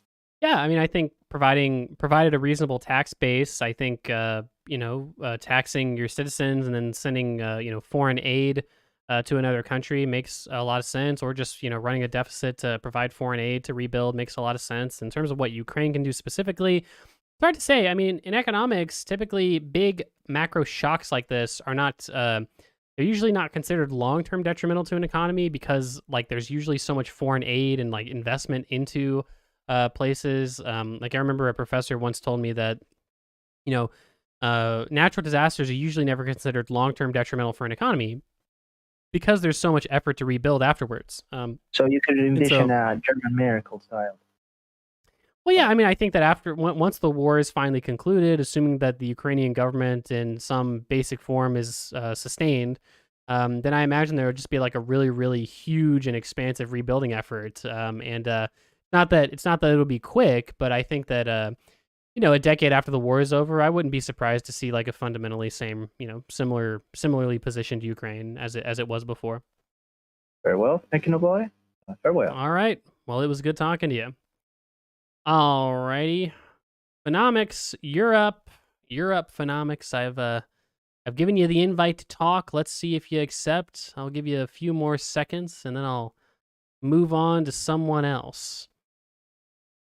All right, you've lost your chance, Phenomics. Put your hand up again if you wanted to talk. But next up, we've got, let's see, Kenneth Shu. Kenneth Shu, you're up. I've given you the invite. Go ahead and join if you want to talk. It looks like you're in here now. What do you want to talk about, Kenneth? Wow, Econoboy, my hero. The Econoboy. Yes. Yeah. First, I don't know if someone's asked you this before. I haven't been here the whole time, but do you have any opinions on the, let me sound fancy, 50 basis points increase by the Fed recently? Yeah, honestly, I don't know if the Fed's moving aggressively enough, personally. I think that I understand that their thought process is a soft landing. I think that if they have persistent 50 basis point increases in the interest rate, it would make sense. But I don't know. It seems like with all the context with the war in Ukraine, with China's zero COVID policy remaining persistent, those two things, I'm just, I feel like it is important to move more aggressively to rein in inflation. It seems like a lot of the sort of transitory inflation that that exists in the market, I suppose, is probably slated to come down throughout 2022, but it seems like at the very least, persistent 50 basis point increases make a lot of sense. I don't know if it should have been 75. People say 75, but it's like it could be 65, it could be 70. But I think the Fed increasing the rates makes a lot of sense, all else equal. It's just a matter of like, well, how aggressive do you go? And currently, I'm questioning if they're going aggressively enough, but maybe they are. I mean, we'll have to wait and see to find out. Gotcha. Yeah, it was interesting to learn that that was like the largest hike in. I don't remember how like long specifically, but yeah, it was interesting for sure. I'll I ask think you it was the another question. longest, the largest hike in a long time. I think we've done 50 basis points increases before, but yeah, it's been a while since it's been so aggressive. Yeah, for sure. Yeah, since we're on this topic, I'll ask you. So I was reading this book lately called The Money Illusion. It's about like the Fed and monetary policy and stuff. And in the book, they kind of framed economic growth as deflationary. And alongside that, they also framed trading as deflationary. Do you think it's number one accurate and number two kind of like politically useful to frame more specifically like trade as deflationary? Like, do you think NAFTA Yeah. would have like a more positive public opinion if it was framed as like, oh, this is bringing down prices, this is like deflationary? Yeah, maybe. I don't know if the phrase deflationary would attract more people. I mean, I think that people generally know it makes things cheaper, which is the same thing, to be fair. But I think that the technical language of deflationary, I don't know if that would attract more or less people. I think most people understand that, like, yeah, I mean, technological advancements that expand the bounds of the economy make things cheaper. Trade makes things cheaper. I think people understand that. I just think that there are certain people that lose out depending on the scenario when those types of things happen, right? And those people are really, really upset. Most people don't care about NAFTA. They just don't, right? Most people don't have like a really, really negative opinion on NAFTA. At least like most like average people. Maybe if you polled them about it, it would be net negative. But I don't think most people go about their daily lives just really hating NAFTA or like trade agreements, right? And so, I think it's more like localized losses that extrapolate outwards. And so it's more important to just take care of those people than anything. But the framing of it, I'm not sure I don't know if we need to frame it in that way, because I do think most people would recognize it makes things cheaper. But maybe I'm wrong on that. I'm not sure. Okay, gotcha. And do you think it's accurate that economic growth just kind of inherently is deflationary? No, it's not inherently deflationary, right? I mean, sometimes economic growth is inflationary, right? So, you grow the economy and then you have a tight labor market, and that causes, the price of labor to go up, and different inputs have to increase in cost commensurate with that. And so sometimes economic growth is deflationary if it's in conjunction with like a big technological advancement, or a huge investment in like capital or labor. But oftentimes the latter two don't really occur, and the former, the technological advancements, do occur, and they can happen, but you can't really count on them happening. You can't like predict that everything's going to become cheaper because some crazy technology is going to come out. And so those are kind of my thoughts. Yeah, that makes sense. I think the book was more when they mentioned that. I think they were more talking about an increase in economic growth in productivity rather than like a population increase or something. Right. It's technological shift. Yeah, that makes sense. Yeah, I'm interested in like economics in games and designing game economies. And you see a lot of companies like Ubisoft or even Steam. They're hiring economists to of course do research and stuff, but also to design the economies of games. And I guess my question is, have you ever been interested in that, or have you ever like had any I guess experience or I guess interest in that? Yeah, it's an interesting thing, the economics of like in system video games. I know that the economics of World of Warcraft has been studied before in like actual like academic economics. And I'm sure that there's been other cases of video game economic systems being studied for one reason or another. Yeah, that stuff is pretty interesting to me, if only for the reason that it's it's fun, right? Video game economics. So yeah, it's definitely interesting. Yeah, for sure. And then my last question, I will say, would you have any advice on well, have you ever been an RA during school? And if so, do you have any advice on landing an RA? Is it really like luck based? I've heard people say that. Yeah, But yeah. It depends on the college, right? It depends on your university. So at my university, the housing coordinator, what he would tell you is that it is not luck based. Or I'm sorry, apologies. He wouldn't tell you it was luck based, but he also wouldn't tell you that if you had a connection or you were an RA before, that's how you got it. So every year there were probably like, I don't want to say thousands, but like hundreds and hundreds of people would apply to become RAs. And the only ones that ever became RAs were people who were RAs before, because you technically had to reapply, and people who were involved in the housing council, which is like almost like a student government, but just for the housing particular place.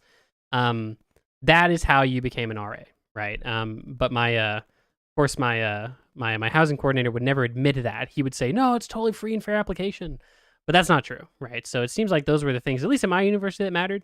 Totally depends on where you go, though. Totally depends on where you go. So it just it's gonna depend on where you go. I would just suggest asking if you know any current RAs that you talk to those guys. They're gonna know for sure. Cool. All right. Well, I believe that's all for me. Thanks for having me on. All right. Sounds good. Talk to you later. Alrighty, who's next? All right, Phenomics, you say you're there, but you didn't click it. I'm giving you a second chance, Phenomics. All right, you're there. You're here now, Phenomics. What do you want to talk about? Hey, I wanted to talk about how you're doing. First of all, that's the most important thing. I'm doing great, Phenomics. How are you doing? I'm doing pretty good, thanks. Other than that, I was just curious why you don't seem to upload the debates you lose. No, again, so it's not that I didn't wait. First of all, hold on. I think you might be wrong about this, because our debate, did I not put it on my second channel? Did you put it on your second channel? I think I did put our debate on the second channel. I could be wrong. But let me go. Econoclips. That's my second channel. Now, oh no, I didn't put it on my second channel. Here's my excuse for that though. So I have a second channel. In theory, the second channel has everything that I don't put on the first channel. Okay, that's in theory.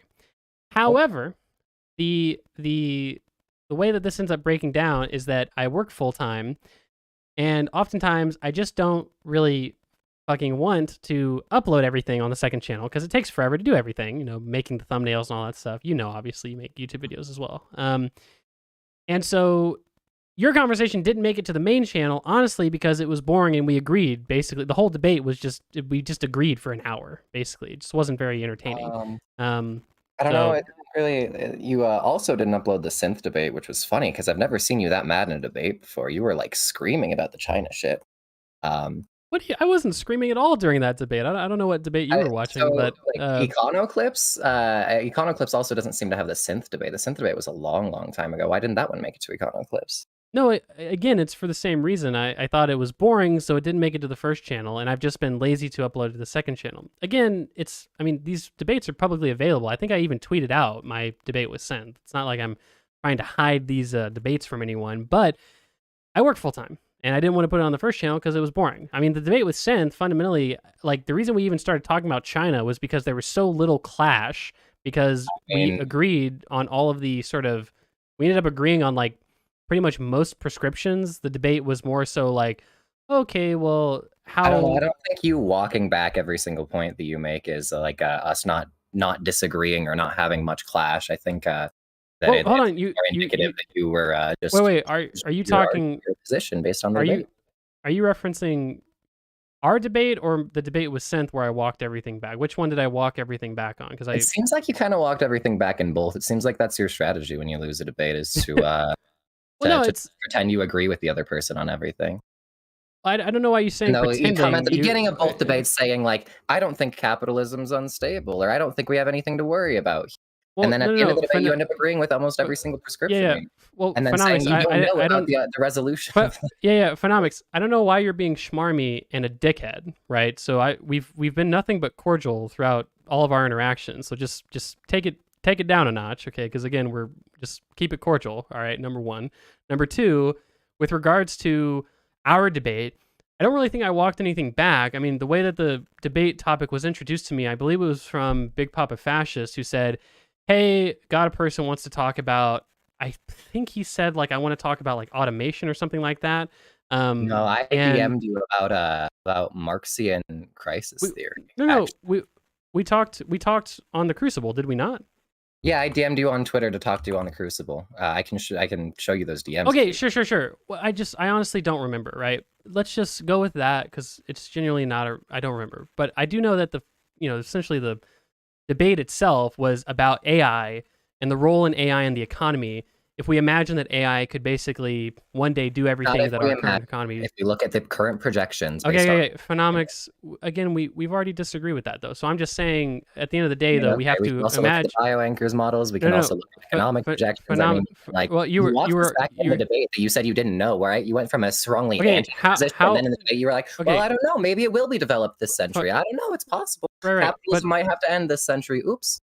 Seems like a wild position since you came into this debate, like, being in support of capitalism. Well, yeah. So I think that at the end of the day, the position that I took was, if we imagine a world, an agnostic position. You were asked explicitly. You were asked explicitly the debate proposition, and you said, "I don't know." Okay. So again, let me just finish here. You keep interrupting. So I'm going to read from your message. So you said, Synth recommended I contact you for a debate on capitalism's internal contradictions that necessarily lead to its collapse. And I said, maybe you have to talk about what you mean specifically. You said, I'm talking about the Marxist arguments, and you said massive recessions that are endemic to capitalism. Now, if I recall our debate, I don't actually think we talked about at the very beginning. Absolutely, yeah. You also walked back everything on the tendency to the rate of profit to fall. You did absolutely every single point. You walked back that profit, that whatever causes the rate of profit to fall is also what causes recessions. Right? Profitability. Right, I don't know why you're being so much more aggressive in this conversation as with the conversation with when we were on the Crucible. Just again, I don't know. take it down. I was kind of hoping that you would be good faith, like actually show people the debates you would lose. I don't know. That's probably why. Phonomics, again, I've already explained why I didn't upload those debates. If you want me to, I mean, prove the point, I know you gave your position for why you say you don't, but it doesn't seem likely, given that, there's plenty of boring debates that you have, right? Your debate with Dylan Blay was probably way more boring than the debate you had with Synth or I, right? This was a boring No, there was a lot more clash in that debate than with the Synth debate. Again, if you want to ascribe, again, I've never seen you scream in a debate like you did with Synth. Phonomics, I don't. Okay, I really. I look. Send me a clip of me screaming during that debate. I genuinely don't remember screaming. It's on the Crucible's channel. I'll wait, and if you can send me a clip of me screaming during that debate, I guess we're talking we'll about China. I'll just pull up the transcript and now, go there. Yeah, sure, whatever. Now send me that if you want. I just don't remember it. But the reason we even started talking about China in that debate is because there was so little clash that what I finally latched onto was Sense said that China was the most, I think he literally said China's the most environmentally friendly country in the world. It's like, okay, this is something we actually disagree on, so we can go there, right? Now, again, if you want to ascribe, again, if you keep interrupting, you can just China was socialist because you were disagreeing on what socialism is, right? No. Okay, I don't think you remember the debate because we ended up actually talking about the debate. It sounds like you were like, Phonomics. You were completely misremembering our debate, but it wasn't about econ at all.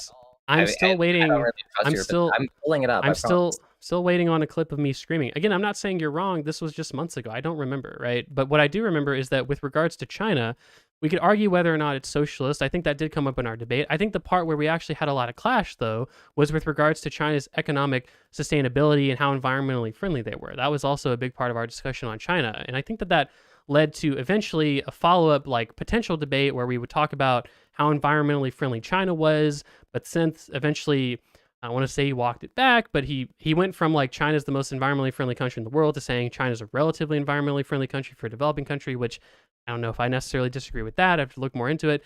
But look, you can ascribe all the bad motives you want. I don't really think we've had any sort of, negative interaction. I just have to think about the algorithm and how it affects the channel. I don't think that our conversations were particularly educational. There wasn't a lot of clash in Oh, I them. see. I didn't upload them. Those were the reasons. Okay, it's got to be. It's how it affects the channel. That makes sense.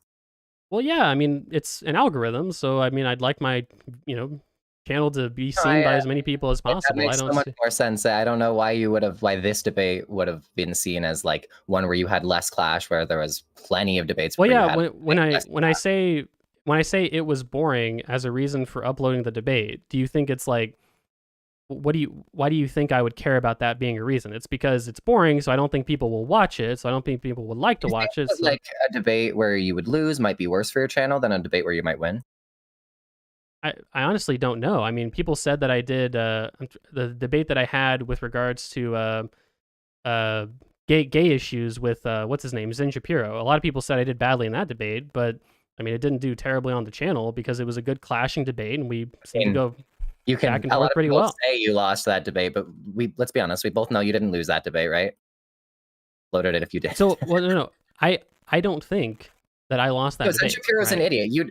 Yeah, of course. You don't think you lost that debate. That's why, and you already admitted it, right? If you thought you lost the debate, you wouldn't have uploaded it. It's all based on your opinion. You're the one who's Well, uploaded. yeah. Hey, look, I'll tell you, I'll You're the upload one this who's as a deciding whether you video. lost.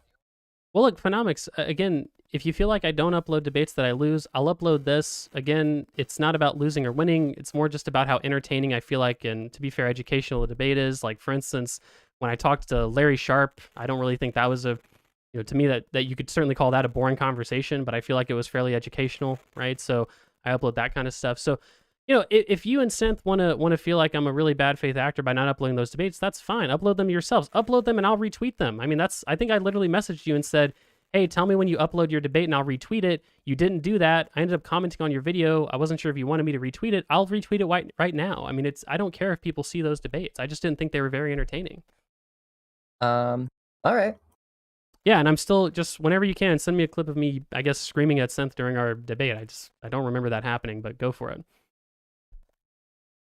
Here we go. Yep. All right, send me the link. We're over our 10 minutes, but send me the link. I'll watch it. Maybe I'll look like I have egg on my face, I guess. All right.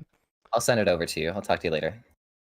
Oh, okay, I guess. Oh, I can send it now too. I just figured yeah, I mean, you're already here, so yeah, go ahead. Where's where are you sending it to me, Phenomics? Where is it? I'm gonna have to send you like a timestamp, obviously, because I don't have like the clip of the video. All right, but I go can for send it in DMs. Send me a DM. Yeah, like I said, don't remember screaming at Synth, but maybe I did. I yelled at Fabian just the other day, so wouldn't be the most unusual thing. Are you sending it to me? What's happening? 2708. Yeah, hold on. All right, send it to me. This is on the Crucible or on Synth's. Where are you sending me this from? It's on Synth's channel. Sorry, on the Crucible. I meant the Crucible. All right, the Crucible. I sent it to you there. I believe the timestamp's 2708. Let me double check. Listen to it. Sure. Let's see. At and 27. Michael D. Doring just clicked follow. Thanks for following, bud. And time 27 minutes and... No, that's not it. Hold on. I'm sorry. Come on, Phenomics. You can do it. Send me the time. I can send you it later. It's like an hour and a half long debate, right? So I'm trying to scroll through it. I didn't like get it prepped for you. You can. I'll send you streams out. I promise you that. All right. I'll take you at your word. Talk to you later, bud. All right, bye. Man, that was an awfully contentious conversation. I don't know why that was that was a rough one, boys. Jesus. I didn't realize I had such an effect on people. Didn't I have a debate with Booksmarts? Didn't you have a debate that Booksmart was supposed to review? I don't know if he was supposed to review it. I mean, he could review anything he wants from me anytime. So, all right, next person up, Schweiz. I don't think you've gone yet, Schweiz. Let's do it. Schweiz, what's up? What'd you want to talk about? Well, as you can see from my flag, I am fan of Switzerland. All Mostly, right. I am a fan of the Swiss economy and of the Swiss system of government.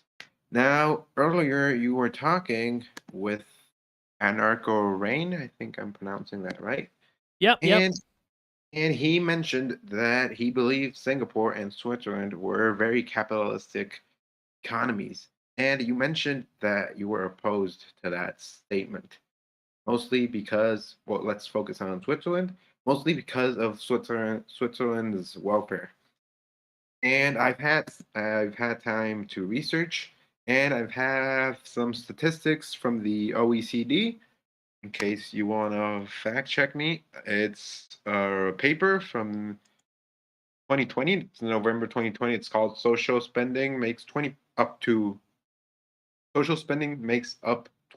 of OECD GDP.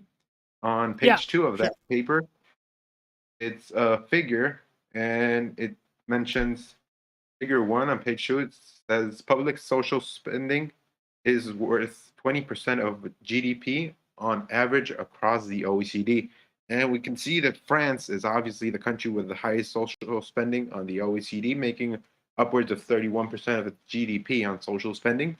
Yeah. And we can see that the United States spends around 19% of its GDP, and even less of Switzerland's GDP is spent on social spending. Around an 11% of Swiss GDP is spent on social spending. So what I would argue is that yes, Switzerland does have good welfare systems, but the Swiss government spends it on a much more efficient manner than the U.S. government.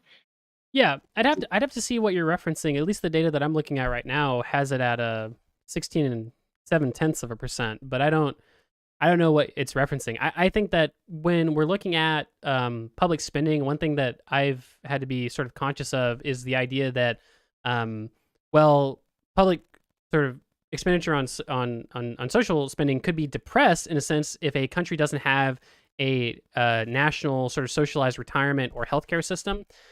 Which I don't know what the retirement system is like in Switzerland, but I know the healthcare system is entirely private. And so technically those dollars aren't public expenditure, but they're still sort of, social spending, right? And so that's why the social expenditure database from the OECD also takes into account net social spending, which includes the cost of private social spending, which would include things like maybe mandatory health or retirement contributions. And when we look at that, that's when Switzerland becomes in the top 5 or 6, right? At 25, I'm looking at it right now, 25% of GDP versus France at 31%, right? So it's a little bit more complicated. I agree with what you're saying. Switzerland, as a percentage of their economy, doesn't do as much like government expenditure for social services, but the reasons why that is can be telling. The only thing that I said with my conversation previously was that, well, I just don't think that how do I put it? I just don't think that I don't think Switzerland is a great example of like a totally free market or like a very, very free market relative to like America, just because they have like a really, really high standard of regulation in their country. So that's the only point I made when talking to Anarcho Rain. Okay. Another example might be, for example, that Switzerland doesn't have a federally mandated minimum wage. It's one of the few quote unquote developed countries that doesn't. It's one of the countries where banking makes a large percentage of its economy. It's obviously one of the countries with the most free trade. It's the country with, I'm not sure. I'm open to being fact checked, but I think it's the country with the most trade deals. Obviously, open to a lot of free trade from the European Union because it's not a part of it. But my point being that if somebody believes that representation of capitalism would be free trade, very low restrictions to like an employer-employee relationship, like a strong banking sector, like I'd understand why they'd use Switzerland as an example. And as to why they would choose an economy like Switzerland, it's obviously because it's a very stable country.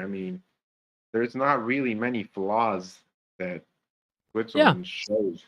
Yeah, I mean, Switzerland's a good country to live in. Don't get me wrong. I just think that part of the reason why Switzerland's a good country is because of like a good governing economy, right? And that includes a pretty good amount of regulation and maybe some geopolitical, perhaps some geopolitical circumstance that's some partly out of their control. But I would just say that in general, though, I mean, he also brought up Singapore as an example of like low regulation being, advantageous, and it's like, to me, Singapore and Switzerland are they're just not examples of like, basically free market capitalism really taking care of everyone. I mean, there's a lot of regulations and government policies that go into that. But the nuance that you provide is valuable. I don't disagree with a lot of what you've said here. Okay, now another question. Do you understand how the Swiss federal government works? As in the fact that they don't really have one president, the fact that they have a federal council. Yeah, they have a Okay, highly federalized system. If I understand it, it's almost like a city council, and they elect basically a presiding chair, which is kind of like the president of Switzerland, but I believe they only have a 1-year term. So it's they have like a very you could say decentralized democracy. Yes. And what is your opinion on the Swiss system of referendums that gives people the right to essentially veto politicians' action on whether it be legislative or executive powers? The people essentially have the power to veto that decision by means of a national referendum, and people also have the power to essentially create their own laws by gaining sufficient amount of signatures. Would you be in favor of other countries slowly adopting that power into their countries, which essentially already exists in the United States? Like last elections, like in Florida and Texas, a large amount of new laws were essentially created by the people voting for them directly instead of waiting for politicians on the state legislature for voting. And like, for example, in California, like Prop 13 is perhaps the most like important case of the people voting directly for a law instead of waiting for politicians to slowly like propose and debate the law. Would you be in favor of that being introduced at a federal level? Yeah, personally, I'm a big fan of referendums, and so I like the idea of a national referendum in the United States, like a national referendum process in the United States, I should say. Yeah, I'm a big fan. Like you mentioned, I mean, there's a ton of. I mean, I think almost every state has some sort of referendum process. So I mean, I like it personally. I like the idea of referenda. Okay, and earlier you were mentioning a debate about the Electoral College, and you were talking about the Senate. And I don't know if you have a strong opinion about the 17th Amendment of the U.S. Constitution, and if you would support its repeal. Based on the context clues, is the 17th the one that made direct elections of senators a thing versus state? Yes. No, I would not support its repeal. I think directly elected senators is better than like the state apportioned senators or the state appointed senators personally. And you don't think that previously, when senators were appointed by the state legislature, people were more interested in knowing who their state legislators were, who their governors were going to appoint to the Senate, and essentially they were more interested on state politics. And not only that, but I think the minimum amount necessary to be able to run as a senator is like $2 million, some amount like that. Essentially, prohibiting the average American from running to the Senate. I think people probably would be more interested in who their local representative was on the state level if the states picked senators. That's probably true, but I don't know if that's a better system for picking senators, though, because I think that there is a broader accountability for how we elect our senators in a popular vote system, and I think that it allows for probably more diversity and probably a lot less sort of structural problems. Like, for instance, people think that congressional gerrymanders are terrible until they look at state level gerrymanders for like state house and state senate. Those are unbelievably fucking terrible. And I would just I'd be very, very concerned of, just click follow. Thanks for that. I'd be very, very concerned about a state's ability to gerrymander their own seats and then just pick whatever party they want, despite popular opinion on those senators. So, but it looks like we've only got about 20 seconds left, Schweiz, if you had a quick last question. Yeah. Socialists say that they're being abused by their boss. So, under what circumstance do you think killing your abuser is justified? Yeah, I don't think you should kill your boss, right? So that's if your boss is just a really bad boss, the best recourse to me would be to file a complaint with HR, talk to your union representative, file a complaint with the Board of Labor, talk to your representative, and obviously at the very, if none of that stuff works and you really like your job, I mean, you're probably gonna have to find another job. But yeah, killing your boss is not the right circumstance, assuming it's not in obviously if it's in self-defense, that's one thing. But yeah, don't kill your boss, people. But it was good talking to you, Schweiz. It was a good conversation. Thanks. Have a nice day. All right, people, let's hear it. I'm about to hear how I yelled at Synth. Like I said, I haven't watched this. I might have yelled at Synth really, really hard, but let's listen. It could have been a good one. Let's see. What I'm disagreeing with is your original statement that China is a good example of one of the most environmentally friendly countries in the world. Right? That is an absurd statement on its face. Firstly, you were the one who brought up China. Once again, you failed to track. Wait. No. So I'm not gonna. Yeah, you did. No, I'm not going to take that. No. I brought up China. Yes. Okay. You were the one that made the claim that China is one of the most environmentally friendly countries in the world. This is in the case of. Maybe I'm missing it, guys. But are you hearing me? Did I yell just then? Maybe I'm not listening to enough of it. Maybe the yelling happens later down the line. What isn't? They are building more. Can you name any country that has more nuclear reactors currently under construction than China? Just one. More nuclear reactors? They have 1.4 billion people. Of course, they probably have the most of many things. What about per capita? Can you name one that has more per capita? Per capita nuclear reactors? I'm not sure such a stat has been tracked. To be honest, if you have the amount of nuclear reactors, you have the population. It's very easy to do a division problem and find out per capita. Am I crazy? Am I yelling there? I don't know, guys. Listen, look, I don't know. Listen, don't take my word for it. You guys make your own. I don't think I'm yelling there. I don't think I got particularly upset during my synth conversation. It's up the volume only when you talk, and then you aren't. Yeah, that's a fair point. I don't know, guys. Like, I don't think I got particularly upset during the synth debate. Again, I just if you want to, I mean, for Christ's sake, guys, if you want to watch the debate, I'm so scared of you guys seeing this debate. Oh no. Here's links in the chat for anyone that wants to watch me get demolished by Synth in our conversation. Go watch it, guys. It's not about you guys not being able to watch it. I just genuinely didn't think it was a very entertaining debate. In fact, the portion that Phenomics linked appears to be the portion that, again, I thought had the most clash and was the most entertaining. But I don't know. I don't really see a great alternative explanation for why I didn't upload that debate. I mean, watch it if you want, guys. It's just not me. All right, who hasn't gone yet? Derek, you're on the top of the queue, but you've gone before. JM, have you gone before? Okay, JM, I'm inviting you to speak. Be honest with me, JM. Have you gone? I have not gone. You haven't gone before? Okay, go for it, JM. What's up? So I got kind of a first question. What are your thoughts on monarchy as a form of government? Not a big fan of monarchy, I wouldn't say. Why? How come? Well, I was going to ask a follow-up. When you say monarchy, do you mean like a strict, like absolutist monarchy, or like a figurative, like not figurative, like a figurehead style monarchy, like in England? I mean, there's different degrees. Personally, I support more on the absolutist end. But then there's something that's sort of in between. Some people call it semi-constitutionalism, even though I think it's kind of constitutional monarchy. Sure, yeah, that's true. But then there's also the constitutional monarchies, where they are just figureheads, like you just said, like England or the Netherlands, where they have no real power.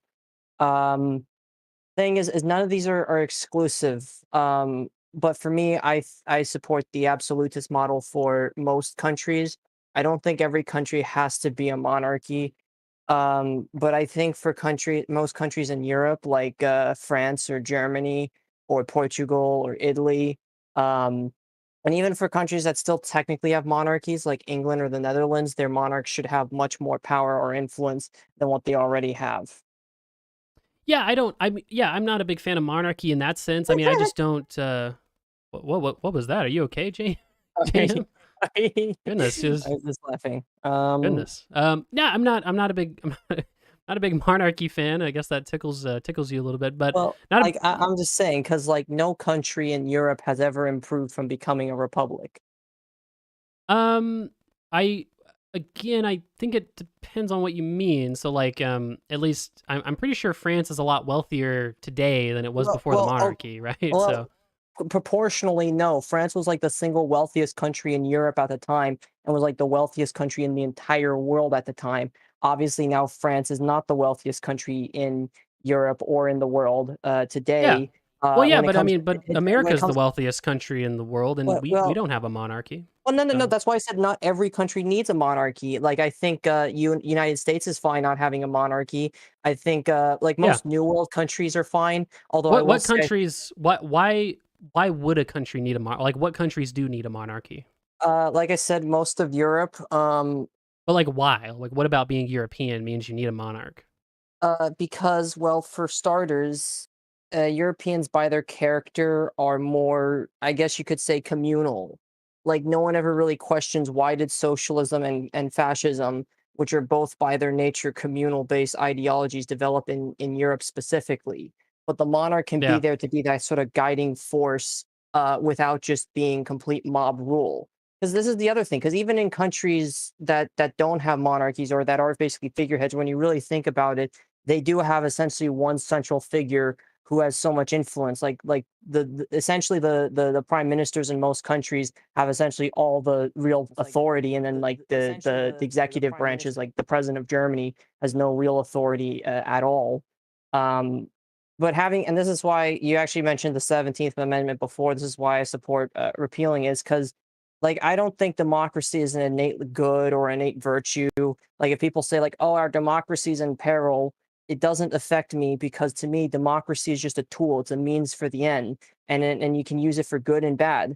Like, really think of it. The Yeah. Confederate States, Yeah. Yeah. the No, Confederate States voted to keep yeah. slavery. I get what you're saying. I understand the argument. You're right. Democracy, democracy can lead to bad outcomes. I mean, I advocated for referenda just now, and the caller referenced California Proposition 13, which I'm not.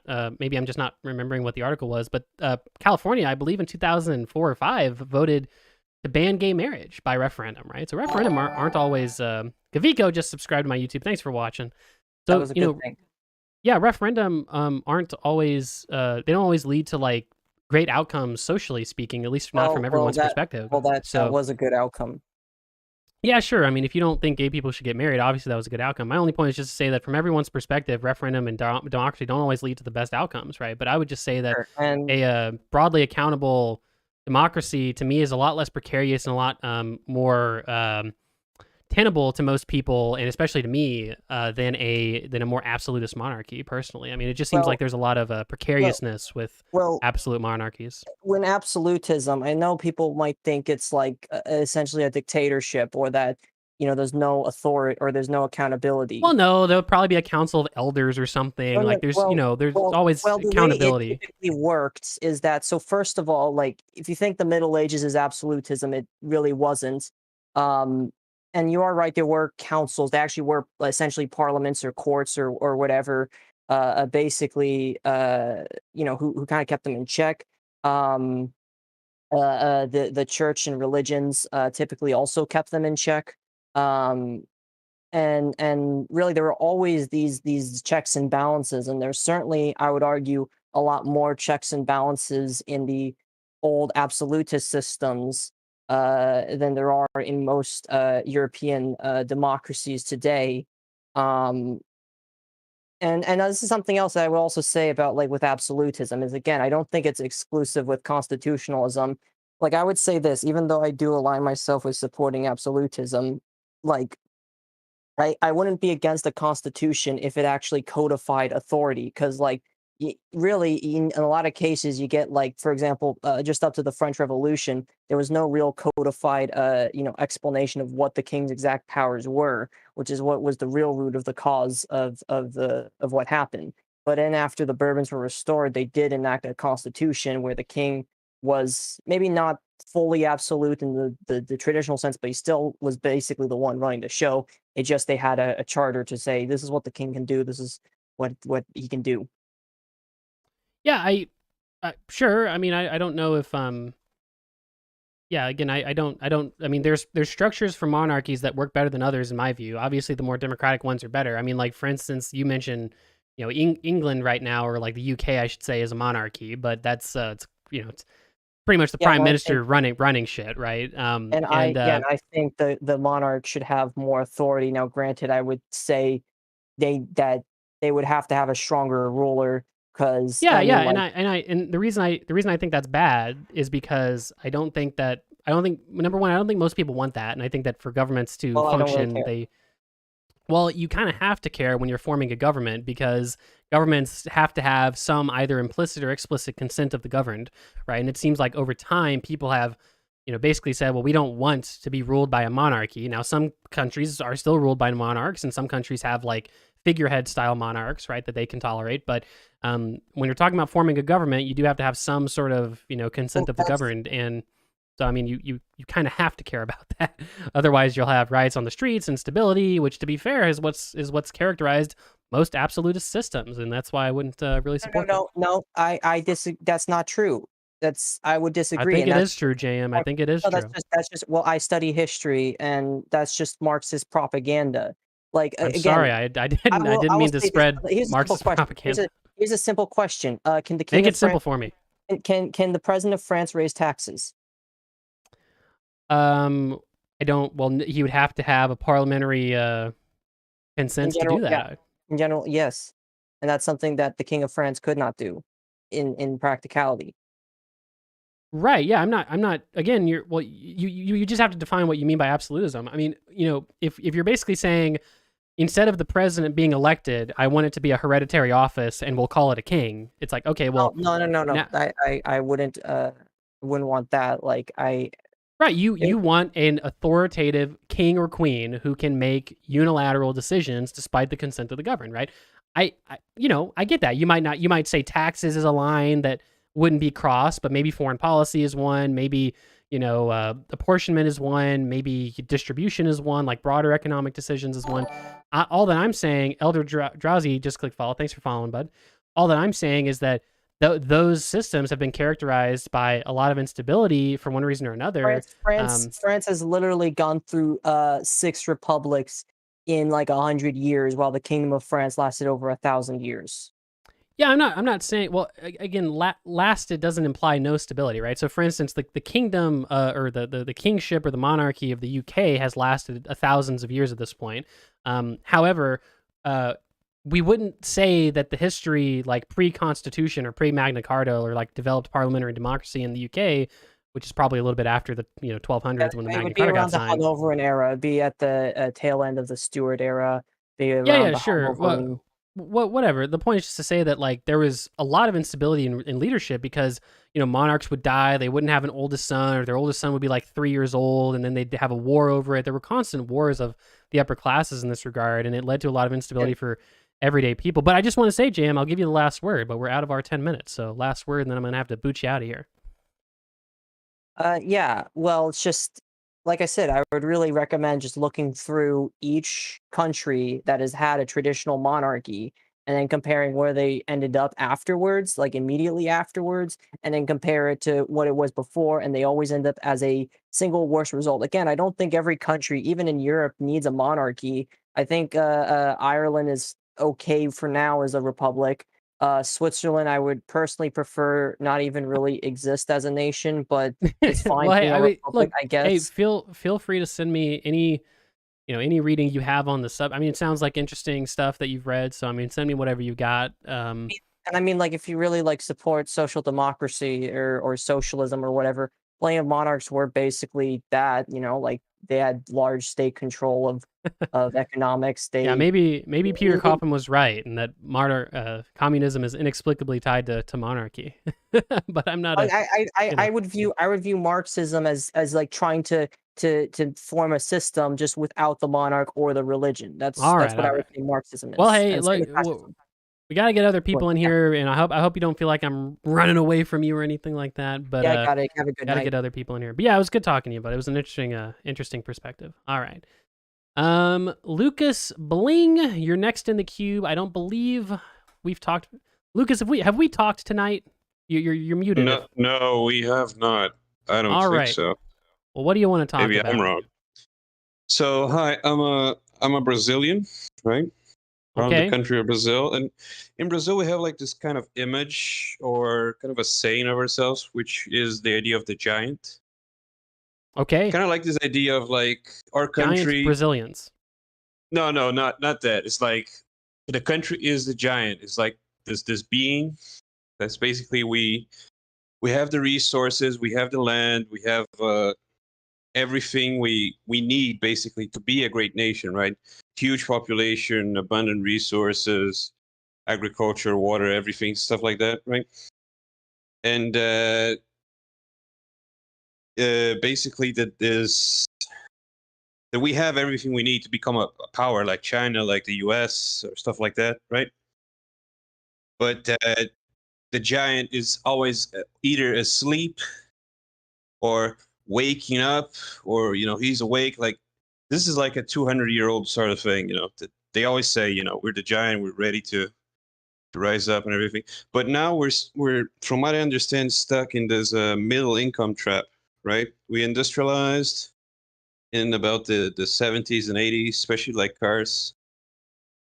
Yeah. And after that, we kind of, we gave workers all sorts of rights and everything, and then we started slowing down. The growth slowed pretty much to a halt. And Yeah. now we basically don't have much. So my question basically is, do you know any way of getting out of that middle income trap that isn't, what the IMF says of like cutting worker rights and everything like that, where they usually go very austerity based? Is there like another way usually? Yeah, it's a good question. I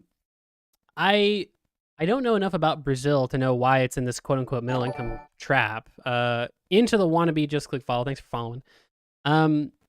I would say that I don't know, at least to me, it seems like the countries that have gone from like developing to developed, it seems like they had a lot of like hyper specialization of labor, a lot of investments in education, and they were also very sort of outward facing in terms of their trade policy. And that's not to say they liberalized necessarily. I mean, Singapore was like outward facing, but they didn't exactly liberalize as an economy broadly. So without knowing specifics about Brazil, I'm not sure. I know that at least from looking at this graph, it appears that Brazil still hasn't. I mean, Brazil literally, the GDP per capita of Brazil has been declining since 2011, basically. Oh yeah. Oh yeah. And I don't know. I just genuinely don't know why that is. So I couldn't really comment beyond what I've just said. I guess I could say some things. After we industrialized in the 80s and 70s, our economy was very much like protectionist when it came to industry. We had like, for example, the Super Nintendo. It came out, I think, in the 80s in Japan, right? Like 85, 80, something like that. It took like 10 years to come to Brazil because we wouldn't allow that sort of like foreign industry to come. So we were very protective. But as time came and we started, liberalizing, allowing foreign industry and all that sort of stuff, we kind of returned to a very commodity-based country, right? A lot of soy production, a lot of cattle, minerals, iron ore, oil, and that sort of stuff. And as soon as the recession came and the prices for most of this stuff started going down, that's when the GDP started tanking, and then we don't have a lot of money. At least we have like free healthcare. We do have that. We have like universal healthcare and stuff, which is pretty good. But I don't know, it's just kind of depressing to see that this feeling of a country that's kind of stuck. We don't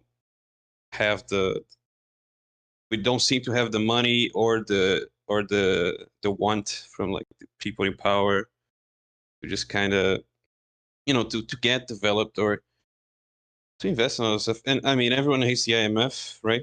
They always say that you got to be austere, and like the Bolsonaro government, they tried to do that, but all they did was fuck things more, I think. What's your opinion on like austerity and that sort of stuff, especially in developing countries? If you have any idea. Not a big fan of austerity personally, and especially for developing countries. It doesn't seem to work. Depends on what you mean by austerity to some extent. Like, I do think that there is some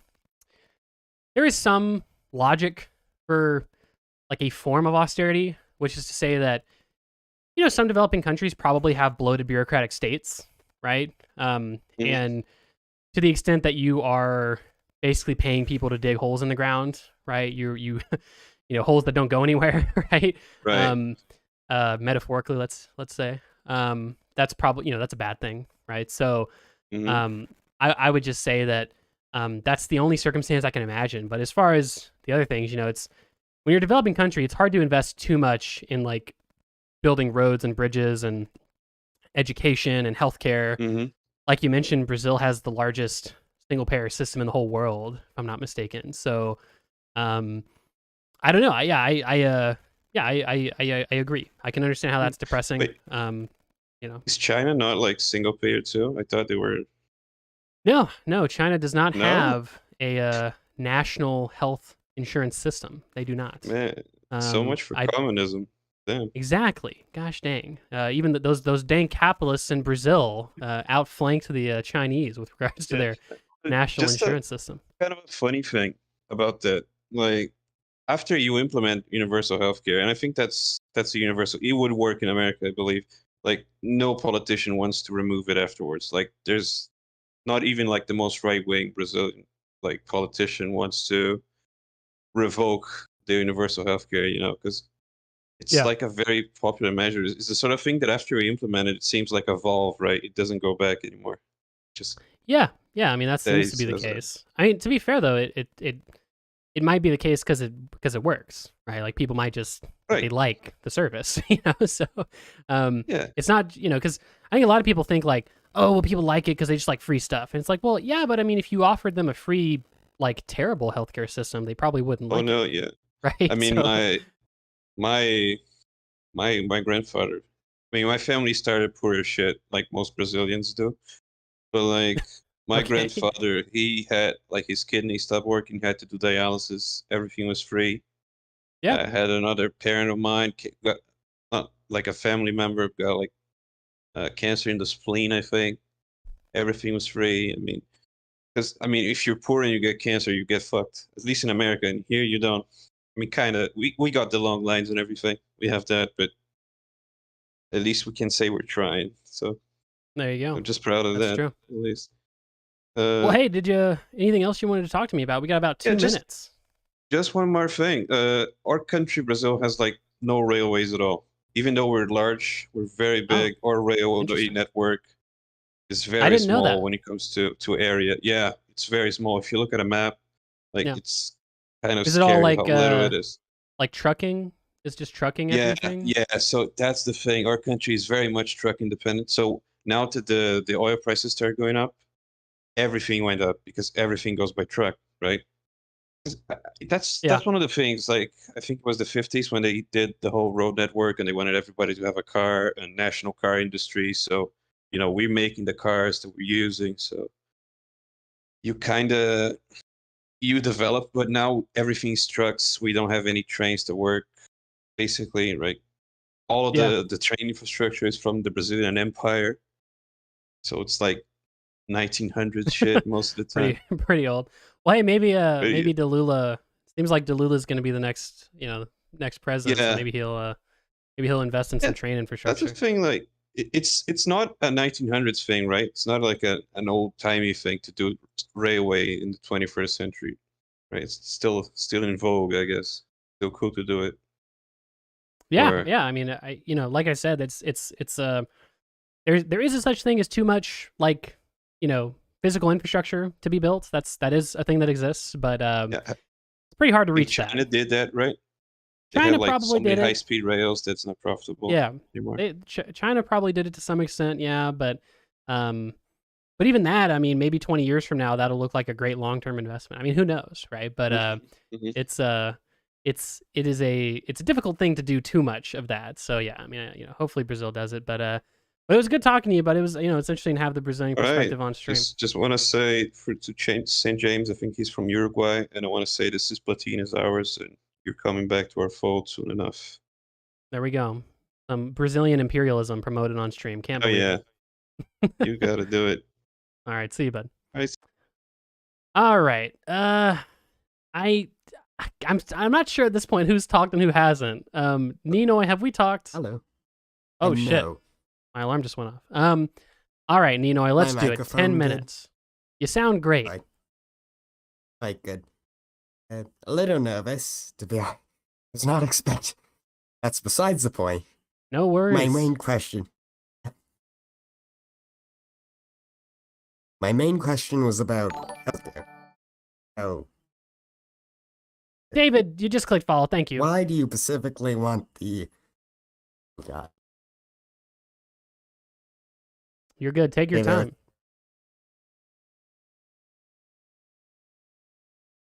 National health insurance. Why not the Ismagba? Why not? Why not what? You cut out at the end. Oh no, Ninoy, have we lost you, Ninoy? Oh, we may have lost you. Well, hey, No, sorry. Oh, here you go. All right. What'd you say at the end? Why do I want a national healthcare system? Sorry, I'm being okay, my main question is why specifically the Canadian style of healthcare, folks? Why do you specifically want that? Why not the French or German or... Yeah. I just, to me, it seems like you get a lot more administrative savings with single payer versus a multi-payer system. I could absolutely be convinced either way on it. Like a Medicare buy-in versus Medicare for all seems like a very marginal decision for me. So that would be the explanation. A privatized system can work just like the Dutch system, but again, I feel like the administrative savings make a lot of sense. And I think that a single payer versus a national health insurance system or national health service system, like in the UK, where basically it's like a whole nationalized industry, I don't really like that as much because I don't know. I feel like there probably is some advantages to having private, like a really good mix of private and public healthcare providers. But that's just me. Jeffrey just clicked follow. Thanks for following. think to me, that's why I people tend to- prefer it. Yeah, go for it. Also think people tend to get confused.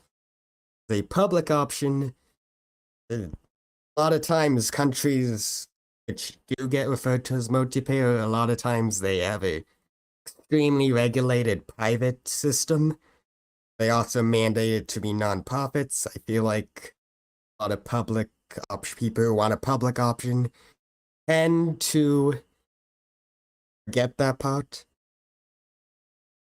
Yeah, that's maybe. I honestly don't know. I know that in Germany, where they have a public option, like almost 90% of people are on the public option. So I don't know if maybe it's just a marketing question, but I mean, it seems like people would. It also probably depends on how good the public option is, right? For instance, if you had a public option in America, I probably extremely not understand. I'm just saying, for example, the French system. Are their private healthcare systems? They mandate them to be non-profits. Oh, they do that in France? Yeah, I don't. I mean, maybe that would make sense. I don't honestly know. I mean, I think that in a scenario where you've got a robust public option that is affordable, that's equitable, universally available, I don't know if it really matters if the private healthcare providers are for profit or not, because if they're charging too much, I mean, you can just hop on the public option. So I don't know if that matters as much, personally. To be honest, I was not ready for that. No worries, Ninoy. We support you. We love you here. There's no judgment. I'm probably not the most coherent when I'm talking. That's no worries. Well, I mean, if you're more comfortable talking in chat or in text, you can always just DM me your question or any questions you have following up. Just saying that generally you could try to get benefits of a single payer system, such as negotiations and large scale price negotiation and administrative costs by an all payer system to just get rid of the private healthcare insurances that keep non-profits and unions like that. Yeah, I agree that a lot of the advantages of single payer are internalized with the public option. I just think that the administrative savings are more significant with a single payer. in general. I mean, we could also talk about like maybe some advantages of universality and how maybe politically fortuitous that might be. That's an argument I'm less sort of in favor of, or that's an argument that I don't espouse as much. But I mean, it's still there. But I mean, I see what you're saying. Like I said, I think the difference between a public option and a single payer system, in terms of outcomes, is very marginal, right? I certainly understand the preference of either one, and the truth is, either one are like 1,000 times better than what we do in America currently. So, Look, I'm not even advocating for a public option, really. What I'm really because a lot of people who advocate for a public option seem to think the public option can compete with the private insurance. Now, no other really healthcare system, from what I'm aware, does this. Though usually the private health insurance is either, I'm not referring to private hospitals. I'm referring to insurances themselves, not hospitals and the insurances themselves. Yeah, I get that. Yeah. So, oftentimes they're highly regulated. They're put in price because they're made to basically be almost as if it was a single payer system. Yeah, well, yeah, maybe. I mean, like I said, I'm talking about Germany, right? They've got like 90% of people on the public option anyway, right? So, even in single payer systems, you get supplementary insurance. So, yeah, I get what you're saying though. So, you want to talk about anything else, Ninoy? Yes. I would like a more in-depth reasoning for school vouchers. One of the more right-wing ideas that's more interesting, in my opinion. Yeah, school vouchers. I personally, I'm not a huge fan of school vouchers, right? I feel like so I think you should be able to send your kid to private school if you want and you can afford to. But I'm very, very, very in favor of public education for kids. Yeah, I'm okay with private school existing, but no, I don't believe in vouchers personally. I think that in terms of outcomes, you might be able to say that some voucher programs have good outcomes. But to be fair, a lot of it might be because they're self-selecting the students. A lot of them are lottery-based systems. A lot of them are application-based. And I just don't know. To me, I don't see the rationale for vouchers versus just funding public education more or in a more robust way or holistic way. Because at least from my perspective, it seems like if we had a free market education system, it just wouldn't be very good, right? I think there's a lot of failures in the education market that I don't think would. I don't think would be. I think that scenario would be worse for kids and for people in society at large than a well-funded public education system. Okay, then this is okay, I'm gonna ask you another question. This is a stupid idea I had. Okay, yeah, sure. I don't want this, but it's an idea. I'd literally just ban insurance, make healthcare cheaper. I don't know. I mean, I don't think it. Well, would it make healthcare cheaper? The answer is that it might. Make people directly buy at the hospital. Right. So exactly. So it might make healthcare cheaper because a lot of people, one of the problems with insurance is overconsumption of healthcare, quote unquote. That's why you have things like deductibles and copays that exist. But those are imperfect mechanisms for solving a flawed market. And so I don't think that so to some extent it could lower the cost of healthcare, but also a lot of people gain access to healthcare in the first place because of insurance. It's a cost sharing system. It's, collectivization, but privately, right? And so I don't know if that would be better for people though, even if it might make healthcare prices go down, because a lot of people might just lose completely their access to the healthcare market. So I don't for sure know the answer to the question, but I think even if the answer is that yes, it would make things cheaper, I don't know if that means that they would be better for people. Right then. Yeah, but we're out of time, Ninoy. It was good talking to you. Okay, can I say a few things before I go? Say a few things, Ninoy. You've got it. Go for it. Side note: don't judge me too much. I'm young. And also, side note, next person you pick Happy Zoomer. I don't care why.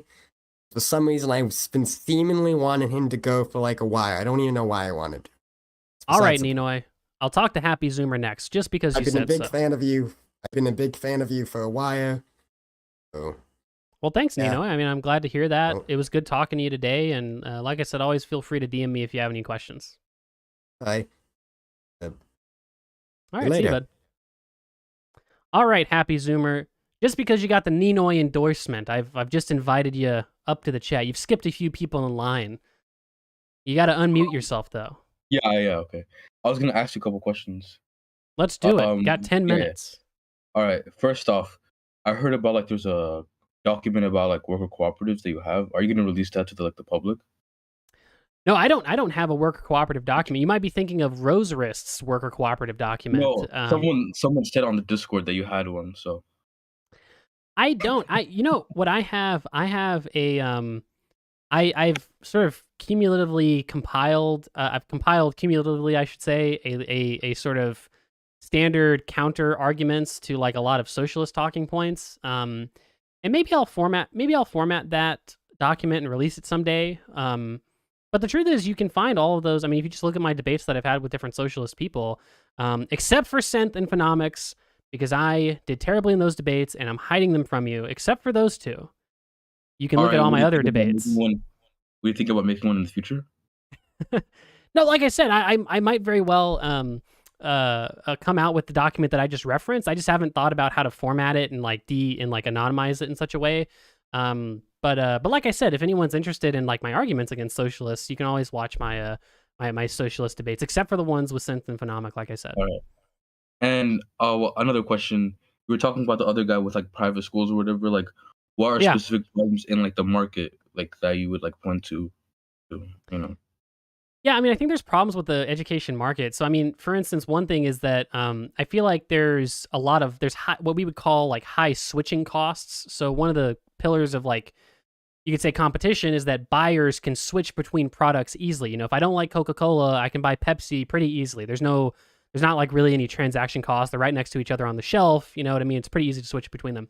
However, if we're talking about enrolling my child in a school, you know, I could send my kid to school for 2 months and they might hate it there and I might hate sending them there and I might actually make the decision to send them somewhere else. But at the end of the day, though, unfortunately, I might not want to send them to another school because they may have made friends there.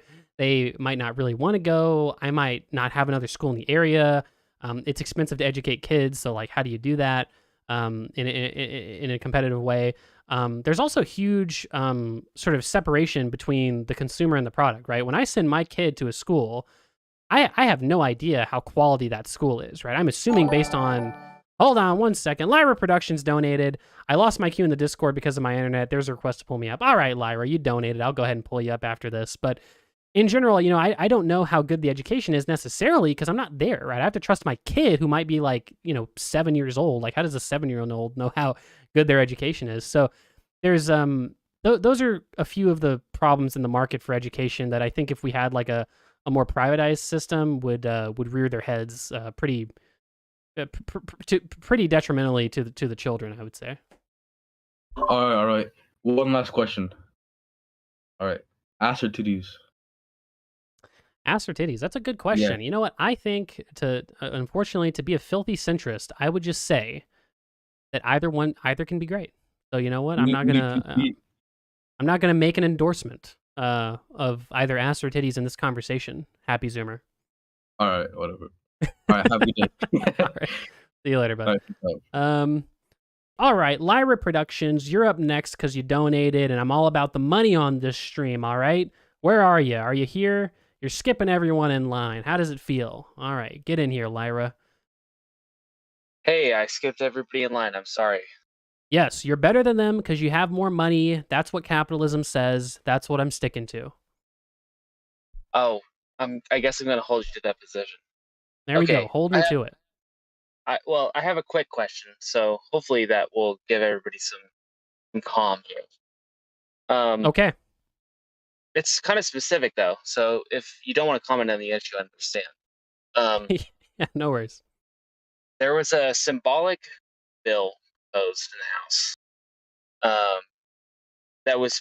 The idea was it was going to utilize seized assets from Russian oligarchs, sell them, and then pay for humanitarian aid in Ukraine.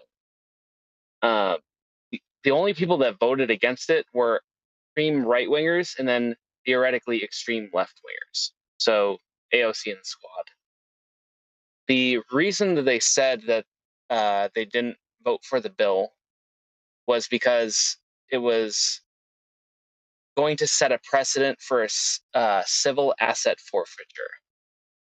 And I just wanted to know your opinion on if it. I'm not sure if you know what's going on with this bill, but I don't think that seizing assets from foreign nationals that have assets in our country really kind of applies to civil asset forfeiture in the same sense, because the bill was only for assets that were valued at $2 million and above. So I was just wondering, based on that, do you believe that the reason that they voted against the bill is, to me, I think it's potentially just an excuse to just shoehorn in something to the media to say we're against civil asset forfeiture. I don't really believe they actually think that this is going to set a precedent about that topic. So I think they're kind of separate topics. So yeah, I don't know if that vote would indicate that they're like pro Russia. Like I don't know, right? I know about the Squad members that voted against it more than the right wingers. So I mean, there are some right wingers that appear to literally be like on the Russian side of this conflict, which is a little bit a little bit unfortunate. But I don't know if the same could be said for the members of the Squad that said that. I would say that I agree with you in the sense that I don't think that this would set a particular precedent. However, I do think that they might be strategically voting to say that, hey, look, I'm the long-term thinker. I think this will set a bad precedent. That's my reasoning for this. Look at me. This is how like holistically I vote on things, even though it did make a difference. So I just, I don't think it's the worst position. I just think that practically, I don't know. I personally don't imagine that the U.S. would start massively expropriating a bunch of foreign-owned capital, a la Venezuela or like other countries that have tried to do that as a result of something like that being passed. And I don't know. I mean, I just don't think something like that would be used very lightly by the government. It seems like when we're talking about expropriation, I don't know.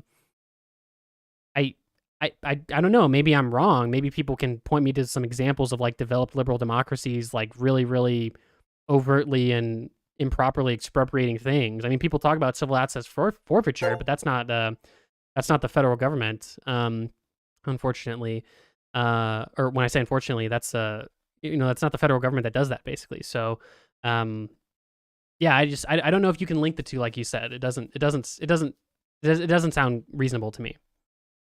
Okay, well, I appreciate the answer on that. That's kind of how I feel about it. I kind of feel conflicted. And I won't take up too much of the time because I want other people to get their questions in the queue. But I guess just that makes me think about symbolic votes in general and your opinion on them, because I think that they probably knew that most people were going to vote for it. So my question is, do you think that morally it makes sense to vote against something even though you probably would agree with it in principle, when you know it's going to win, just to create a media headline and then utilize that as an opportunity to kind of shoehorn in your voice into a conversation about a different topic? Yeah, I think that I do think that some of the arguments for symbolic votes makes some sense, right? So putting people on the record, ensuring that they've got like some accountability to their public positions can make some sense. But it just, as a strategy though, it doesn't always make sense. Like people talk about, I remember when was it? I think it was 2018 or no, it couldn't have been. I think it was 2020. I believe it was 2020 when the new House was taking office. There was that big force the vote movement from like the Jimmy Dore crowd, which was like, make everyone vote and put their name next to single payer. And I just, in that regard, I don't think that would have been the best strategy in terms of getting single payer passed. But that's just my opinion. It can make sense, but it also can be counterproductive, arguably. All right. Well, thanks. I appreciate you answering my question. All right. See you later, Lyra. Good talking. Someone donated $1, but I couldn't address. I've gone to my donations here. So whoever donated that $1, just go ahead and I'm gonna say Jay because I don't want to dox your full name, but Jay who just donated that $1. Feel free to let me know what your question was and I'll answer it. I just for some reason I can't view your message right now, so I don't know how to see it. So, all right. Synth is skipping in line. She was in chat, then she left, and I was like, and then she messaged me. And I was like, well, if you want to talk, you can. So I'm about to talk to Synth. Synth is the person who I'm refusing to upload the video about us debating on. So let's see what Synth has to say. Synth, you're up. I've invited you. Hello, you're running from uploading our debate. You're running from it. I am, honestly. I'm just scared of the consequences. True. I saw Phenomics being mean to my best friend, Econoboy, about me, and I'm here to defend your honor. Wow. I think screaming is a bit of a mean characterization. But for the record, boring, I am wounded. My feelings are hurt. I'm no. now. To be clear, Synth, it's not that you were boring. It's just, I mean, I don't know. Do you get what I'm saying when I was saying, like, it seemed like our debate fundamentally led, because at the end of the debate, I think you said, I think you're basically just a market socialist. And I said, well, I don't know. I wouldn't call you a socialist. And it's like, we had this big definitional disagreement. We talked a little bit about China in the middle, but it just, I don't know. It just didn't seem entertaining to me, that debate. Not that you were boring, but I think it was the Avengers Endgame of debates, and I think that you're not uploading it because you're scared of how owned you got on how China's good, actually.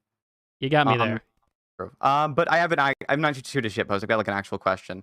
In your debate with Phenomics, you seemed skeptical on the consensus with AI research. Hold on, Synth. I wasn't skeptical. Well, maybe you didn't listen to what Phenomics said. I walked everything back. So that is true. That is true. Let the record say. There you go. You conceded actually. You conceded that AI research agrees with Phenomics. But has your skepticism towards the consensus changed at all since researching the topic more? Specifically, the skepticism in regards to full automation being possible.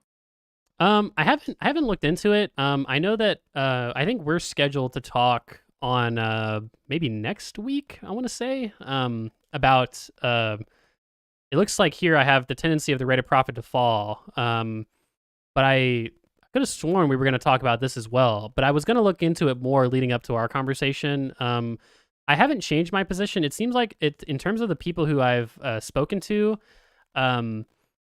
about that since talking to Phenomics, it seems like a lot of people reached out to me and they were like, yeah, like what Phenomics is saying is not true. Like we're nowhere close to what she's describing. And I was like, look, I'm not an AI researcher. I'll just take your word for it. I mean, what I like quote unquote walked back in the debate with Phenomics was basically just saying, look, I'm really skeptical of anyone's ability to forecast anything 30 years into the future. However, if we just assume that the technology can exist in that time frame, well, of course I would agree that if we had an AI computer that could literally do all economics for us, I'd much rather that be owned collectively than by just one private company. So I mean, to me, that's the agreement we had in the debate. I didn't think that was a particular walkback. I don't know. I would like raise an eyebrow to people who are like clashing with the consensus on the subject and reaching out to you. I think that even though I think that Phenomics was being a debate bro, cyberbully on the stream, I do think that like in terms of the actual position, it's just sort of like corresponds with the consensus. But I'm curious, do you think the bottlenecking is due to like hardware constraints related to like physical labor, or do you think it's just actually the idea of like a digital human brain being impossible? I genuinely, I'm not sure, right? So like again, I'm not an AI engineer, or I'm not even I don't have a STEM degree or anything like that, right? Unless you count economics, which you shouldn't. So I'm not sure. I mean, to me, probably the answer is that it's a really complex thing to do to, command all the inputs and outputs of an economy in a way that's satisfactory to the people in the economy. And the reason I disagreed with like the consensus, quote unquote, that that we'll definitely have this. I think that Phenomics said like by 2050 or something like that. We'll that was the prediction basically. Basically what I just said was, well, I think that if we tracked the history of like long-term predictions that people make, in terms of like very specific, like hard predictions, like types of technologies that we would have, or like the state of the country, in like many decades, in a material sense, it seems like those predictions have almost universally been incorrect, by some like football field sized margin. And that's for one reason or another, right? And so my only point to say that, I'm skeptical of the current predictions because it just seems like we are not very good at predicting technological progress over the course of 30 years. And to be fair, Phenomics didn't seem to have a great response other than, well, I mean, people are currently saying this, but it's like, that's not really a response to what I'm saying, right? So, I mean, that's kind of my position. With AI researchers in particular, it seems like it's been the case that they've been pretty consistent with their timelines, given they've usually been based on like the biological anchors framework, I believe, right? So I don't. Yeah, I mean that would have been. I mean, Yeah, I was seems to have been, but like I think like experts in their field seem to be like they almost seem to be like more hesitant with making like faster paced estimations. It seems like technology in terms of like I don't know, like internet development or something. Thanks for the subscription, Terry. Progresses faster than they expect it to on average. But for the record, maybe. I mean, you could that to me that was the response that Phenomics could have given. Like, well, hey, if we track AI predictions over time, they've actually been phenomenally accurate, even on a 30-year time frame. It's like, okay, well. Hey, you got me there, I guess. I mean, what am I supposed to say to that? I don't really know. But I mean, at the end of the day, though, I'm not sure we necessarily walked. I don't think I walked anything back because, I mean, I don't know if I've ever talked about or had like a strong position on like how we should collectively deal with the problem of like a super advanced AI. I don't know. To me, it's you're right in a sense. Like, it's very debate bro to say you walked something back, and it's like, I mean, we just agreed. Like, I don't know if that's. I don't know if that's a huge impugnation of my sort of views as a progressive capitalist, but yeah. Anyway, that's the capitalist. Yeah, more like that's Tommy true. boy. And That's for the true. record, you said economics is not a STEM degree. So if Economy Boy says economics is not a science, that's just even more proof that for my claim that you are in fact a far left communist extremist. Well, economics isn't a STEM degree, but it is a science, right? In the sense that it uses the scientific process. But I mean, I don't know. You've probably heard me say that before when talking to BPF or people like that. I mean, my view is that science is. It's hard to say what is a science because science is just a method, right? And economics uses that method. But by that degree, almost everything's a science in the academic field, right? So maybe that's not very useful. I would just say economics is definitely not a STEM subject, but maybe to be fair, STEM, the S in STEM stands for science. So maybe we have to deconstruct that category. It's in the name. First place. It is in the name. That's true. It's in the name. All right. You have a good one. When we think of science, we usually think of physical science, which economics isn't. But all right, I'll talk to you later, Synth. It was good talking. I'm glad we've quashed our beef. That was yeah. But all right, is gone. Our hatred for each other is dissolved. Yeah, true. All right, I'll talk to you later, bud. Okay, you have a good. Yeah. All right, there you go, guys. No beef with beef. Apologies with Synth. Phenomics just came in very debate broy on Synth's behalf. I guess I don't know. Very bizarre conversation with Phenomics. And to be fair, I mean, like Phenomics said, I did scream at Synth in our conversation. So what am I supposed to say? She caught me red-handed. Reggie, I'm pretty sure you haven't talked. I've invited you to the talk, so you've got a few seconds to accept, Reggie. You better hurry up. You're fumbling right now. I can feel it. You're fumbling. No, I'm not gonna be able to click. He's not gonna invite me. And guess what? You were too late. I'm going to Detox next. Detox, you're up in the line. I'm pretty sure we haven't talked before. What do you want to talk about, Detox? So actually I wanted to talk to you about kind of somewhat related to MMT in a way. Sure. One of the arguments I've read, at least from Stephanie Kelton, is in regard to Japan and their debt to GDP. Okay. And I was just kind of curious, what are your thoughts on kind of what the current situation with Japan is right now, with they're now starting to see an actual positive inflation rate versus the decade-long deflationary pressures they've been seeing? Yeah, I mean, I think that Japan's. I mean, so some people. I remember reading some people were saying, Japan is right along there with the United States experiencing hyperinflation. And it's like, okay, well, number one, the U.S. isn't experiencing hyperinflation. Number two, Japan's inflation is 1%.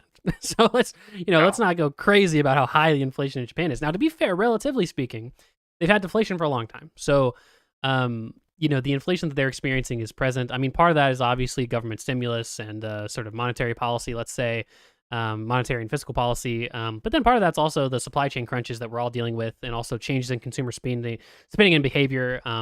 If I had to guess, this is a guess, but like the transition from spending on non-durable goods to durable goods, which is seen in the U.S., and that's what's explained a lot of the inflation that we've seen in a lot of markets. That's probably happened.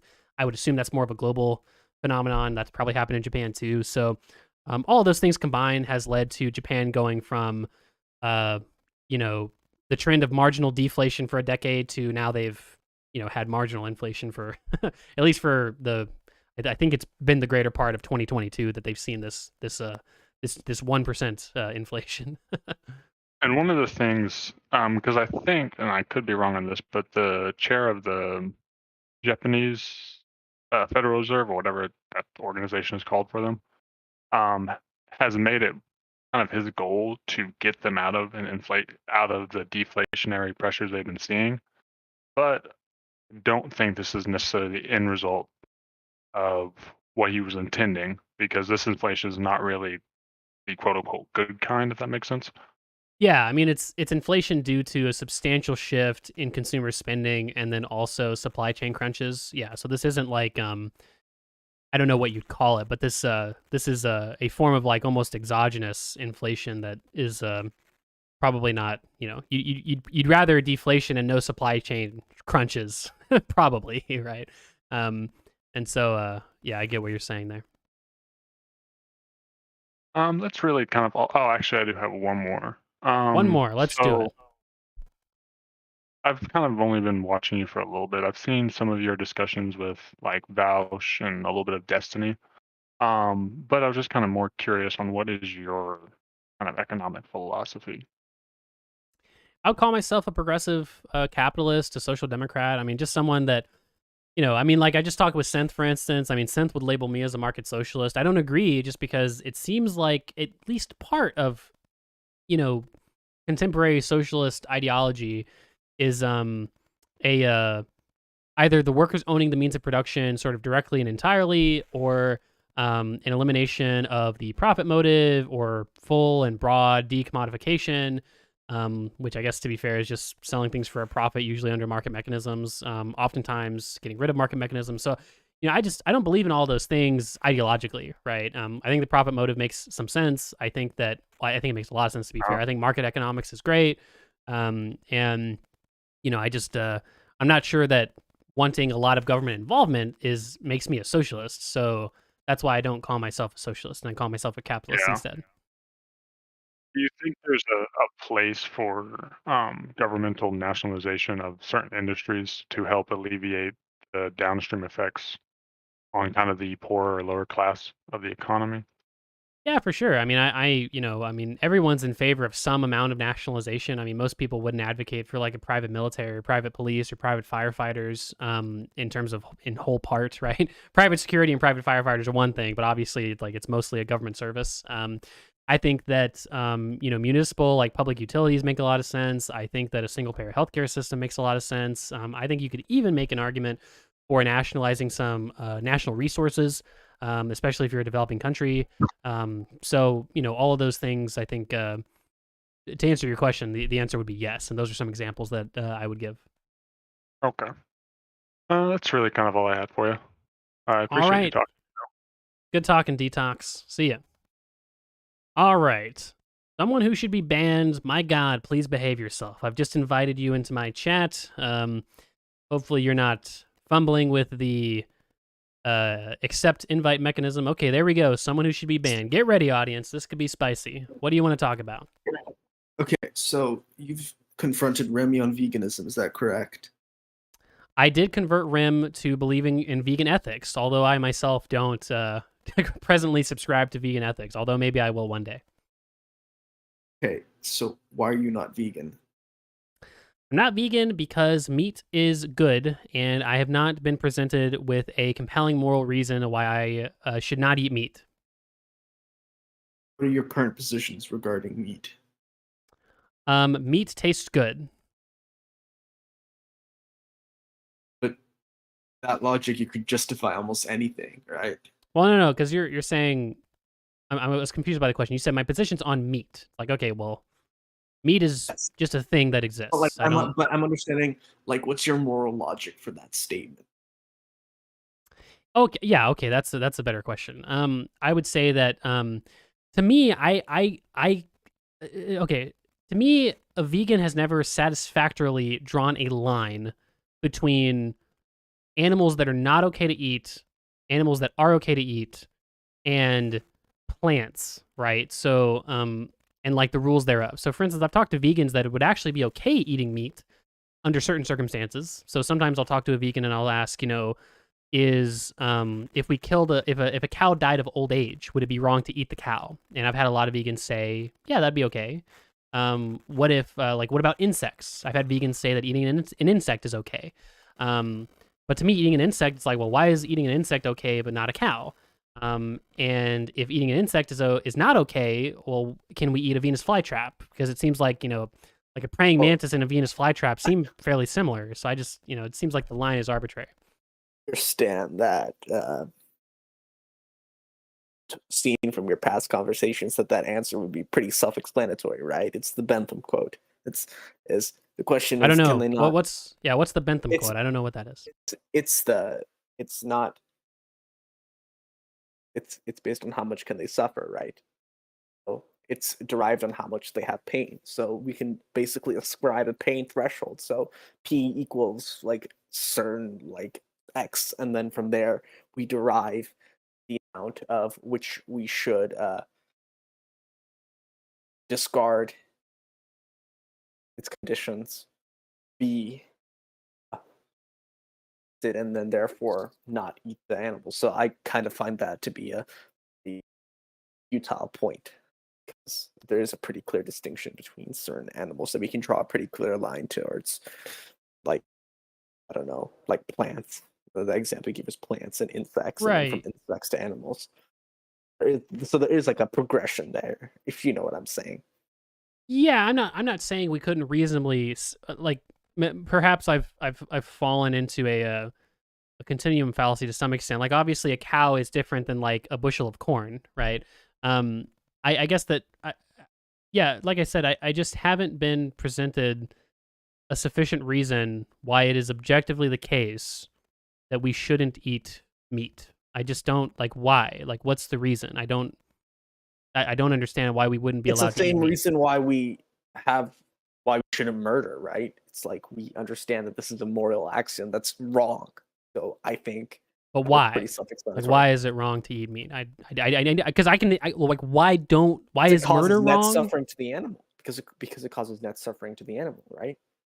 Well, it doesn't. I mean, you can get killed in a painless way that's not causing you suffering, right? So I mean, you know what I mean. So I'd have to. So now that I'm gonna have to have you heard the argument called name the trade?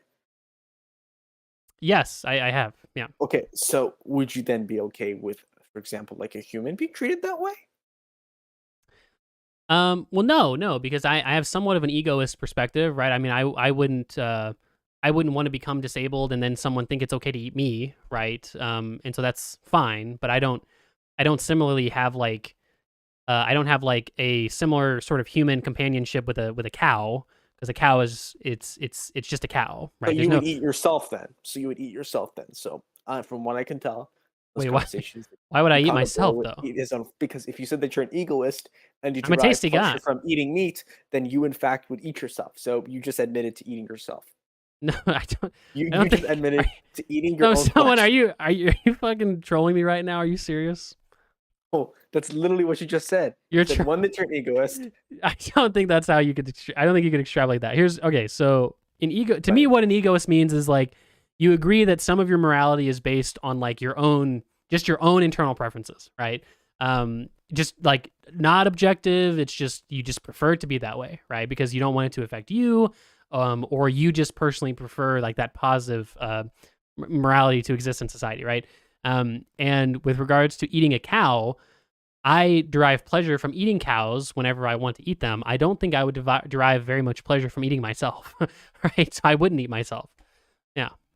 You would eat it to the extent, well, but you prescribe yourself higher than all other beings, and since the meat that you derive from is your own, therefore it would make most sense to eat your own meat, is what I'm saying. So by using your own moral system, you have to eat yourself.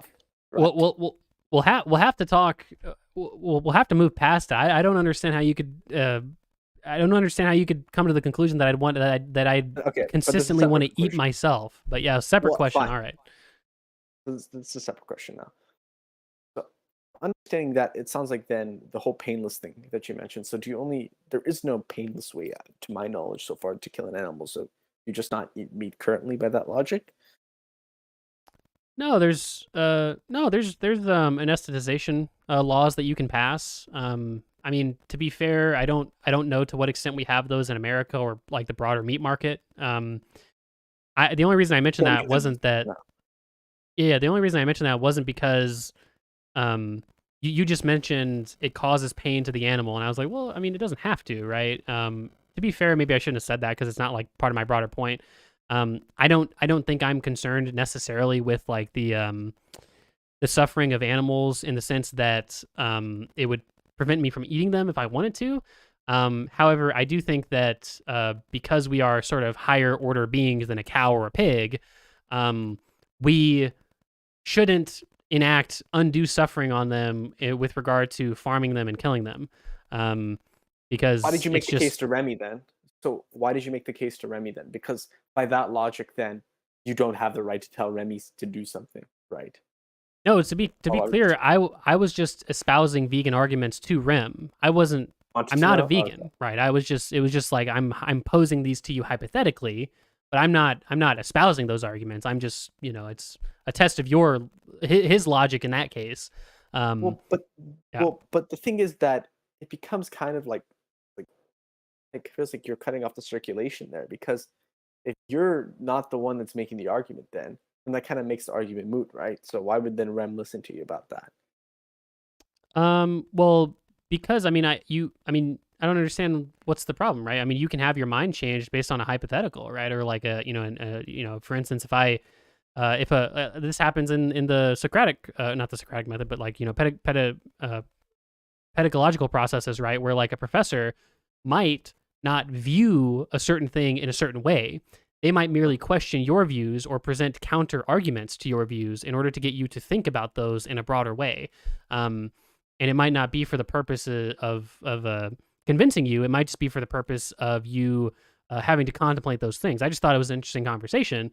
And Rem seems to agree with me at the end that agree with the hypothetical vegan that I was proposing, I suppose, that veganism was the right thing. And I actually, in the subsequent part of that conversation, I did actually explain why I was not a vegan, even though I had, sort of changed his mind on it in that conversation. So let's say that Earthling Ed comes to your campus and you happen to be walking by. Will you sit down and discuss with him? Earthling Ed? Is this like a reference I should know? YouTuber. Never watched Earthling Ed, and you call yourself a progressive? I don't. Yeah, I've never heard of Earthling Ed. I don't. Am I getting? Goddamn! Is this another troll? You gonna D's nuts me? Oh, I'm not gonna D's nuts troll you. This conversation has been entirely serious. It's just an alt account of mine that I used after I was banned from your server twice. Oh, Earthling Ed was an alt account of yours? Oh, not Earthling Ed. Multiple other accounts. They were banned. I had to use this account to come in.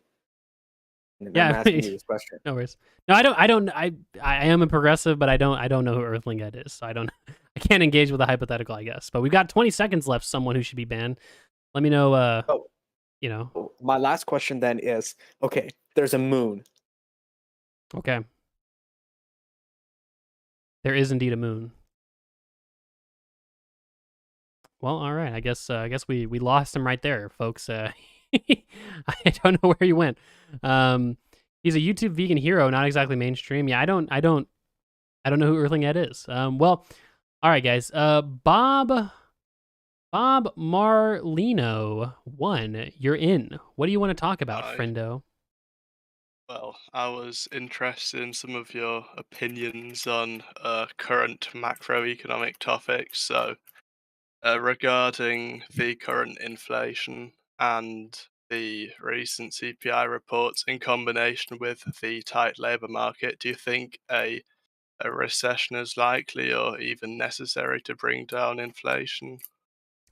Yeah, I would say I don't know if a recession is likely. I think that it could happen or it couldn't happen, obviously. And there's really no predicting it, especially because it's very dependent on what the Fed does. I would say that with regards to like, is a recession necessary to bring down inflation? It's a good question. I don't think it is because I think we've seen central banks raise interest rates before, and it didn't necessarily cause a recession. That's what was happening leading up to the COVID pandemic steadily. So that would be my response there. Does this current inflation need a recession to solve it? I don't know. That's a good question. I don't think it does. I don't want to say it does. But maybe I'm wrong. Not sure. Well, I'd say there are certainly many indicators. The yield curve has inverted. Obviously, it's not like a rule, but it generally is a pretty good, indicator. But also that might be due to, QE. But what I would say is, I think, do you agree that there's an elevated possibility of a recession at the moment? Yes, I would certainly agree in a relative sense that there's definitely a much greater chance of a recession happening in the next year than years previous.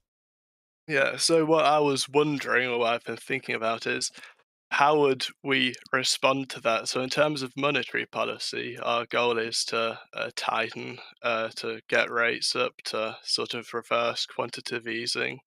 And on the fiscal side, we can't, debts are quite high, and I don't know how sort of acceptable or even economically useful it be to engage in large fiscal policy to counter the possible recession. So your question is, I'm confused by your question is, So how do we respond? We're constrained, it seems. how do we respond to like an upcoming recession? Yeah. No, I don't think we're constrained in that regard. I mean, I think that if we have a decline in economic output, I'm not sure if necessarily quantitative easing would be something that we would need to do in like an upcoming recession, because we're in the middle of like kind of a bear market right now. So I don't know if we would need I don't know how much monetary stimulus we would need, to be fair. Number one. Number two, quantitative easing hasn't. It seems like quantitative easing hasn't. The jury is out on quantitative easing's effectiveness with regards to getting the economy to inflate and to stimulate in general. But I don't think that the fiscal tools that we have at our disposal are at all in question with regards to any sort of upcoming recession, personally.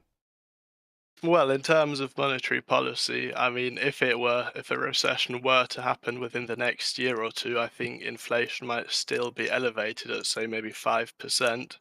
And if inflation is that elevated, I don't really see it as a, possibility that the Fed will start lowering rates to respond to a recession. And I believe in terms of, obviously, I don't think debts are that important, but if we just increase our debts by trillions, do you think that would sort of be politically acceptable to respond again in such a way?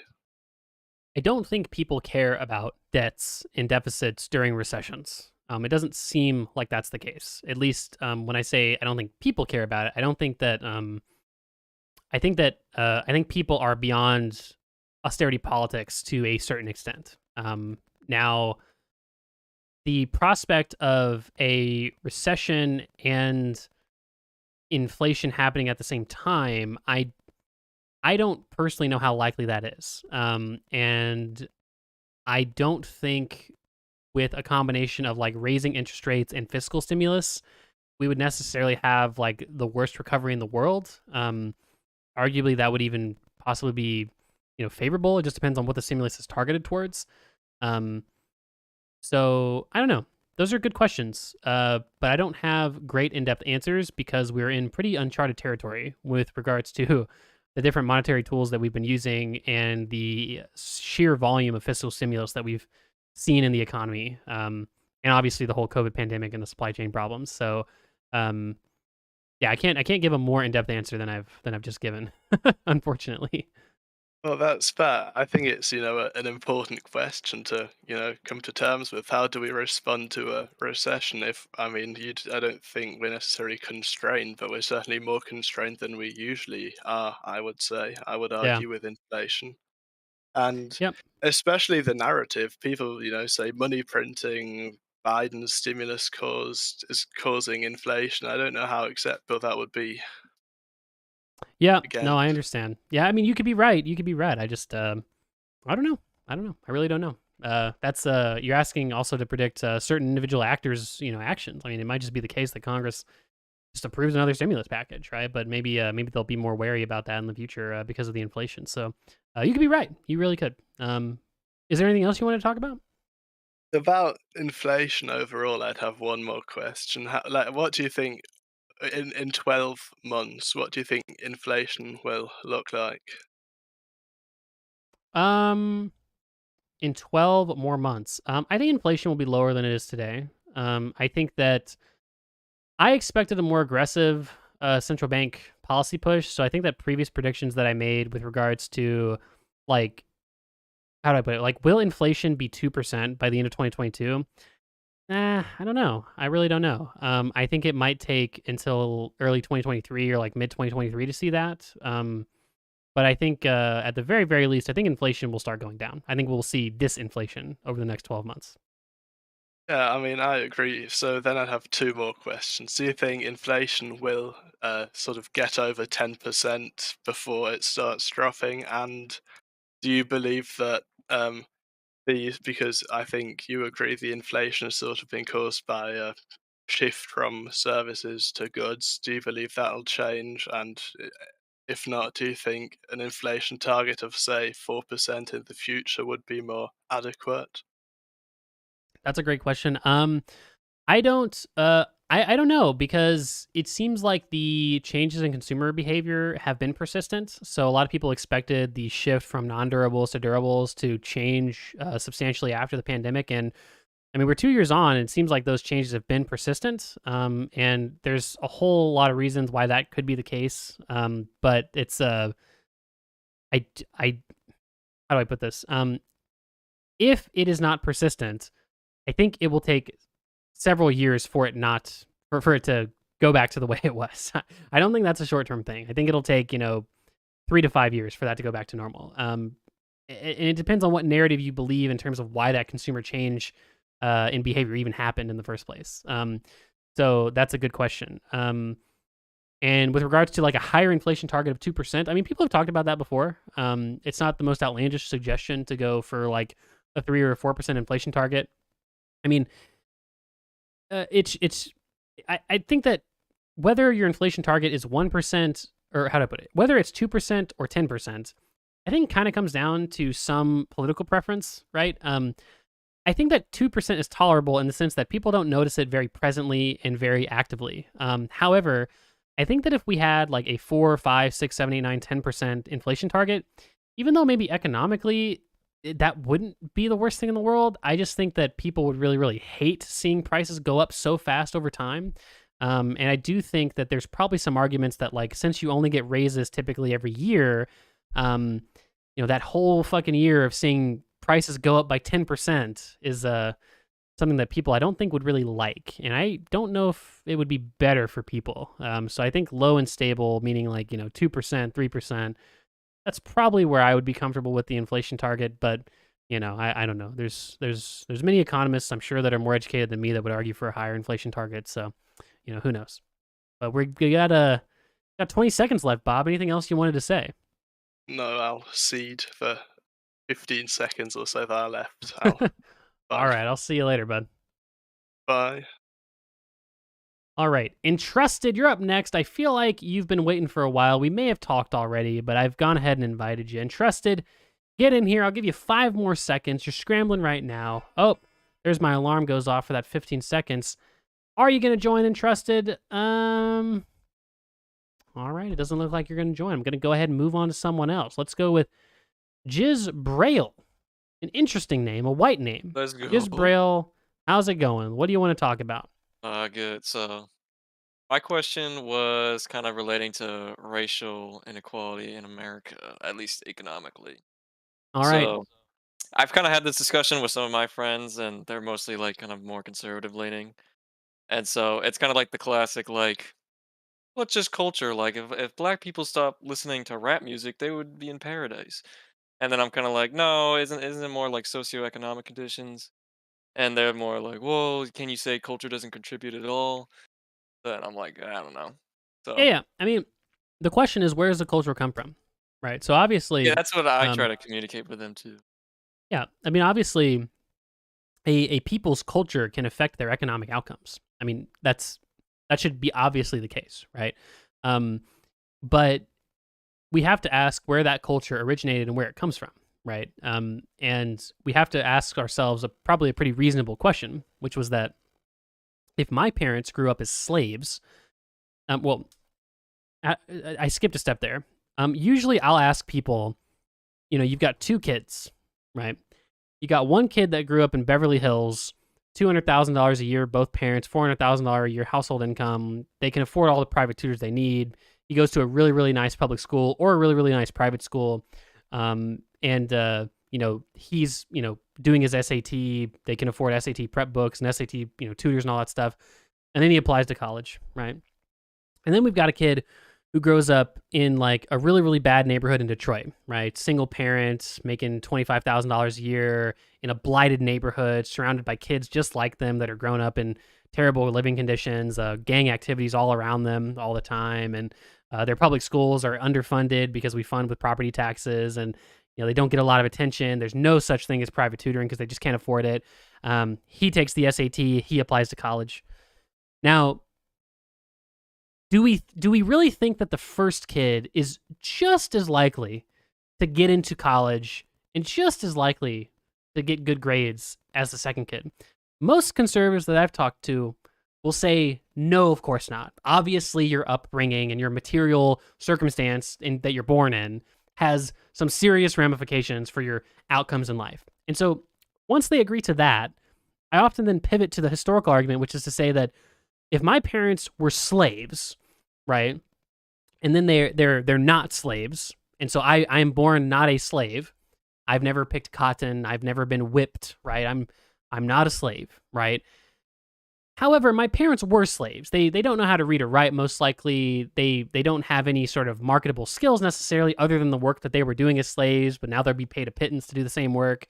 Do we imagine that generation of not enslaved children is going to grow up with the same economic outcomes as, the kids that never had any history of slavery in their timeline? At least if they did, it was 1,000 years ago, right? The answer is usually no to that question too. And then, the subsequent question is, okay, well, now that kid grows up in an era of Jim Crow and horrible racism and systematic racism, very explicit racism. You can't get this job. You can't get this education. You can't talk to these people. You can't go to this part of town. You might be killed because you're black, right? Do we imagine that these people's children is going to grow, it just kind of follows down, and it makes some logical sense why structurally there's going to be like a pretty significant gap between the 150 years ago enslaved black people and their white counterparts and the modern day white people and modern day black people, right? And so, I just, that's kind of the argument, the line of questioning that I run down whenever I talk about that with people, and it seems in my experience that they usually don't end up agreeing at the end, but they usually come to some there's usually some broader empathy that they have at the end of those conversations a lot of the times. I generally agree with that, but I'm I'm just gonna play like devil's advocate here, and usually the response I kind of get to that is like, well, the classic Asians. If you look at Asians in the U.S., they're like I think Indians are number one, and if you look at all the subgroups, it's pretty much all Asian in the top 15.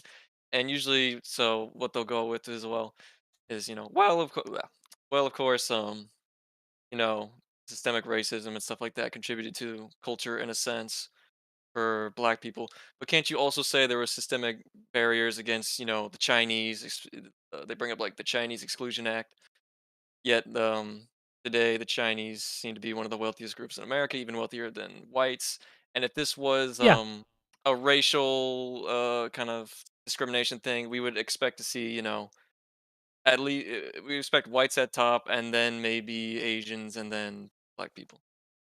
But instead, we see Yeah. Asians at the top. So Yeah. So the problem is that. All right, let's see if I can pull this data quickly.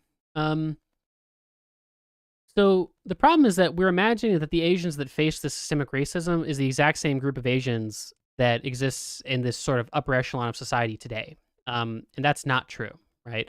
Yeah, I'm looking at it now. So the immigrant population from Asia has grown almost exponentially over time, and so when we talk about the Asian Exclusion Act or the internment of the Japanese or something like that, there was not like this group of Asian people's economics outcomes is not what you're looking at. You're looking at the economic outcomes of self-selected immigrants over the past 50 years, right? And so it's not the same, group of people at all. I mean, for instance, I grew up in one of the most diverse cities in the whole entire country in the United States, right? The oldest person who was Asian that I've ever met in my 25-year life living in one of the most diverse cities in the country was 45 years old without an accent, which is to say that he was born here and he grew up sufficient number of years that he didn't have an accent. Everyone else was either my age or they were, had an accent, basically. They were recent immigrants. So it's not the same group of people fundamentally. And so I just don't think the argument that, well, Asian immigrants are so successful nowadays, it's like, yeah, because they're recent immigrants, right? And they're self-selected, oftentimes wealthier, oftentimes more ambitious, oftentimes a lot more successful. And also, to be fair, never enslaved by, white Americans. So they just that's had why a very different history, that's why I history. put the caveat in there of well, Asians would be above blacks, but they shouldn't be above whites. But also, couldn't you Sure. say that that migration issue contributes is part of like culture? Like if you're like Asians choosing to immigrate to the U.S., like of course you could say like culturally they have like more. I almost don't want to say like culture, but like preference for employment, maybe I don't know. But like they have a greater desire to work, and if or to like succeed, and I guess maybe not to. I don't know. It's Well, yeah, I it's mean, hard to look, like phrase this I all, understand. but Yeah, like you're not trying that to you're not trying to black. sound racist or anything. I get that, but I Because mean, it look, gets weird where it's like balancing. yeah, but It's like I get what you're saying. There's no reason to feel racist when you say like, look, oh no, I know. obviously some cultures are different, right? And different cultures sometimes lead to, obviously different economic outcomes, right? And if we're talking about like for instance, I was talking to Alex Narasta, who's like one of the most like well-read immigrant sort of economic thinkers over at the Cato Institute, to be fair. So he's more of a libertarian, but he's a very well-read person with regard to economic issues. He talked about how Somalian immigrants have like particularly poor economic outcomes, and it seems not to matter where they go to some extent, right? Because it just seems like Somalian immigrants in general, because of the war-torn country that they grow up in, they're oftentimes refugees in countries. They're oftentimes surrounded by, a like I said, just it's a war-torn, despotic type society that they live in, and so obviously those people are going to have a far different sort of lived experience and culture than like the average Norwegian kid who grows up basically in relative luxury. And so those kids are going to have a lot different economic outcomes than like, the Norwegian kid who comes over to America, right? And it's just important to understand that like we can recognize that that's a big problem, right? In the sense that, these people have grown up in a condition such that they have these big cultural gaps and sort of these big labor outcome gaps. But it's not as if a Somalian can't, learn and get a job, right? I mean, we can't, which it's still wrong to discriminate against them. It's just to say that, the explanation of why those labor market outcomes exist isn't like, oh, because they're black and from Africa. It's like, no. I mean, it's because of the horrible conditions that they grew up in. That is not the fault of any child that was born into that country. So, I think that's, there's more room for empathy in how we look at immigrants, and I think that putting a median income,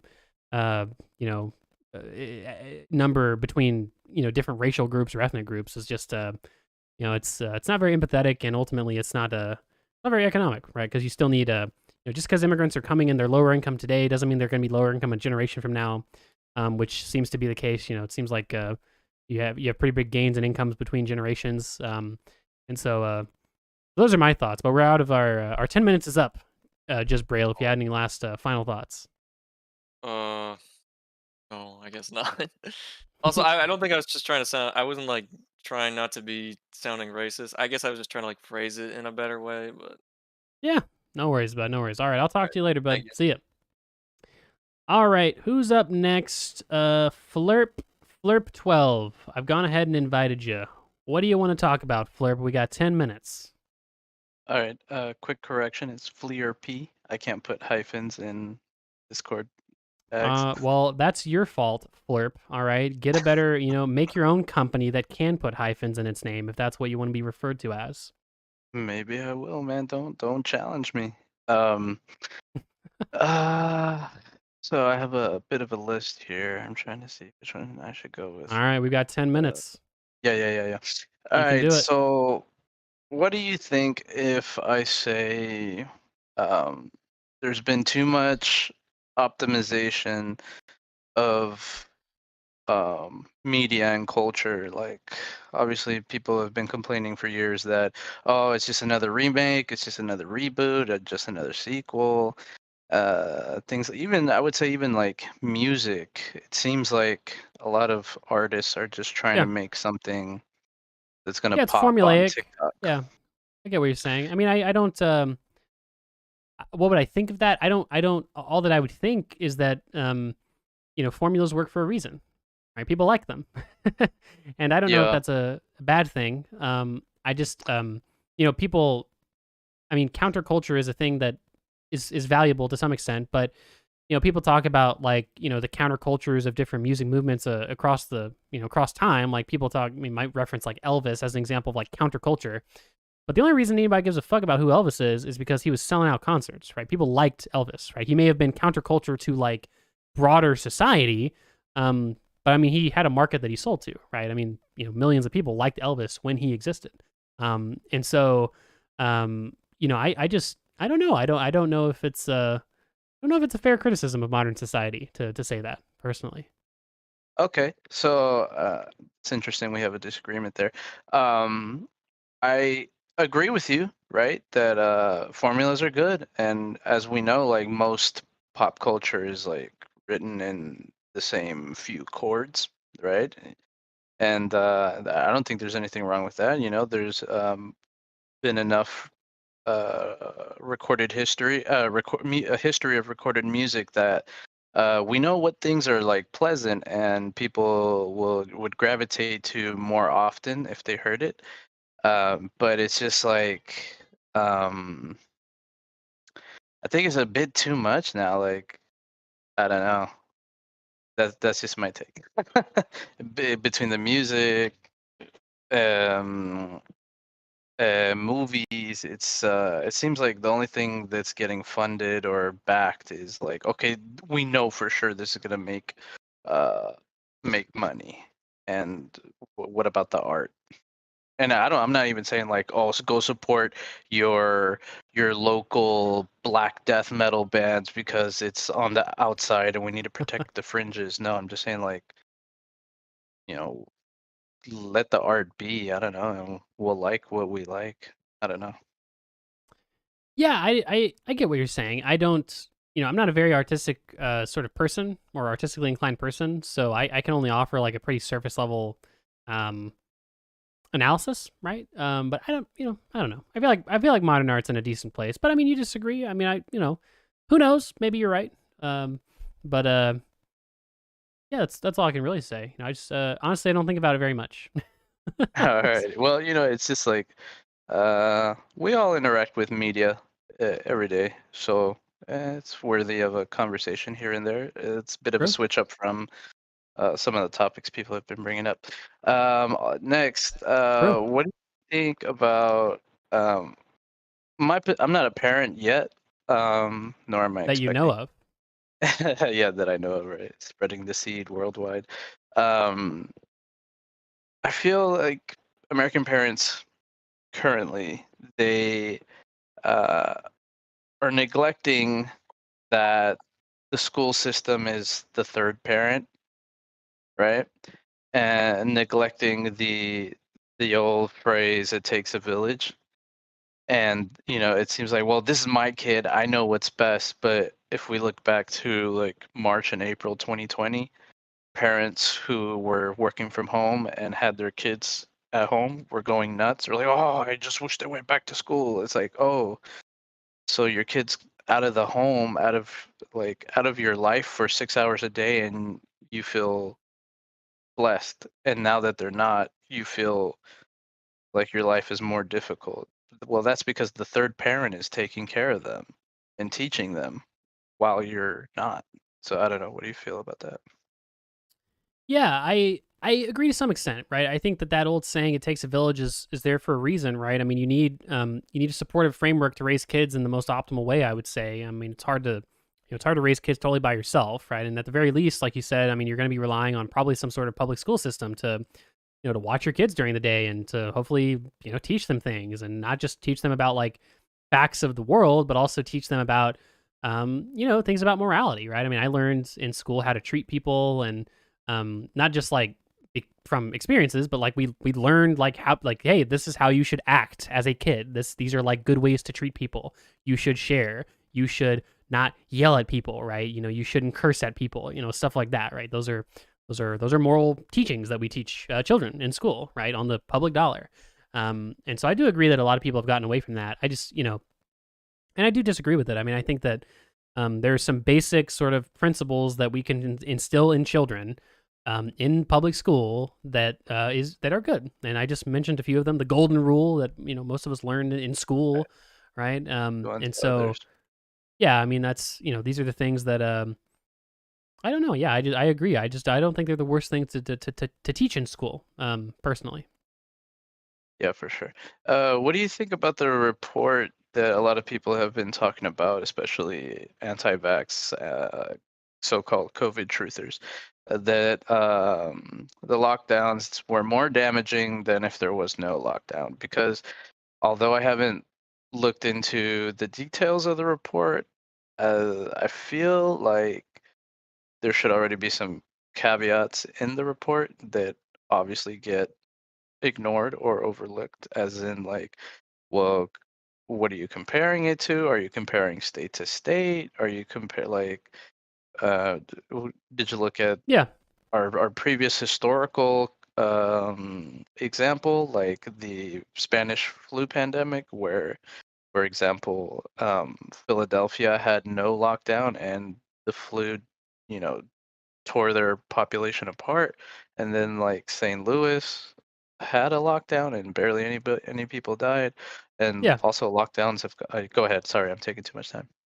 No, I agree. I mean, I'm not familiar with the report you're referencing. I mean, I think that a lot of people have made those types of reports, or people have like made some, sort of basic estimation on like, oh, well, even if we have, liberal estimates on like how great the lockdowns were, and we have, conservative estimates on how bad they were for the economy, it still, turns out to be net beneficial for people in general. I think the problem with that is that we don't know the state of the world if we hadn't locked down, because the reality is, it seems like, based on what I've been able to garner from the data, well-enforced lockdowns did significantly decrease the spread of the virus, right? And So that's one thing, right? And then number two, it's like, okay, well, what does the world look like if we never lock down, right? Do we have, instead of 1 million people dead from COVID, do we have 2.5 million, right? Do we have 3 million?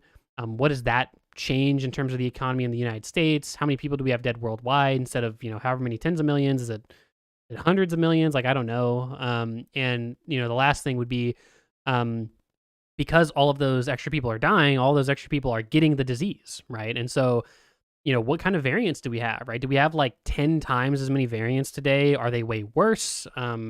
Is that, so instead of 3 million, is it 10 million people that died in the United States? Like it's difficult to make that determination because we don't know the answer to those questions, right? And the fact that we don't know the answers and can never know is why I can't really judge the lockdowns too harshly. In hindsight, we might be able to make some statements about like, okay, some lockdowns may have not been necessary. Maybe arguably they shouldn't have been as long. Like, I don't know, right? But the only thing that I would say is that I don't disagree with the lockdowns because it seems like the risk of not having them was greater than the risk of having them. And I don't know. To me, it seems like that was proven somewhat correct. So we got about 20 seconds left. Fleep or 20 Flip, seconds left. Fleerp, I should say. Fleer P. Anyways, I commented not that long ago about the Jon Stewart show, and you said you were gonna make a video, but I have a lot of problems with the show. Oh, you did? I reacted to it on stream. I didn't make a video out of it because I got destroyed in that reaction, so I didn't upload it out of Oh embarrassment. my god! But I mean, I don't think we would disagree too much in your reaction to it because he sucks. But I have one final question, and I know time's up. Why is he obsessed with savings accounts? Because I mean, the banks know. essentially. Well, we're out of time, Flea RP. Sorry, yeah. We've got to move Flea on. RP. But send me a Alrighty. DM and I can answer your question later, though. Happy All right, I'll talk to you later, bud. All right, Pluto, you're coming in, an anarchist. You've been invited. Go ahead and unmute yourself. We got 10 minutes. What did you want to discuss?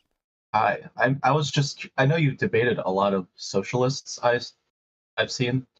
I'm just wondering what your thoughts on the labor theory of value is and the theory that workers are exploited in general. The labor theory of value does not seem like a complete economic theory. It seems like it's got problems, I would say. And I would also say that with regards to, if I understand the Marx theory of exploitation correctly at all, it seems like it's the idea that the surplus value of the worker is expropriated by the capital owner. And this is a sort of foundational element of exploitation under capitalism. I don't agree with that analysis. I think that, to me, viewing the labor market more as a trade rather than like, you get the wages that your capitalist owners determine is probably a more reasonable way to determine that. Which is just to say that, yeah, sometimes trade relationships can be toxic. They can be bad. But it's important that we understand that there's ways to regulate those interactions to where they are fair and equitable and aren't necessarily exploitative. So those are sort of my thoughts on those questions. First of all, I'm just wondering, I'm pretty sure you said you're a Keynesian or a neoclassical background or something like that. Yeah, I'd call myself a Keynesian. Okay, I'm just curious, and how do you think the exchange ratios between commodities happens in the market? I'm just curious. Yeah, you're using a lot of Marxist language here. So if I understand if I'm interpreting for myself and also for the audience, because I don't know if they know Like the prices, yeah. Yeah. So when you say exchange ratio, you're talking about relative prices between goods and services, I assume. Mhm. Right. So the question is, how are those relative prices determined? And my answer to that would be that it's a mixture of supply and demand, right? So you could call me a subjective value theorist to some extent, but or a marginalist as well, right? To me, those explanations to me make more sense on how relative prices are determined. Do you think cost of production has an influence? On the price of things? Yeah. Yeah, I do. And current modern economic frameworks establish that as well. Marx said, excuse me. Marx said a while ago that supply and demand can influence the prices of commodities, but they can't tell you where the prices are going to be trending. And the point of his value theory is essentially that through supply and demand, we can look at the oscillations, and the hypothetical equilibrium price is going to represent kind of the costs in labor of production. I'm just, if you say cost has an influence, wouldn't that be something like Marshall's scissors then? Like cost of production and the utility both have a influence? Well, no, because again, like modern supply and demand models account for the idea that cost of production influences price, right? So cost of production has an ability to shift the supply curve from the left to the right, right? If you have a huge technological advancement that decreases your cost of production, that's going to shift the supply curve. A decreased cost of production is going to shift your supply curve to the left, if I'm not mistaken, and then an increased one's going to shift it to, it's going to shift it to the right on the first case and then left on the second case, and that's going to change your price. So I don't know, it just doesn't seem like the labor theory of value is necessary in that regard. That's basically. Oh, I had another question. I've been go for thinking, it. like, in the debate sphere, I know you're pretty into this, I guess, but do you think guess the so. Overton window is like applied to like how easy you can make arguments in like the debatosphere or whatever? Because I feel like it's easier to make arguments from like centrist positions than it is for like radical ones, even if it might be more correct. I'm just curious what you had to say on that. I don't think it's a matter of the political alignment of the positions. I think it's more a matter of like how nuanced the positions are, right? So I think it's harder to make nuanced arguments than it is to make less nuanced arguments. I'm in favor of single payer healthcare. That is a like radical position when it comes to the current Overton window of American politics. That's probably not something that's going to happen in the next 10 or 15 years, let's say, at the very least, until people have kind of caught onto that. But I think the arguments for single payer healthcare can be very nuanced, right? And they can also be very simple, right? It just kind of depends. So I'm not sure that those two things are necessarily related. That's basically the two questions All I right. had for you. Thank you, Frank. Well, Thank you for Pluto, answering them. Thanks for talking. I'm always happy to see anarchists in my Discord. We Oh. accept all ideologies. So Actually, I have one more there you go. question. There we go. What's Have- your last have- question? Let's do it. Have you ever talked to an anarchist that made a good point? You know what? That's a great question. I'm really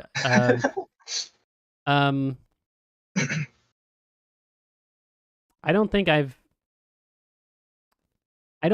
ever heard an anarchist adequately respond to any of my critiques of anarchism personally.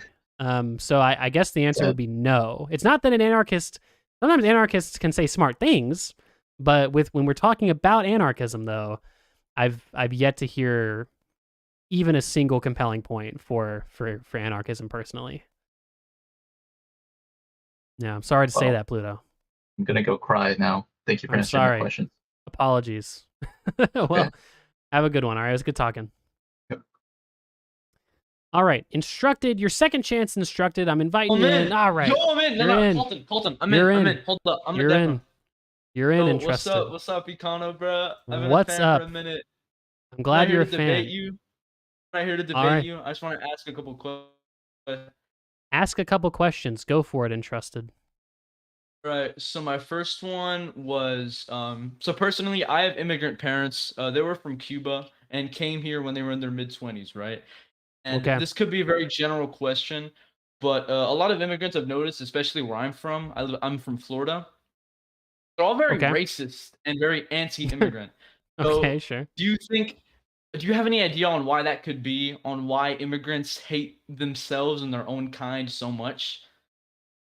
I don't know because I don't know if if Cuban residents hate Cuban immigrants. I think that they oftentimes, if they do dislike immigrants, it's probably other immigrant groups. And for assorted reasons, like I've known a lot of immigrants in my time that didn't like immigrants, quote unquote, and a lot of it is because they didn't like undocumented immigrants, basically, like immigrants that didn't follow the sort of legal procedure for becoming a citizen, or a lot of times they didn't like refugees who, even if they followed the legal procedure, they didn't like it because they felt like they were, quote unquote, skipping in line, which would I don't know if most Cubans think that, because that would be quite an ironic thing for a Cuban to think, but in general, though, I think that's some of the explanation for why a lot of immigrants might not like other immigrants.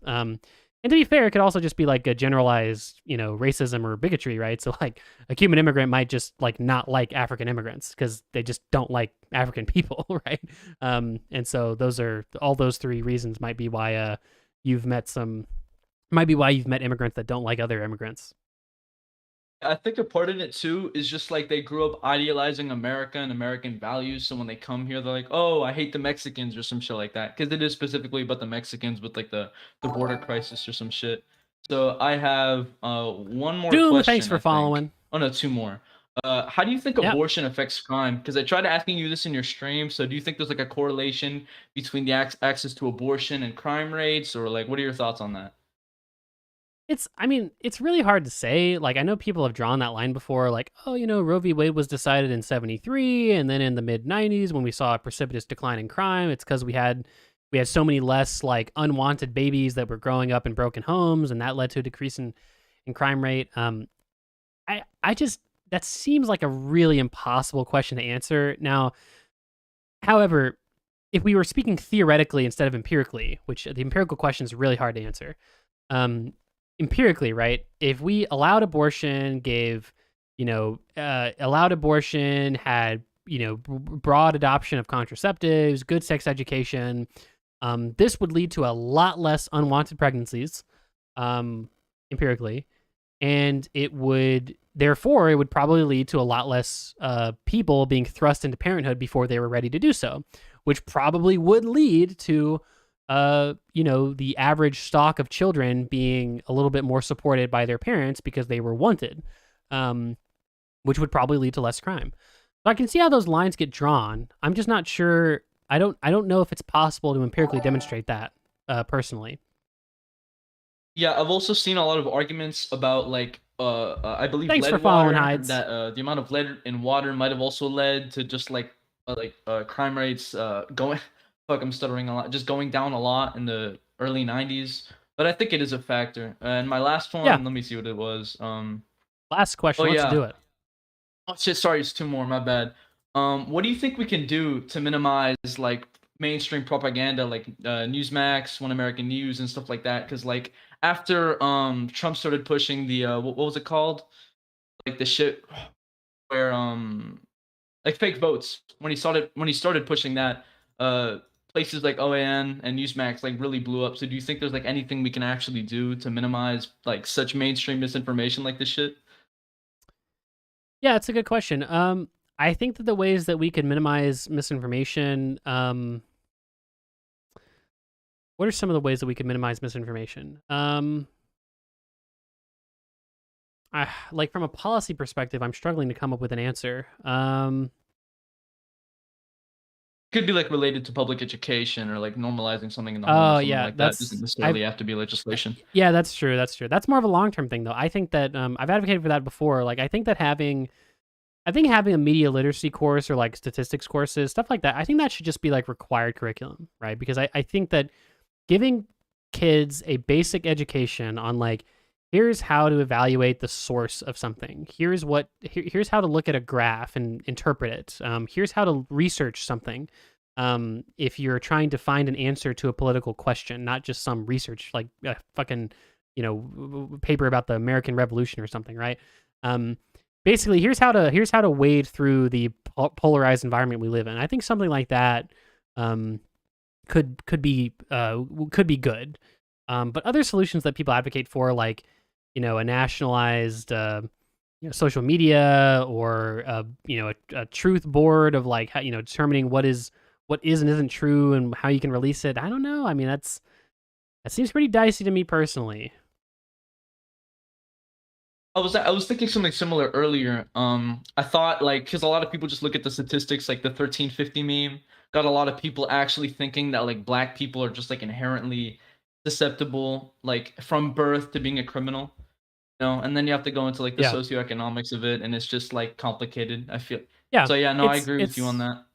Yeah, it's a harder conversation that needs to be had, I think, in school. So yeah, I think basically like a media literacy and statistics course would be, and I think something like that would be good personally. I think that's something that you could do to clamp down on like effectiveness of misinformation. And other than that, yeah, it's pretty difficult to think of other things that could work from a policy perspective that would be tenable and effective in that regard.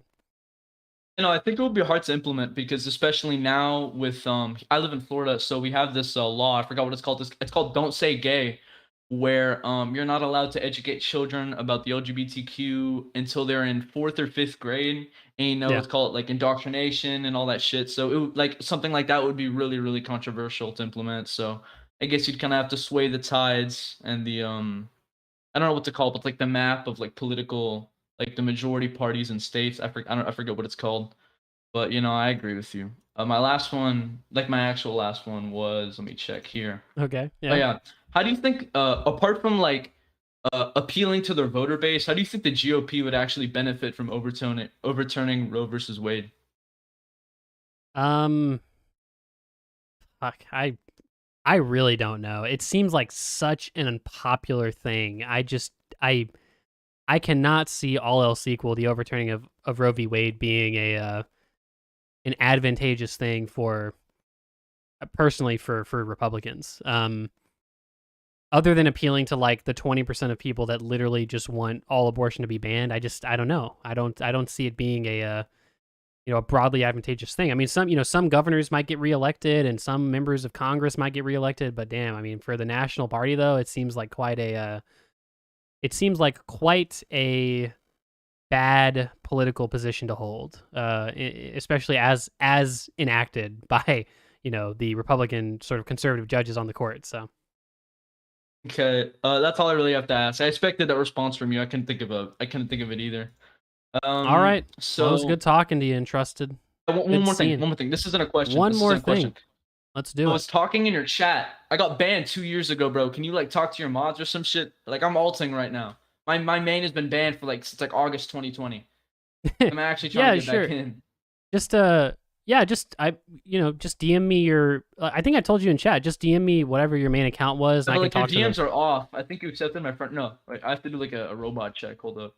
No, people can DM me on Discord. You can, if you want, you should be able to DM me right now and talk about it. Or here, I'll just, I DM'd you, so you can just reply to that DM. But all right, yeah, just send me your main account and I can talk to my mods about it. But it was good talking to you, bud.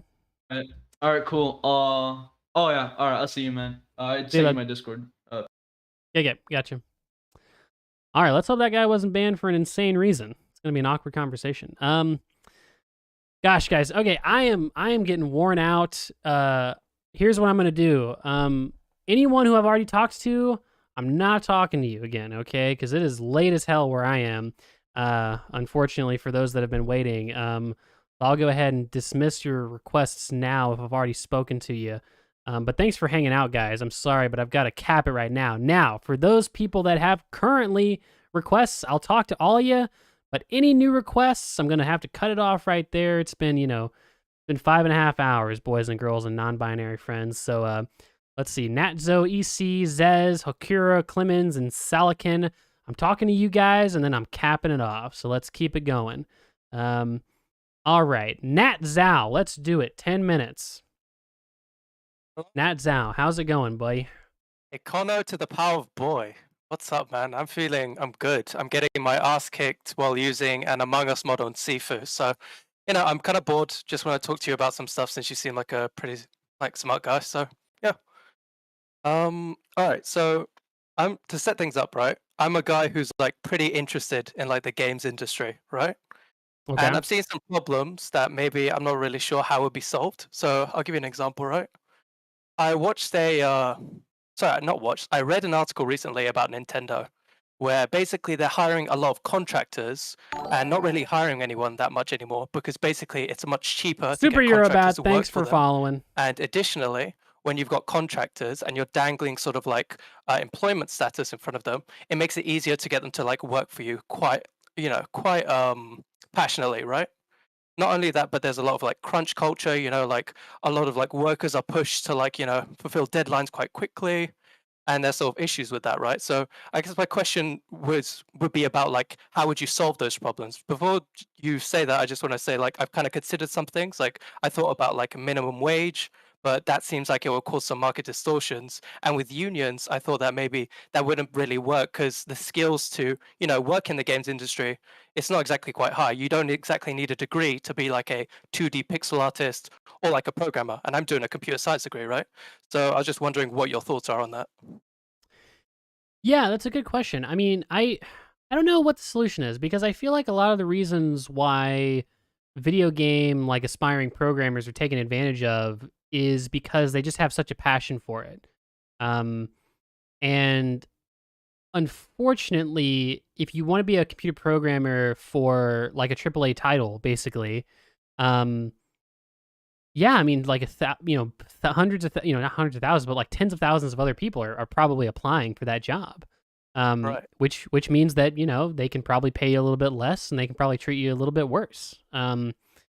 And so I think that this is where probably some regulation probably is required, or arguably also some sort of like sectoral union would be appropriate, where like if there was like a game designers union or some sort of labor standards for programmers, it would be a little bit more advantageous, I would say, to balance that scale a little bit so they can't take advantage of people's good intentions. It seems that like the ability to get that implemented though just seems so far away, especially with like unionization. I think regulation in general feels very sort of hard to do in the games industry. Like you might remember a few years ago, microtransactions started being taken away slowly but surely, but it seems now we're still getting more stuff that's, even more sort of harmful in the games industry. Like now NFTs, like Square Enix is now considering putting them in the game, right? Like it seems that like a lot of different like weird things are happening and it doesn't seem we have a lot of options, especially economically, to do it. So yeah, I don't really know what to do. Yeah, I agree. From your perspective, I mean, it's a really tough. I mean, there's no good solution for the individual, I would say. Unfortunately, it seems like either you're relegated to coding, the next Kim Kardashian game app on the Apple Play Store, or you are lucky and you get a AAA opportunity, and you probably have to deal with somewhat of a toxic work environment. I mean, it's one of those tough dreams being a video game designer and programmer, unfortunately. And for the individual, like you're mentioning, there is not a great solution that doesn't include, basically not following your dream, unfortunately. So I wish I had a better answer, but I unfortunately, I think it requires some superstructures to solve those types of issues. Okay, how much time do we have left? About 5 minutes. 5 minutes. Can I get you to say Obama real quick? You know what? I'll say it, but I don't. Why is this a meme? I know Trump said it, but why does everyone want people to say Obama? What's the big deal? I don't know. I think Destiny started this off where he wants everyone to say Obama, right? And now I'm just like spreading that around like a mental virus. Well, I guess. there you go, Obama. I've said it before. I'll say it again. I said it just now. There you go. I appreciate it. Well, all right. Yeah, if you have anything else, go for it. You got 5 minutes. So. All right, I'll try and make it brief since 5 hours you've soldiered on. So I'll try and keep it simple, right? So it seems that like a lot of lefties, right, who I've seen you go back and forth with like Vorsh and like Demon Mama before. Like it seems that a lot of them seem very sort of like staunchly against a lot of these policy prescriptions and would want sort of like rather have like a socialist government in place, or sort of like more basically the right people in office. That's sort of what they're pursuing. Do you think this could be like a very harmful thing in the future if they sort of follow this sort of like vision in their minds of what would solve society? So the last part of your question, do I think that it would be harmful to have this? Sorry, I should have clarified. So would it be harmful, do you think, in the future if they can continue with this mindset of, we need the right people in government, the policies specifically we're advocating for don't really matter as much? No, I think that's wrong. I mean, I think the sort of personalization of politics has become somewhat of a problem, right? So, and I don't know, there's a lot of causes for it, but like I remember talking to a British guy and he was saying that he's like, one of the reasons why I don't like the idea of having a president, and the reason he likes the monarchy a little bit better, is because the monarchy is like a symbol, right? Whereas the president is basically a person, right? And yeah, sure, Queen Elizabeth is a person too, but she's not like, she's almost like she almost is the country, whereas the president's just some guy you elect every 3 to 4 to 5 years, right? And it's more personal and it's more partisan, it's more political. Okay, I mean that makes some sense, and I think that in general, when we have cults of personality in politics, it can lead to some pretty damaging results, right? I mean, obviously we've got the QAnon people, the crazy Trump people. People talk about the Bernie Bros, which I don't think are as bad as the Trump people, but I mean, yeah, like there are some some Bernie Bros out there that are fucking crazy, and that probably should have some more nuance in their politics. So, unfortunately, though, that's not the case. So I don't think that's a good thing. How people might be like over leveraging their sort of political ideology on specific people.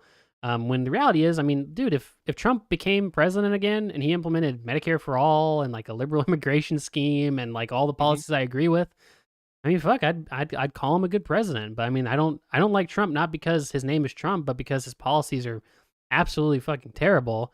And yeah, I mean, sure, the guy's like a dick. Can I say something on that point specifically? Yeah, do sure. do we think this? Do we agree that this is unavoidable though? That like sort of it feels that like that's kind of how we vote for people, right? So I'll give you an example for Trump, right? I think a big part of why when I was like quite young, I thought Trump would be like pretty good for America from where I was standing, was because he seemed like a funny guy, seemed like very sort of like interesting, seemed like he would be for the people or whatever. Like that was my perception of his character.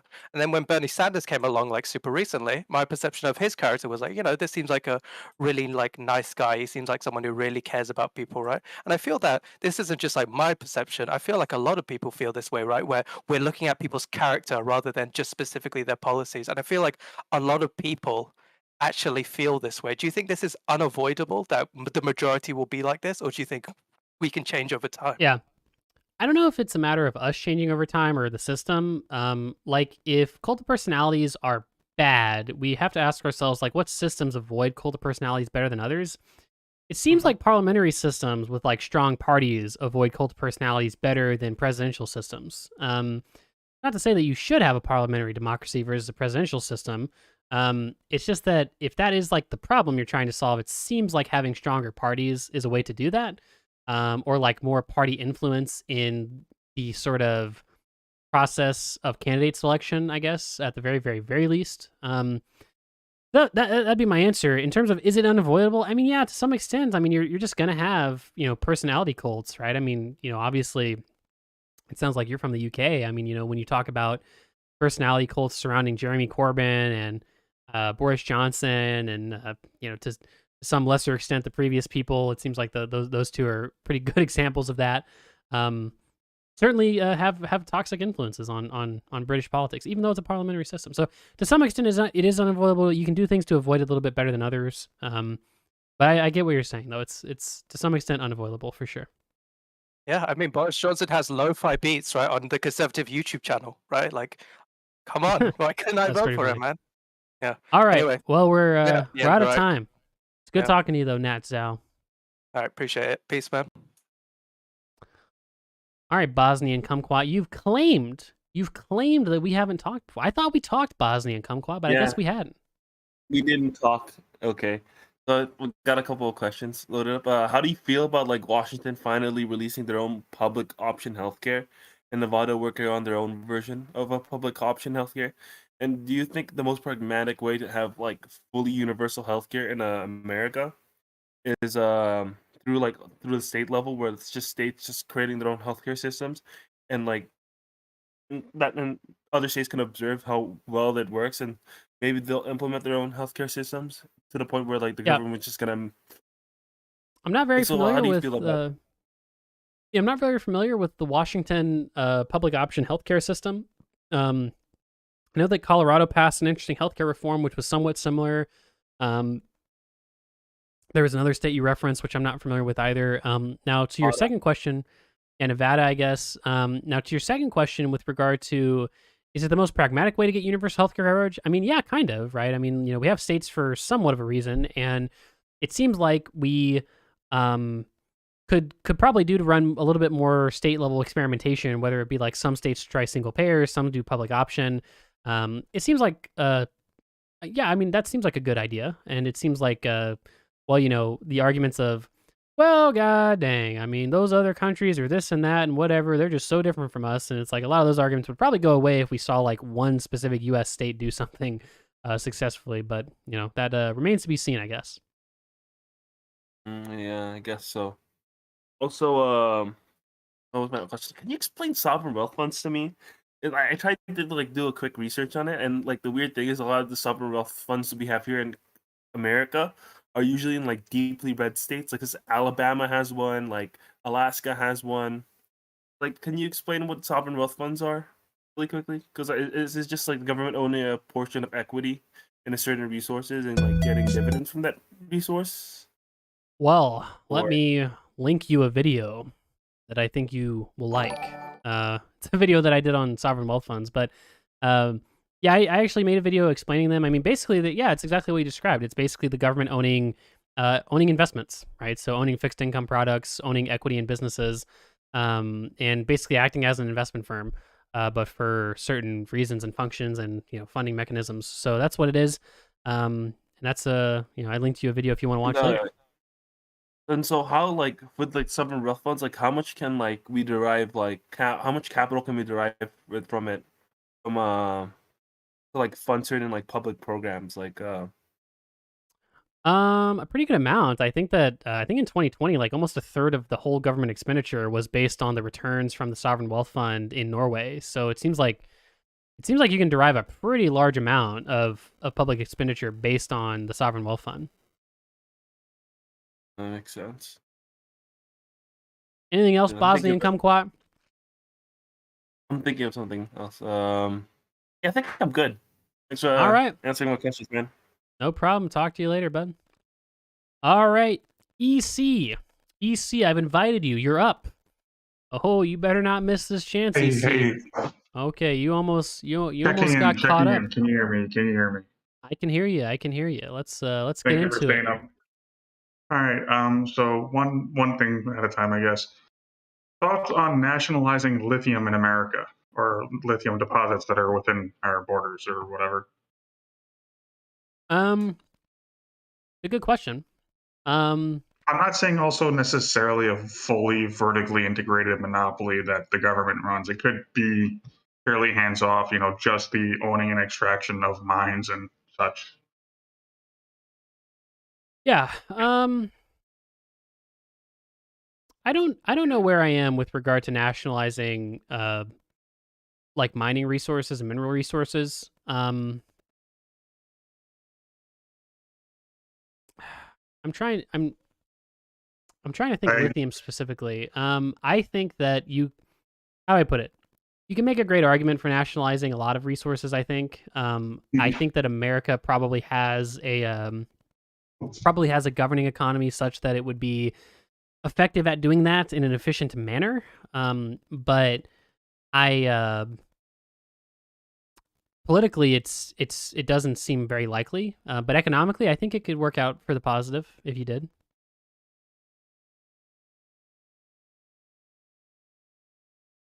I'm sorry, I had to step away from the computer for the last half of that answer.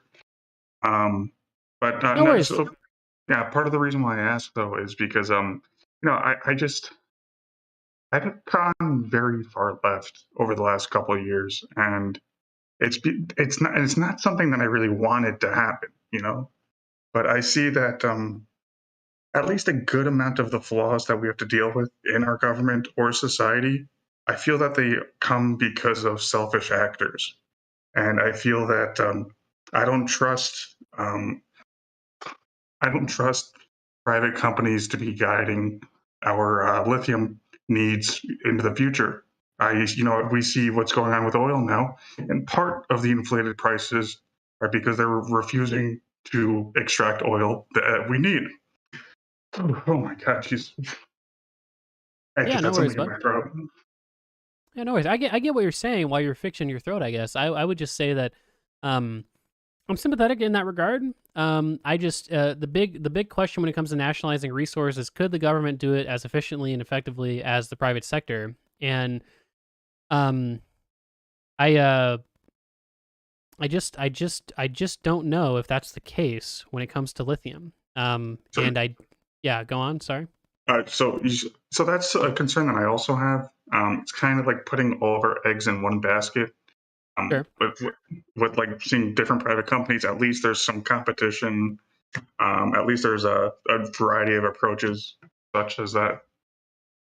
Well, I mean, it might be the case that, you know, maybe the government would be incentivized to underinvest in lithium relative to the private market. I mean, like, you know, because, for instance, like emerging tech is probably not something we want the government to do by itself, right? And the reason I mention that is because, like, I feel like if the government had nationalized the lithium mines before the explosion of electric cars, like, okay, well, maybe we just wouldn't have, you know, electric cars like we do today. Now, a retroactive nationalization maybe makes some sense, but yeah, I think until a problem associated with the private cultivation of a resource is presented, it's hard for me to advocate for a nationalization of that resource. At least with oil, there's a humanitarian concern, right? We need to curtail our oil production in the long term, and ramping it up in the short term might make some sense economically, and that's easier to do if it's a nationalized resource. But it's yeah, with regard to lithium though, I'm not quite sold on it personally. All right. And I guess we'll just switch to a different topic now. This is less of a question and more of just my 2 cents. One of the previous commentators, you guys were talking about the Roe v. Wade and how only really 20 to 30% of the population cares about having illegal abortions. And I was just thinking that 20 to 30%, a lot of them vote, and a lot of them vote specifically within one party and probably make up 50% or more of the voters of that party, Republicans. And there is, you know, to me that there is a logical stance for Republican officials to be advocating for this so that they can consolidate those voters and have those voters. They're appealing to the extremists in the party, but it's a lot of them. I mean, yeah, you've got to get out of the primary before you can run in the general, right? But, you know, your primary election is going to reflect on your general election as well. And I just think that, you know, you've got to win independents, you've got to win some swing voters. Depending on the Republican, you might have to win over some Democrats, right? And I just think that, you know, the national national push to ban all abortion or to leave it entirely up to the states is going to lead to a lot of Republicans in Democratic states having really uncomfortable conversations with their general election audience and with their primary audience that they otherwise need not have. And with regards to Republicans in Republican states, I think it will engender a lot of I mean, basically just passion against them, right? And just say that, like, look, I've never, you know, voted for anything necessarily, but you're curtailing my rights as a woman, right? And so that could probably lead to me a lot of, you know, let's say a pretty angry base as well against you. So I really don't think this is going to be like a net politically advantageous thing if Roe v. Wade gets overturned. All right. I am also a little bit afraid about making it more of a normal discussion to say, yeah, abortion should be illegal, and just that sort of catching on as a sort of theme and just accidentally becoming more popular as a result of reactionary ideas. But I guess maybe that's just catastrophic thinking or something. I don't know. No, I understand. Yeah. How's your finance? Pretty good, I would say. Yeah. Well, I guess this isn't really finance that much, but there's a company that I'm essentially asking. I want to make a lot of money. I have a little bit of money aside. I want to invest it. What do you recommend? It's a good question. Look, it depends really. So, when you're talking about investing, you know, you should only invest money that you're perfectly comfortable losing. To be fair, that is less so the case when you're talking about broad index funds. So, for most people, I would just recommend putting your money in a broad index fund. If your job has a 401k, put it all in the 401k. If it does not have a 401k, put it in a Roth IRA. If you've already maxed out your Roth IRA, broad index fund. If you have money to play with after those 3 things, I would say well, So I can tell you about my personal investment strategy. I would say that some of the technologies that I'm invested in would be like some hydrogen companies. I think that that's going to be a big thing in 10 years. It's a long-term hold. So, if you're okay parking money for 10 years, right, hydrogen might be a good investment. I would say that when we're talking about maybe more short-term things, I think putting your money in a lot of renewable energy companies are probably pretty decent, I would say, in the short term. Right now, though, it's a bear market. You got to keep in mind. Yeah. So Yeah. it's a bear market. So Yeah. you have to keep in mind that short term might mean a year, right? So it's if we're talking how to make money 3 months from now, no investment manager is going to give you a good answer on that. And if they do, they're just pretending to have a good answer because 3 months from now, nobody can predict the market. But I think within a year, like a lot of renewable energy companies make sense. Utilities are a good investment because they're very, very stable. They usually pay good dividends. I would say that outside of those things, a lot of sort of basic consumer companies. So think about to yourself, like, what do people buy and what do they like, right? So investments in companies like, mainstay companies like Walmart, Amazon, Apple. If you've got ESG concerns in that regard, you can look at the different scoring mechanisms for how companies make ESG scores if you have a lot of trouble with investing in companies like that. And so, you can invest in companies like the UPS has a unionized workforce, might make some sense for you. But it's just, your personal investment constraints are gonna make a pretty big difference on what you would reasonably invest in. But in general, the hierarchy is going to be 401k, then a Roth IRA, then a generalized index fund, then a some sort of personal investments that you're just kind of playing around with. But that's also assuming you have an emergency savings. Build up your emergency savings before you do any of those 4 things. So those are sort of broad financial pieces of advice that I think I'd be comfortable giving pretty much anybody. Great. Yeah, I was actually happen to be looking at some renewable energy ETFs or clean ETFs or whatever you want to call those. Yeah, there's a Just lot as of an good example. ESG, like green energy, sustainability funds, stuff like that, that a lot of people can sort of, conscious, what do you call it? Without sort of moral, People with morals. moral objections, you can invest in those as well. And yeah, I mean, you can go for that. And also, I mean, to be fair, with like a 401k or a Roth IRA, you can pick the different assets that you have. So, if you put money into a 401k, you can pick, you can tell them to only invest in like ESG related stuff as well. So it's just whatever your preference is, basically. But that's our 10 minutes, but it was good talking to you, EC. All right. Thank you. Talk to you later.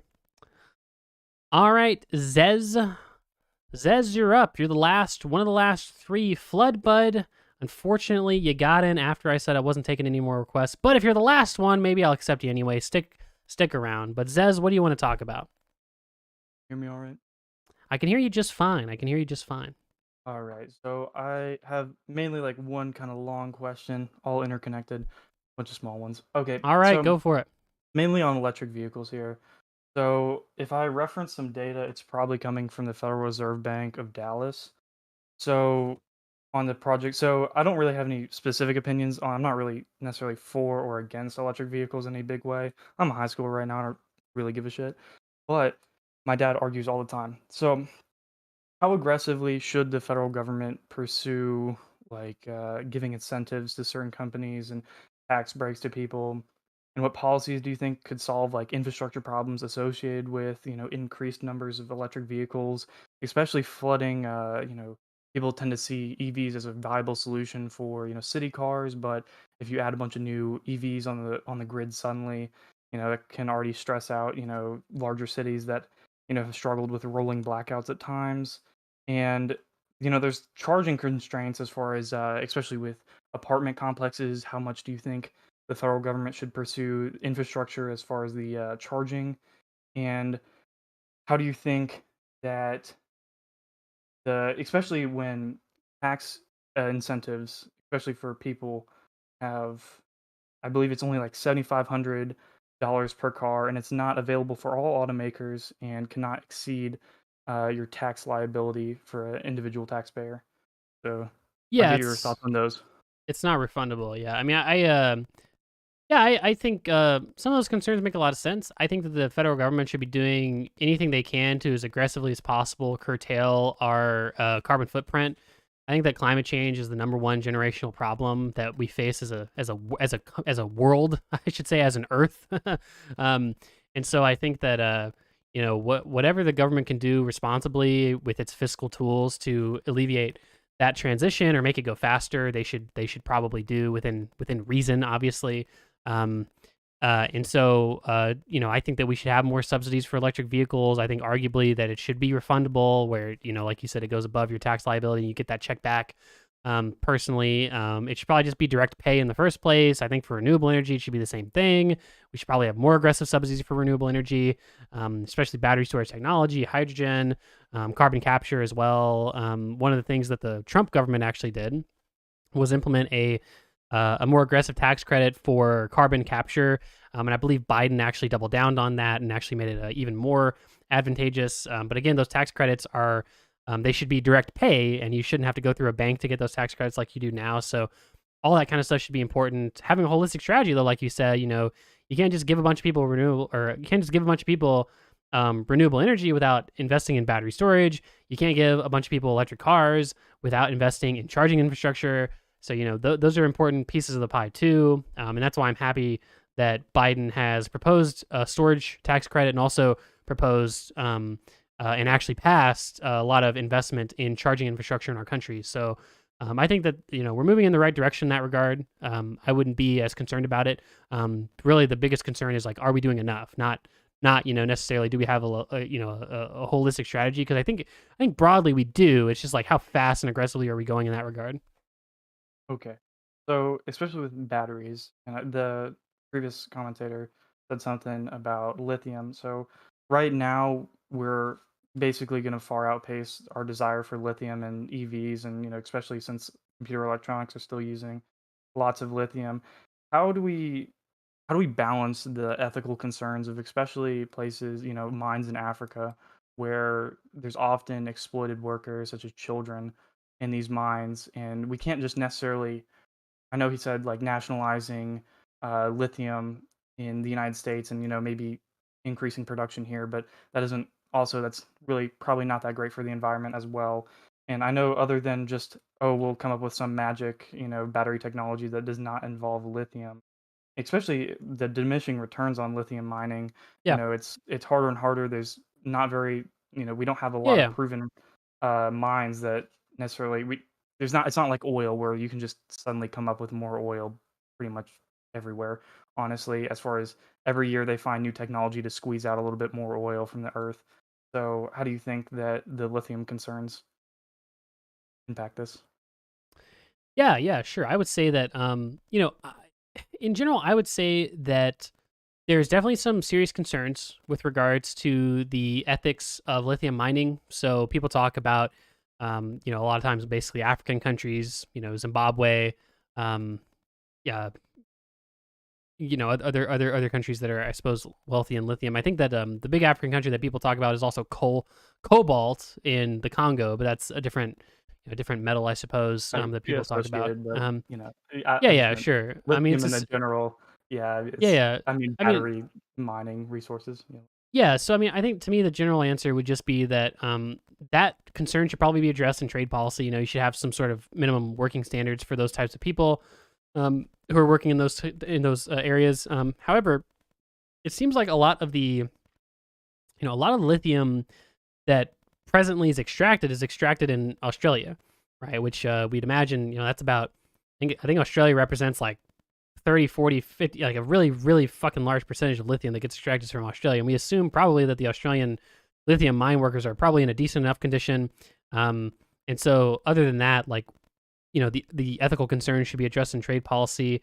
In terms of the supply of lithium, I don't know if the supply of lithium is I don't know. I mean, I'm looking at a source right now. I think it's called the Geological Survey fucking department or something of the United States government. They release a world report on different minerals and areas of that regard. And it says here that in 2021, amongst selected countries, we had about 100,000. I guess this is tons of lithium that was produced or extracted and refined. And then in terms of reserves, proven reserves, there's about 22 million. And so it seems like that's a pretty large headwind of lithium that we have. Current batteries can be recycled as well, probably with some lower efficiency, but it seems like the recycling processes are pretty robust for those. I'm pretty confident in some reusability of those batteries. And to the extent that they're not, that's when you see substitutes like cobalt batteries, nickel batteries, liquid metal batteries that probably can provide some pretty good substitutes in that regard. So, to me, I don't really see a lithium crunch in terms of adopting electric vehicles in the medium term. Could be a problem in the long term, but to be fair, I think that as soon as the fleet of vehicles is like mostly electric vehicles, I think that's when our recycling processes just need to get more robust, and we'll probably have a pretty sustainable set of infrastructure. It's hard to recycle gasoline because it gets burned, right? But lithium batteries is a different story. All right, so thanks for answering it. I didn't do a lot of research on the lithium per se. I watched a couple videos. I don't have any statistics in front of me. But on the ethical front, as far as how do we tell third world countries, especially carbon really is a big problem, global warming. But how do we tell these third world countries that are just getting access to things like air conditioning, widespread electricity sometimes, that how do we curtail their carbon footprint effectively without really just crushing like our economy just by giving lots of subsidies to foreign nations? Do we promote nuclear infrastructure in these countries, and how do we tell third world countries that basically you need to curtail your usage without crushing their economy? And that's a big thing that my mom always brings up to me. Like, how do we tell China and India that they should curtail their carbon footprint? Yeah, I don't know if we have to tell them anything. I think it's more of a sales pitch, right? So like renewable energy is becoming cheaper than fossil fuels, so it might just make sense to deploy that type of technology. And China, as far as I'm aware, has a net zero goal of 2060, if I'm not mistaken. Is that soon enough though? Like how do we get them to lower that? First of all, you're Thon of Bush Leagues. Thanks for clicking follow. It's not soon enough, right? But it's just to say that they do have a goal, and China's not the entire world. And so China and India are already taking some steps. Yeah, so China and India. Yeah. Okay, go ahead. China and India are already taking some steps to curtail their what do you call it? Their carbon footprint, whether it be getting off of coal or investing in renewable infrastructure and electric vehicles. But I agree that it's not enough to the extent that they need to do more. But every country needs to do more. I think that part of it's what you said, part of it's a sales pitch. What you said that I agree with is that, at the end of the day, Albus, just click follow, thanks for following, is that you have to invest in these countries as well, right? You have to provide them money. You have to engage in good trade negotiations and good international, sustainable development projects, because Peter the God, just click follow, thanks for that, because you're not going to be able, they're not going to be able to do it. Oh, there's my timer loudly fucking going off. Jesus. Okay.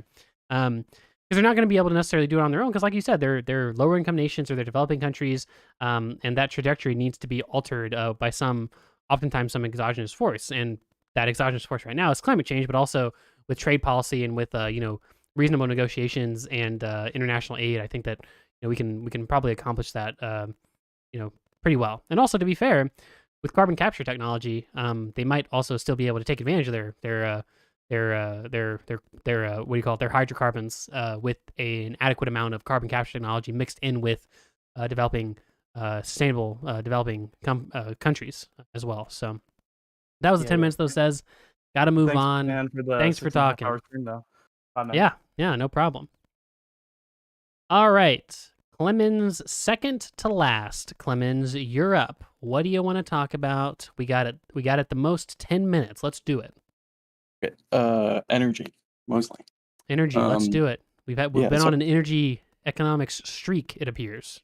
Yeah, hopefully not something we've already talked about. I don't know if you've had any conversation about nuclear energy thus far tonight. I kind of just want to hear your overall thoughts about sustainability, economic viability, how well it'll scale, just that kind of thing.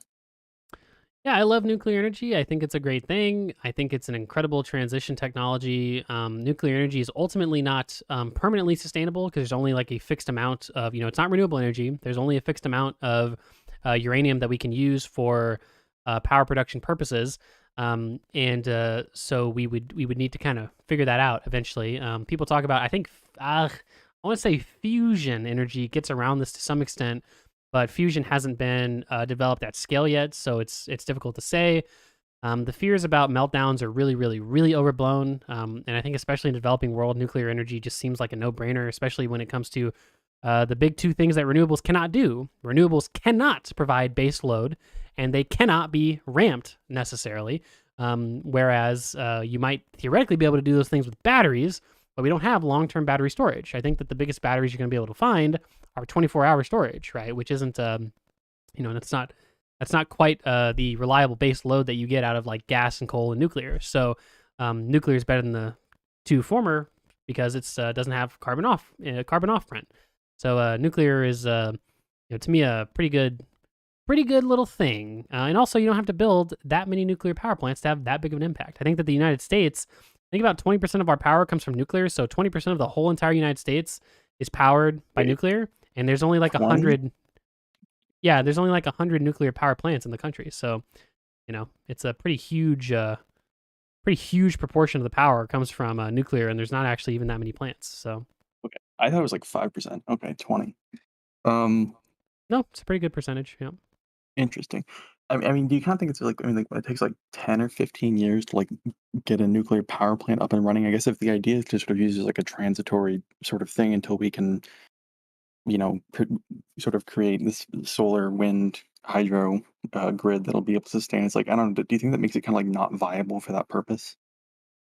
Because I don't get the question. So it's not viable for what reason? it takes so long to build plants physically, right? Oh yeah. There's different strategies you can engage in to reduce the build time. So part of it is just not having quite as crazy a regulatory standard. So I think that there was someone pointed this out interestingly, which was that ever since the Nuclear Regulatory Commission was created, there have been no new nuclear power plants built in the United States. And that's probably not a coincidence, right? It seems like there's probably some relationship between that, and there's probably some unnecessarily strict regulations in that regard.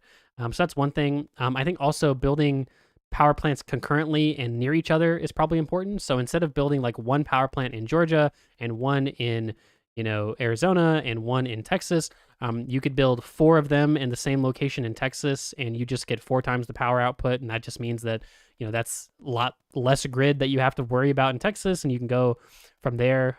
So I think build time and build cost is a problem with nuclear, but with subsidies and smart regulations, I think that can be solved. To be fair, though, I don't know if there's I don't know if there's like a huge appetite for building nuclear. It seems like a pretty big NIMBY kind of style problem.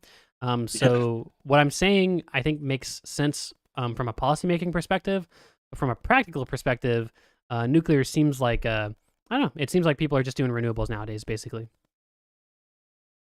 Okay, we talked hydrogen because I don't really know a lot about hydrogen, but I guess one of the questions I was going to ask is like if you feel like some aspect of the preparing for like climate change and the transition to an economy that works for that, like what isn't being talked about. It sounds like you're pretty in with hydrogen. Could you maybe talk about the economics behind that a bit, or like what you've looked at that was like attractive Yeah. to you about that? The economics of hydrogen really aren't there right now, in the sense that they're not very scalable. So the dream of hydrogen is that one day it could replace gas, and it could also provide a lot of it could do the things that currently renewables and electrification cannot do. In theory, we could use hydrogen to replace gas. So instead of using natural gas, which has a carbon offprint, we could use hydrogen, which when hydrogen is combusted, it just produces water. It doesn't have a carbon footprint when it's burned. And that would provide base load, and it would be a reliable base load, and it would be carbon free. It could also alleviate some of the problems with electrification, because although it makes sense that you might have an electric car, you might have electric appliances, you might have electric heating, that makes a lot of sense. It's good for the environment. You're probably not anytime soon going to have an electric airplane, or commercial airplane, I should say. You're probably not going to have an electric commercial ship. Electric trucks are a big question mark. Electric heavy transportation, like dump trucks and tractors. That's probably not something that's going to happen for at least a long time, barring some incredible scientific discovery. Whereas hydrogen fuel cells and hydrogen-powered vehicles are effective because hydrogen is actually more energy dense than, I believe, natural gas or gasoline, and it allows those things to run more efficiently. The problem with like an electric dump truck is that it would get, you'd have an hour of charge and then you have to fully charge it back up because it's just so big, moving so much weight, batteries couldn't do it, right? And so that's where hydrogen in theory could come in.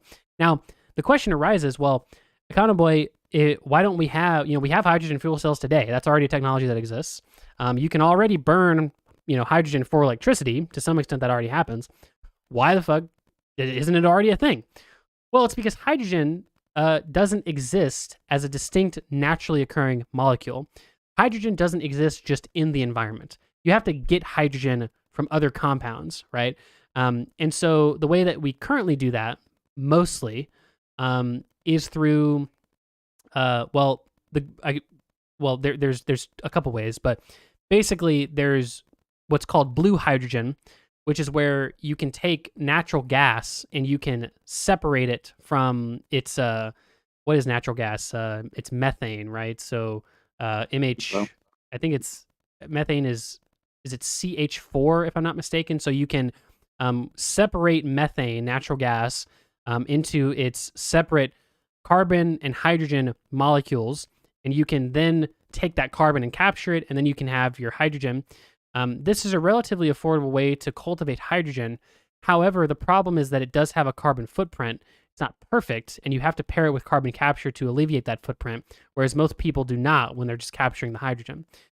The other way to do it, which is carbon-free completely, is electrolysis, where you take water and you split water into both oxygen and hydrogen. Obviously, it's called electrolysis because it's using electricity to do it, and it doesn't necessarily have a carbon footprint because you're just creating oxygen and then hydrogen. However, it's very expensive to do electrolysis, and so the challenge today for hydrogen is how do we scale electrolysis in such a way that is affordable? Some of the ways that people are doing it right now is in renewables, you have something called curtailment, where sometimes the sun is shining so bright and so consistently, you actually have to reduce the amount of power from solar that you're putting into the grid because the grid just can't handle the power that's being produced by your wind or by your solar assets. So you have to curtail, quote unquote, that energy production because you'll basically blow up your transformers or whatever, right? And so some people have said, okay, we'll take this curtailed power and funnel it into electrolysis machines because it's basically lost power anyway, funnel into electrolysis, that way you get hydrogen. You can do that, but it's still expensive, right? And you still have to make those agreements in the first place. So that's my long-winded rant on hydrogen. I'm pretty positive on the ability of markets to bring down the cost of electrolysis. That's why I think in the future it'll be, a bigger part of the energy mix than it is today. And that's in general the potential importance of hydrogen that I've sort of laid out is that it's more energy dense and it's carbon free when it's combusted. You mentioned carbon capture a few times. Do you think that's applicable just sort of like in this industrial process that you're talking about with hydrogen, or do you think that it's like something that could be utilized to pull carbon directly out of like the atmosphere? Like, do the economics look like that's like a viable thing at this point where the technology is? Yeah, direct air carbon capture is projected to become a much bigger and bigger thing in the energy sort of landscape in the future because of cost savings and tax credits and subsidies and stuff like that. And especially with like carbon taxes, people just might make sense to just pay for carbon capture to avoid the carbon tax. I think it'll become a bigger and bigger thing. And I think to some extent it'll alleviate the need for certain renewables, right? So it's like, hey, maybe it's okay to keep on gas if we have like, 30, 40,000, carbon capture plants in the country because we're still net zero. But that's the end of our 10 minutes, Clemens. It was good talking to you. Yeah, thank you. All right. Reaving, thanks for following. I didn't forget you. Salokin, I've just invited you to speak. You're my very last one. 6.5 hours in, 6 hours and 45 minutes, I should say, in talking to you guys. What do you want to talk about? You got 10 minutes. Let's do it. You're muted, Salokin. You got to unmute yourself. Your 10 minutes is running. Running out of time. Oh, Salokin, you might be having some mic issues. I'm not hearing you, Salokin. Don't tell me you waited all this time and your mic's not working. That would be a tragedy. What if your mic doesn't work and we don't end up actually being able to talk. That would suck. But how's everyone doing in the chat? Well, I can't kick him, guy. He's the last one. He's the last one. He's got to figure out his mic. I can't kick him. I'd feel bad if I did. He's been waiting for a while. But how's everyone feeling in the chat? My God, I'm tired. Almost that's late as hell where I Hello? live. Salakin, we hear you now. Can you hear We me? hear you. We hear you. Awesome. Thank God. Thank God. I don't know. I need a new phone. Okay, so so basically, just a couple of questions. Just gonna shoot them off quickly because I think you'll give a short response to them. Let's do Would it. you talk to Mr. Girl?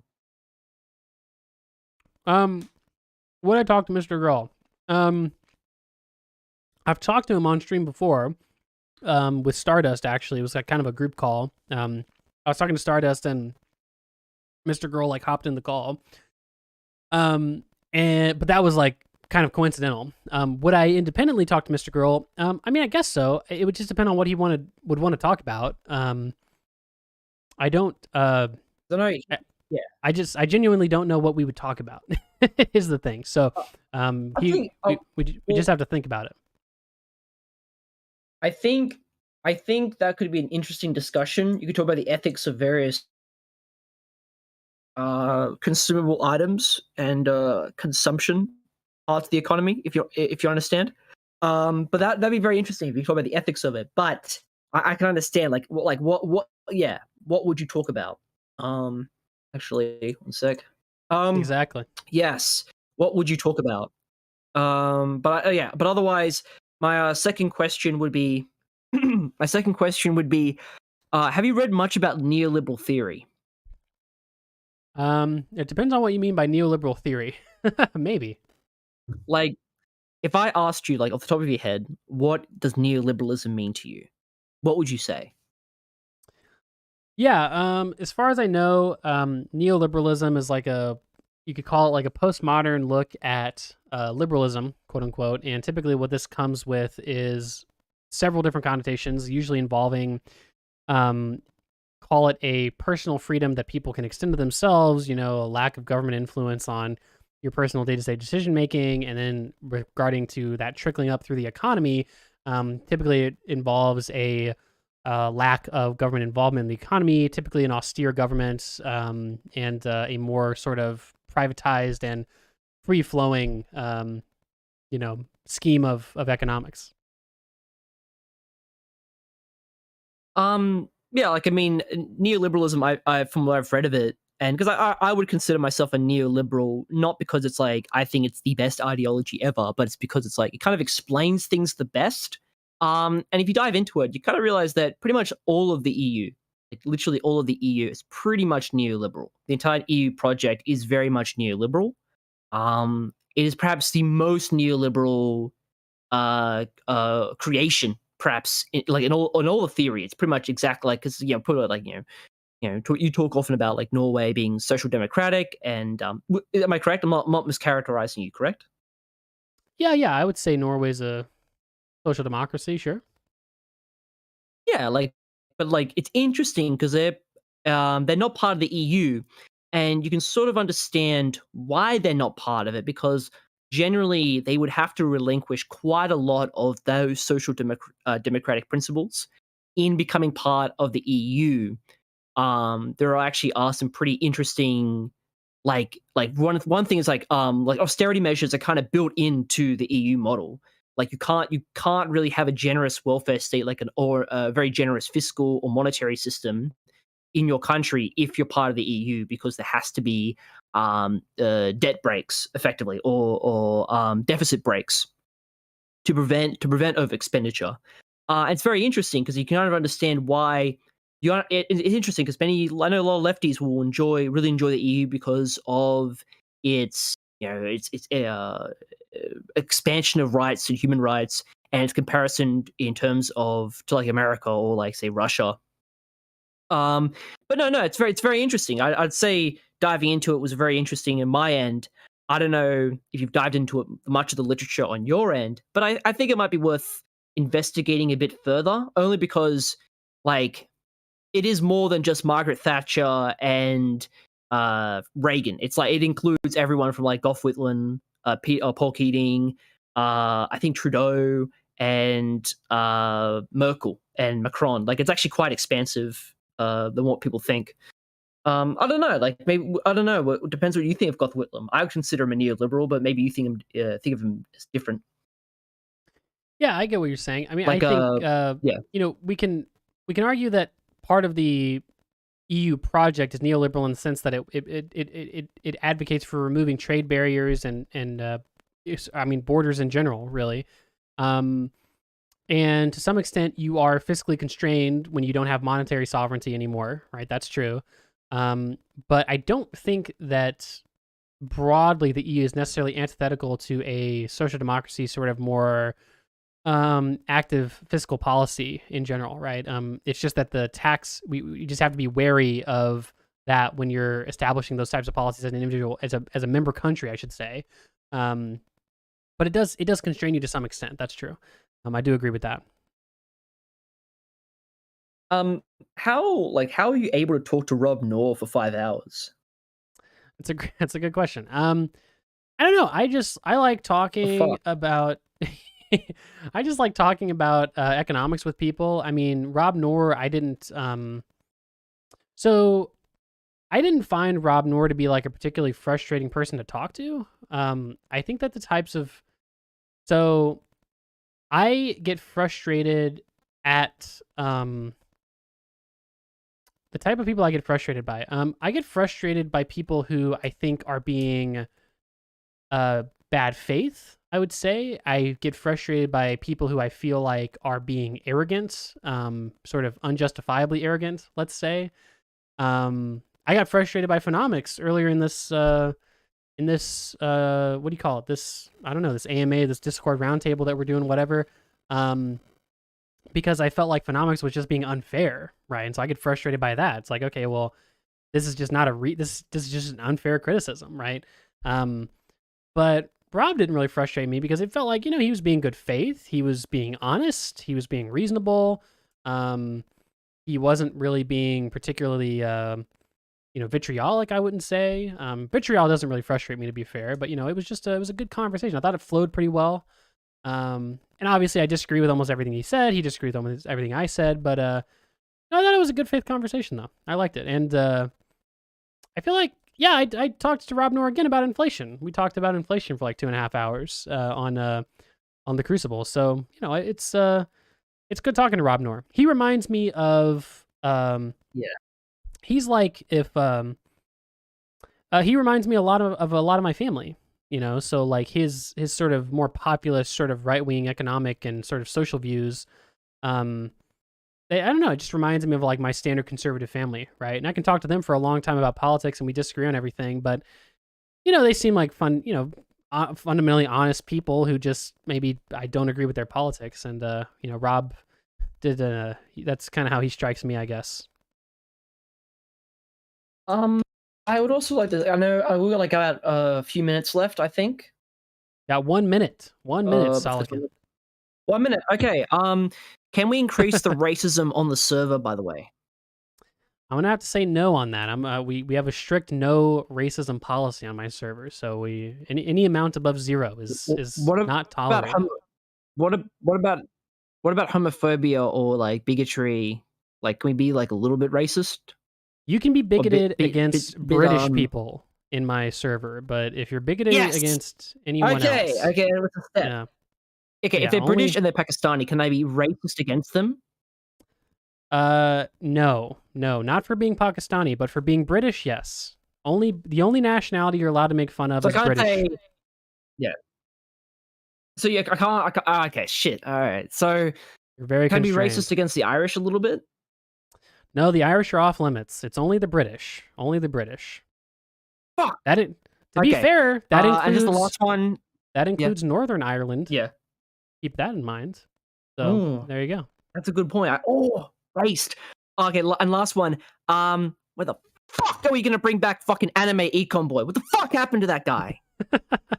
Never. We're only Spectralizer Econ Boy from now on, Solican. But it was it was good talking to you, bud. All right, see you later. All right. Oh man, he got very upset there at the very end. But That's it, guys. That's it.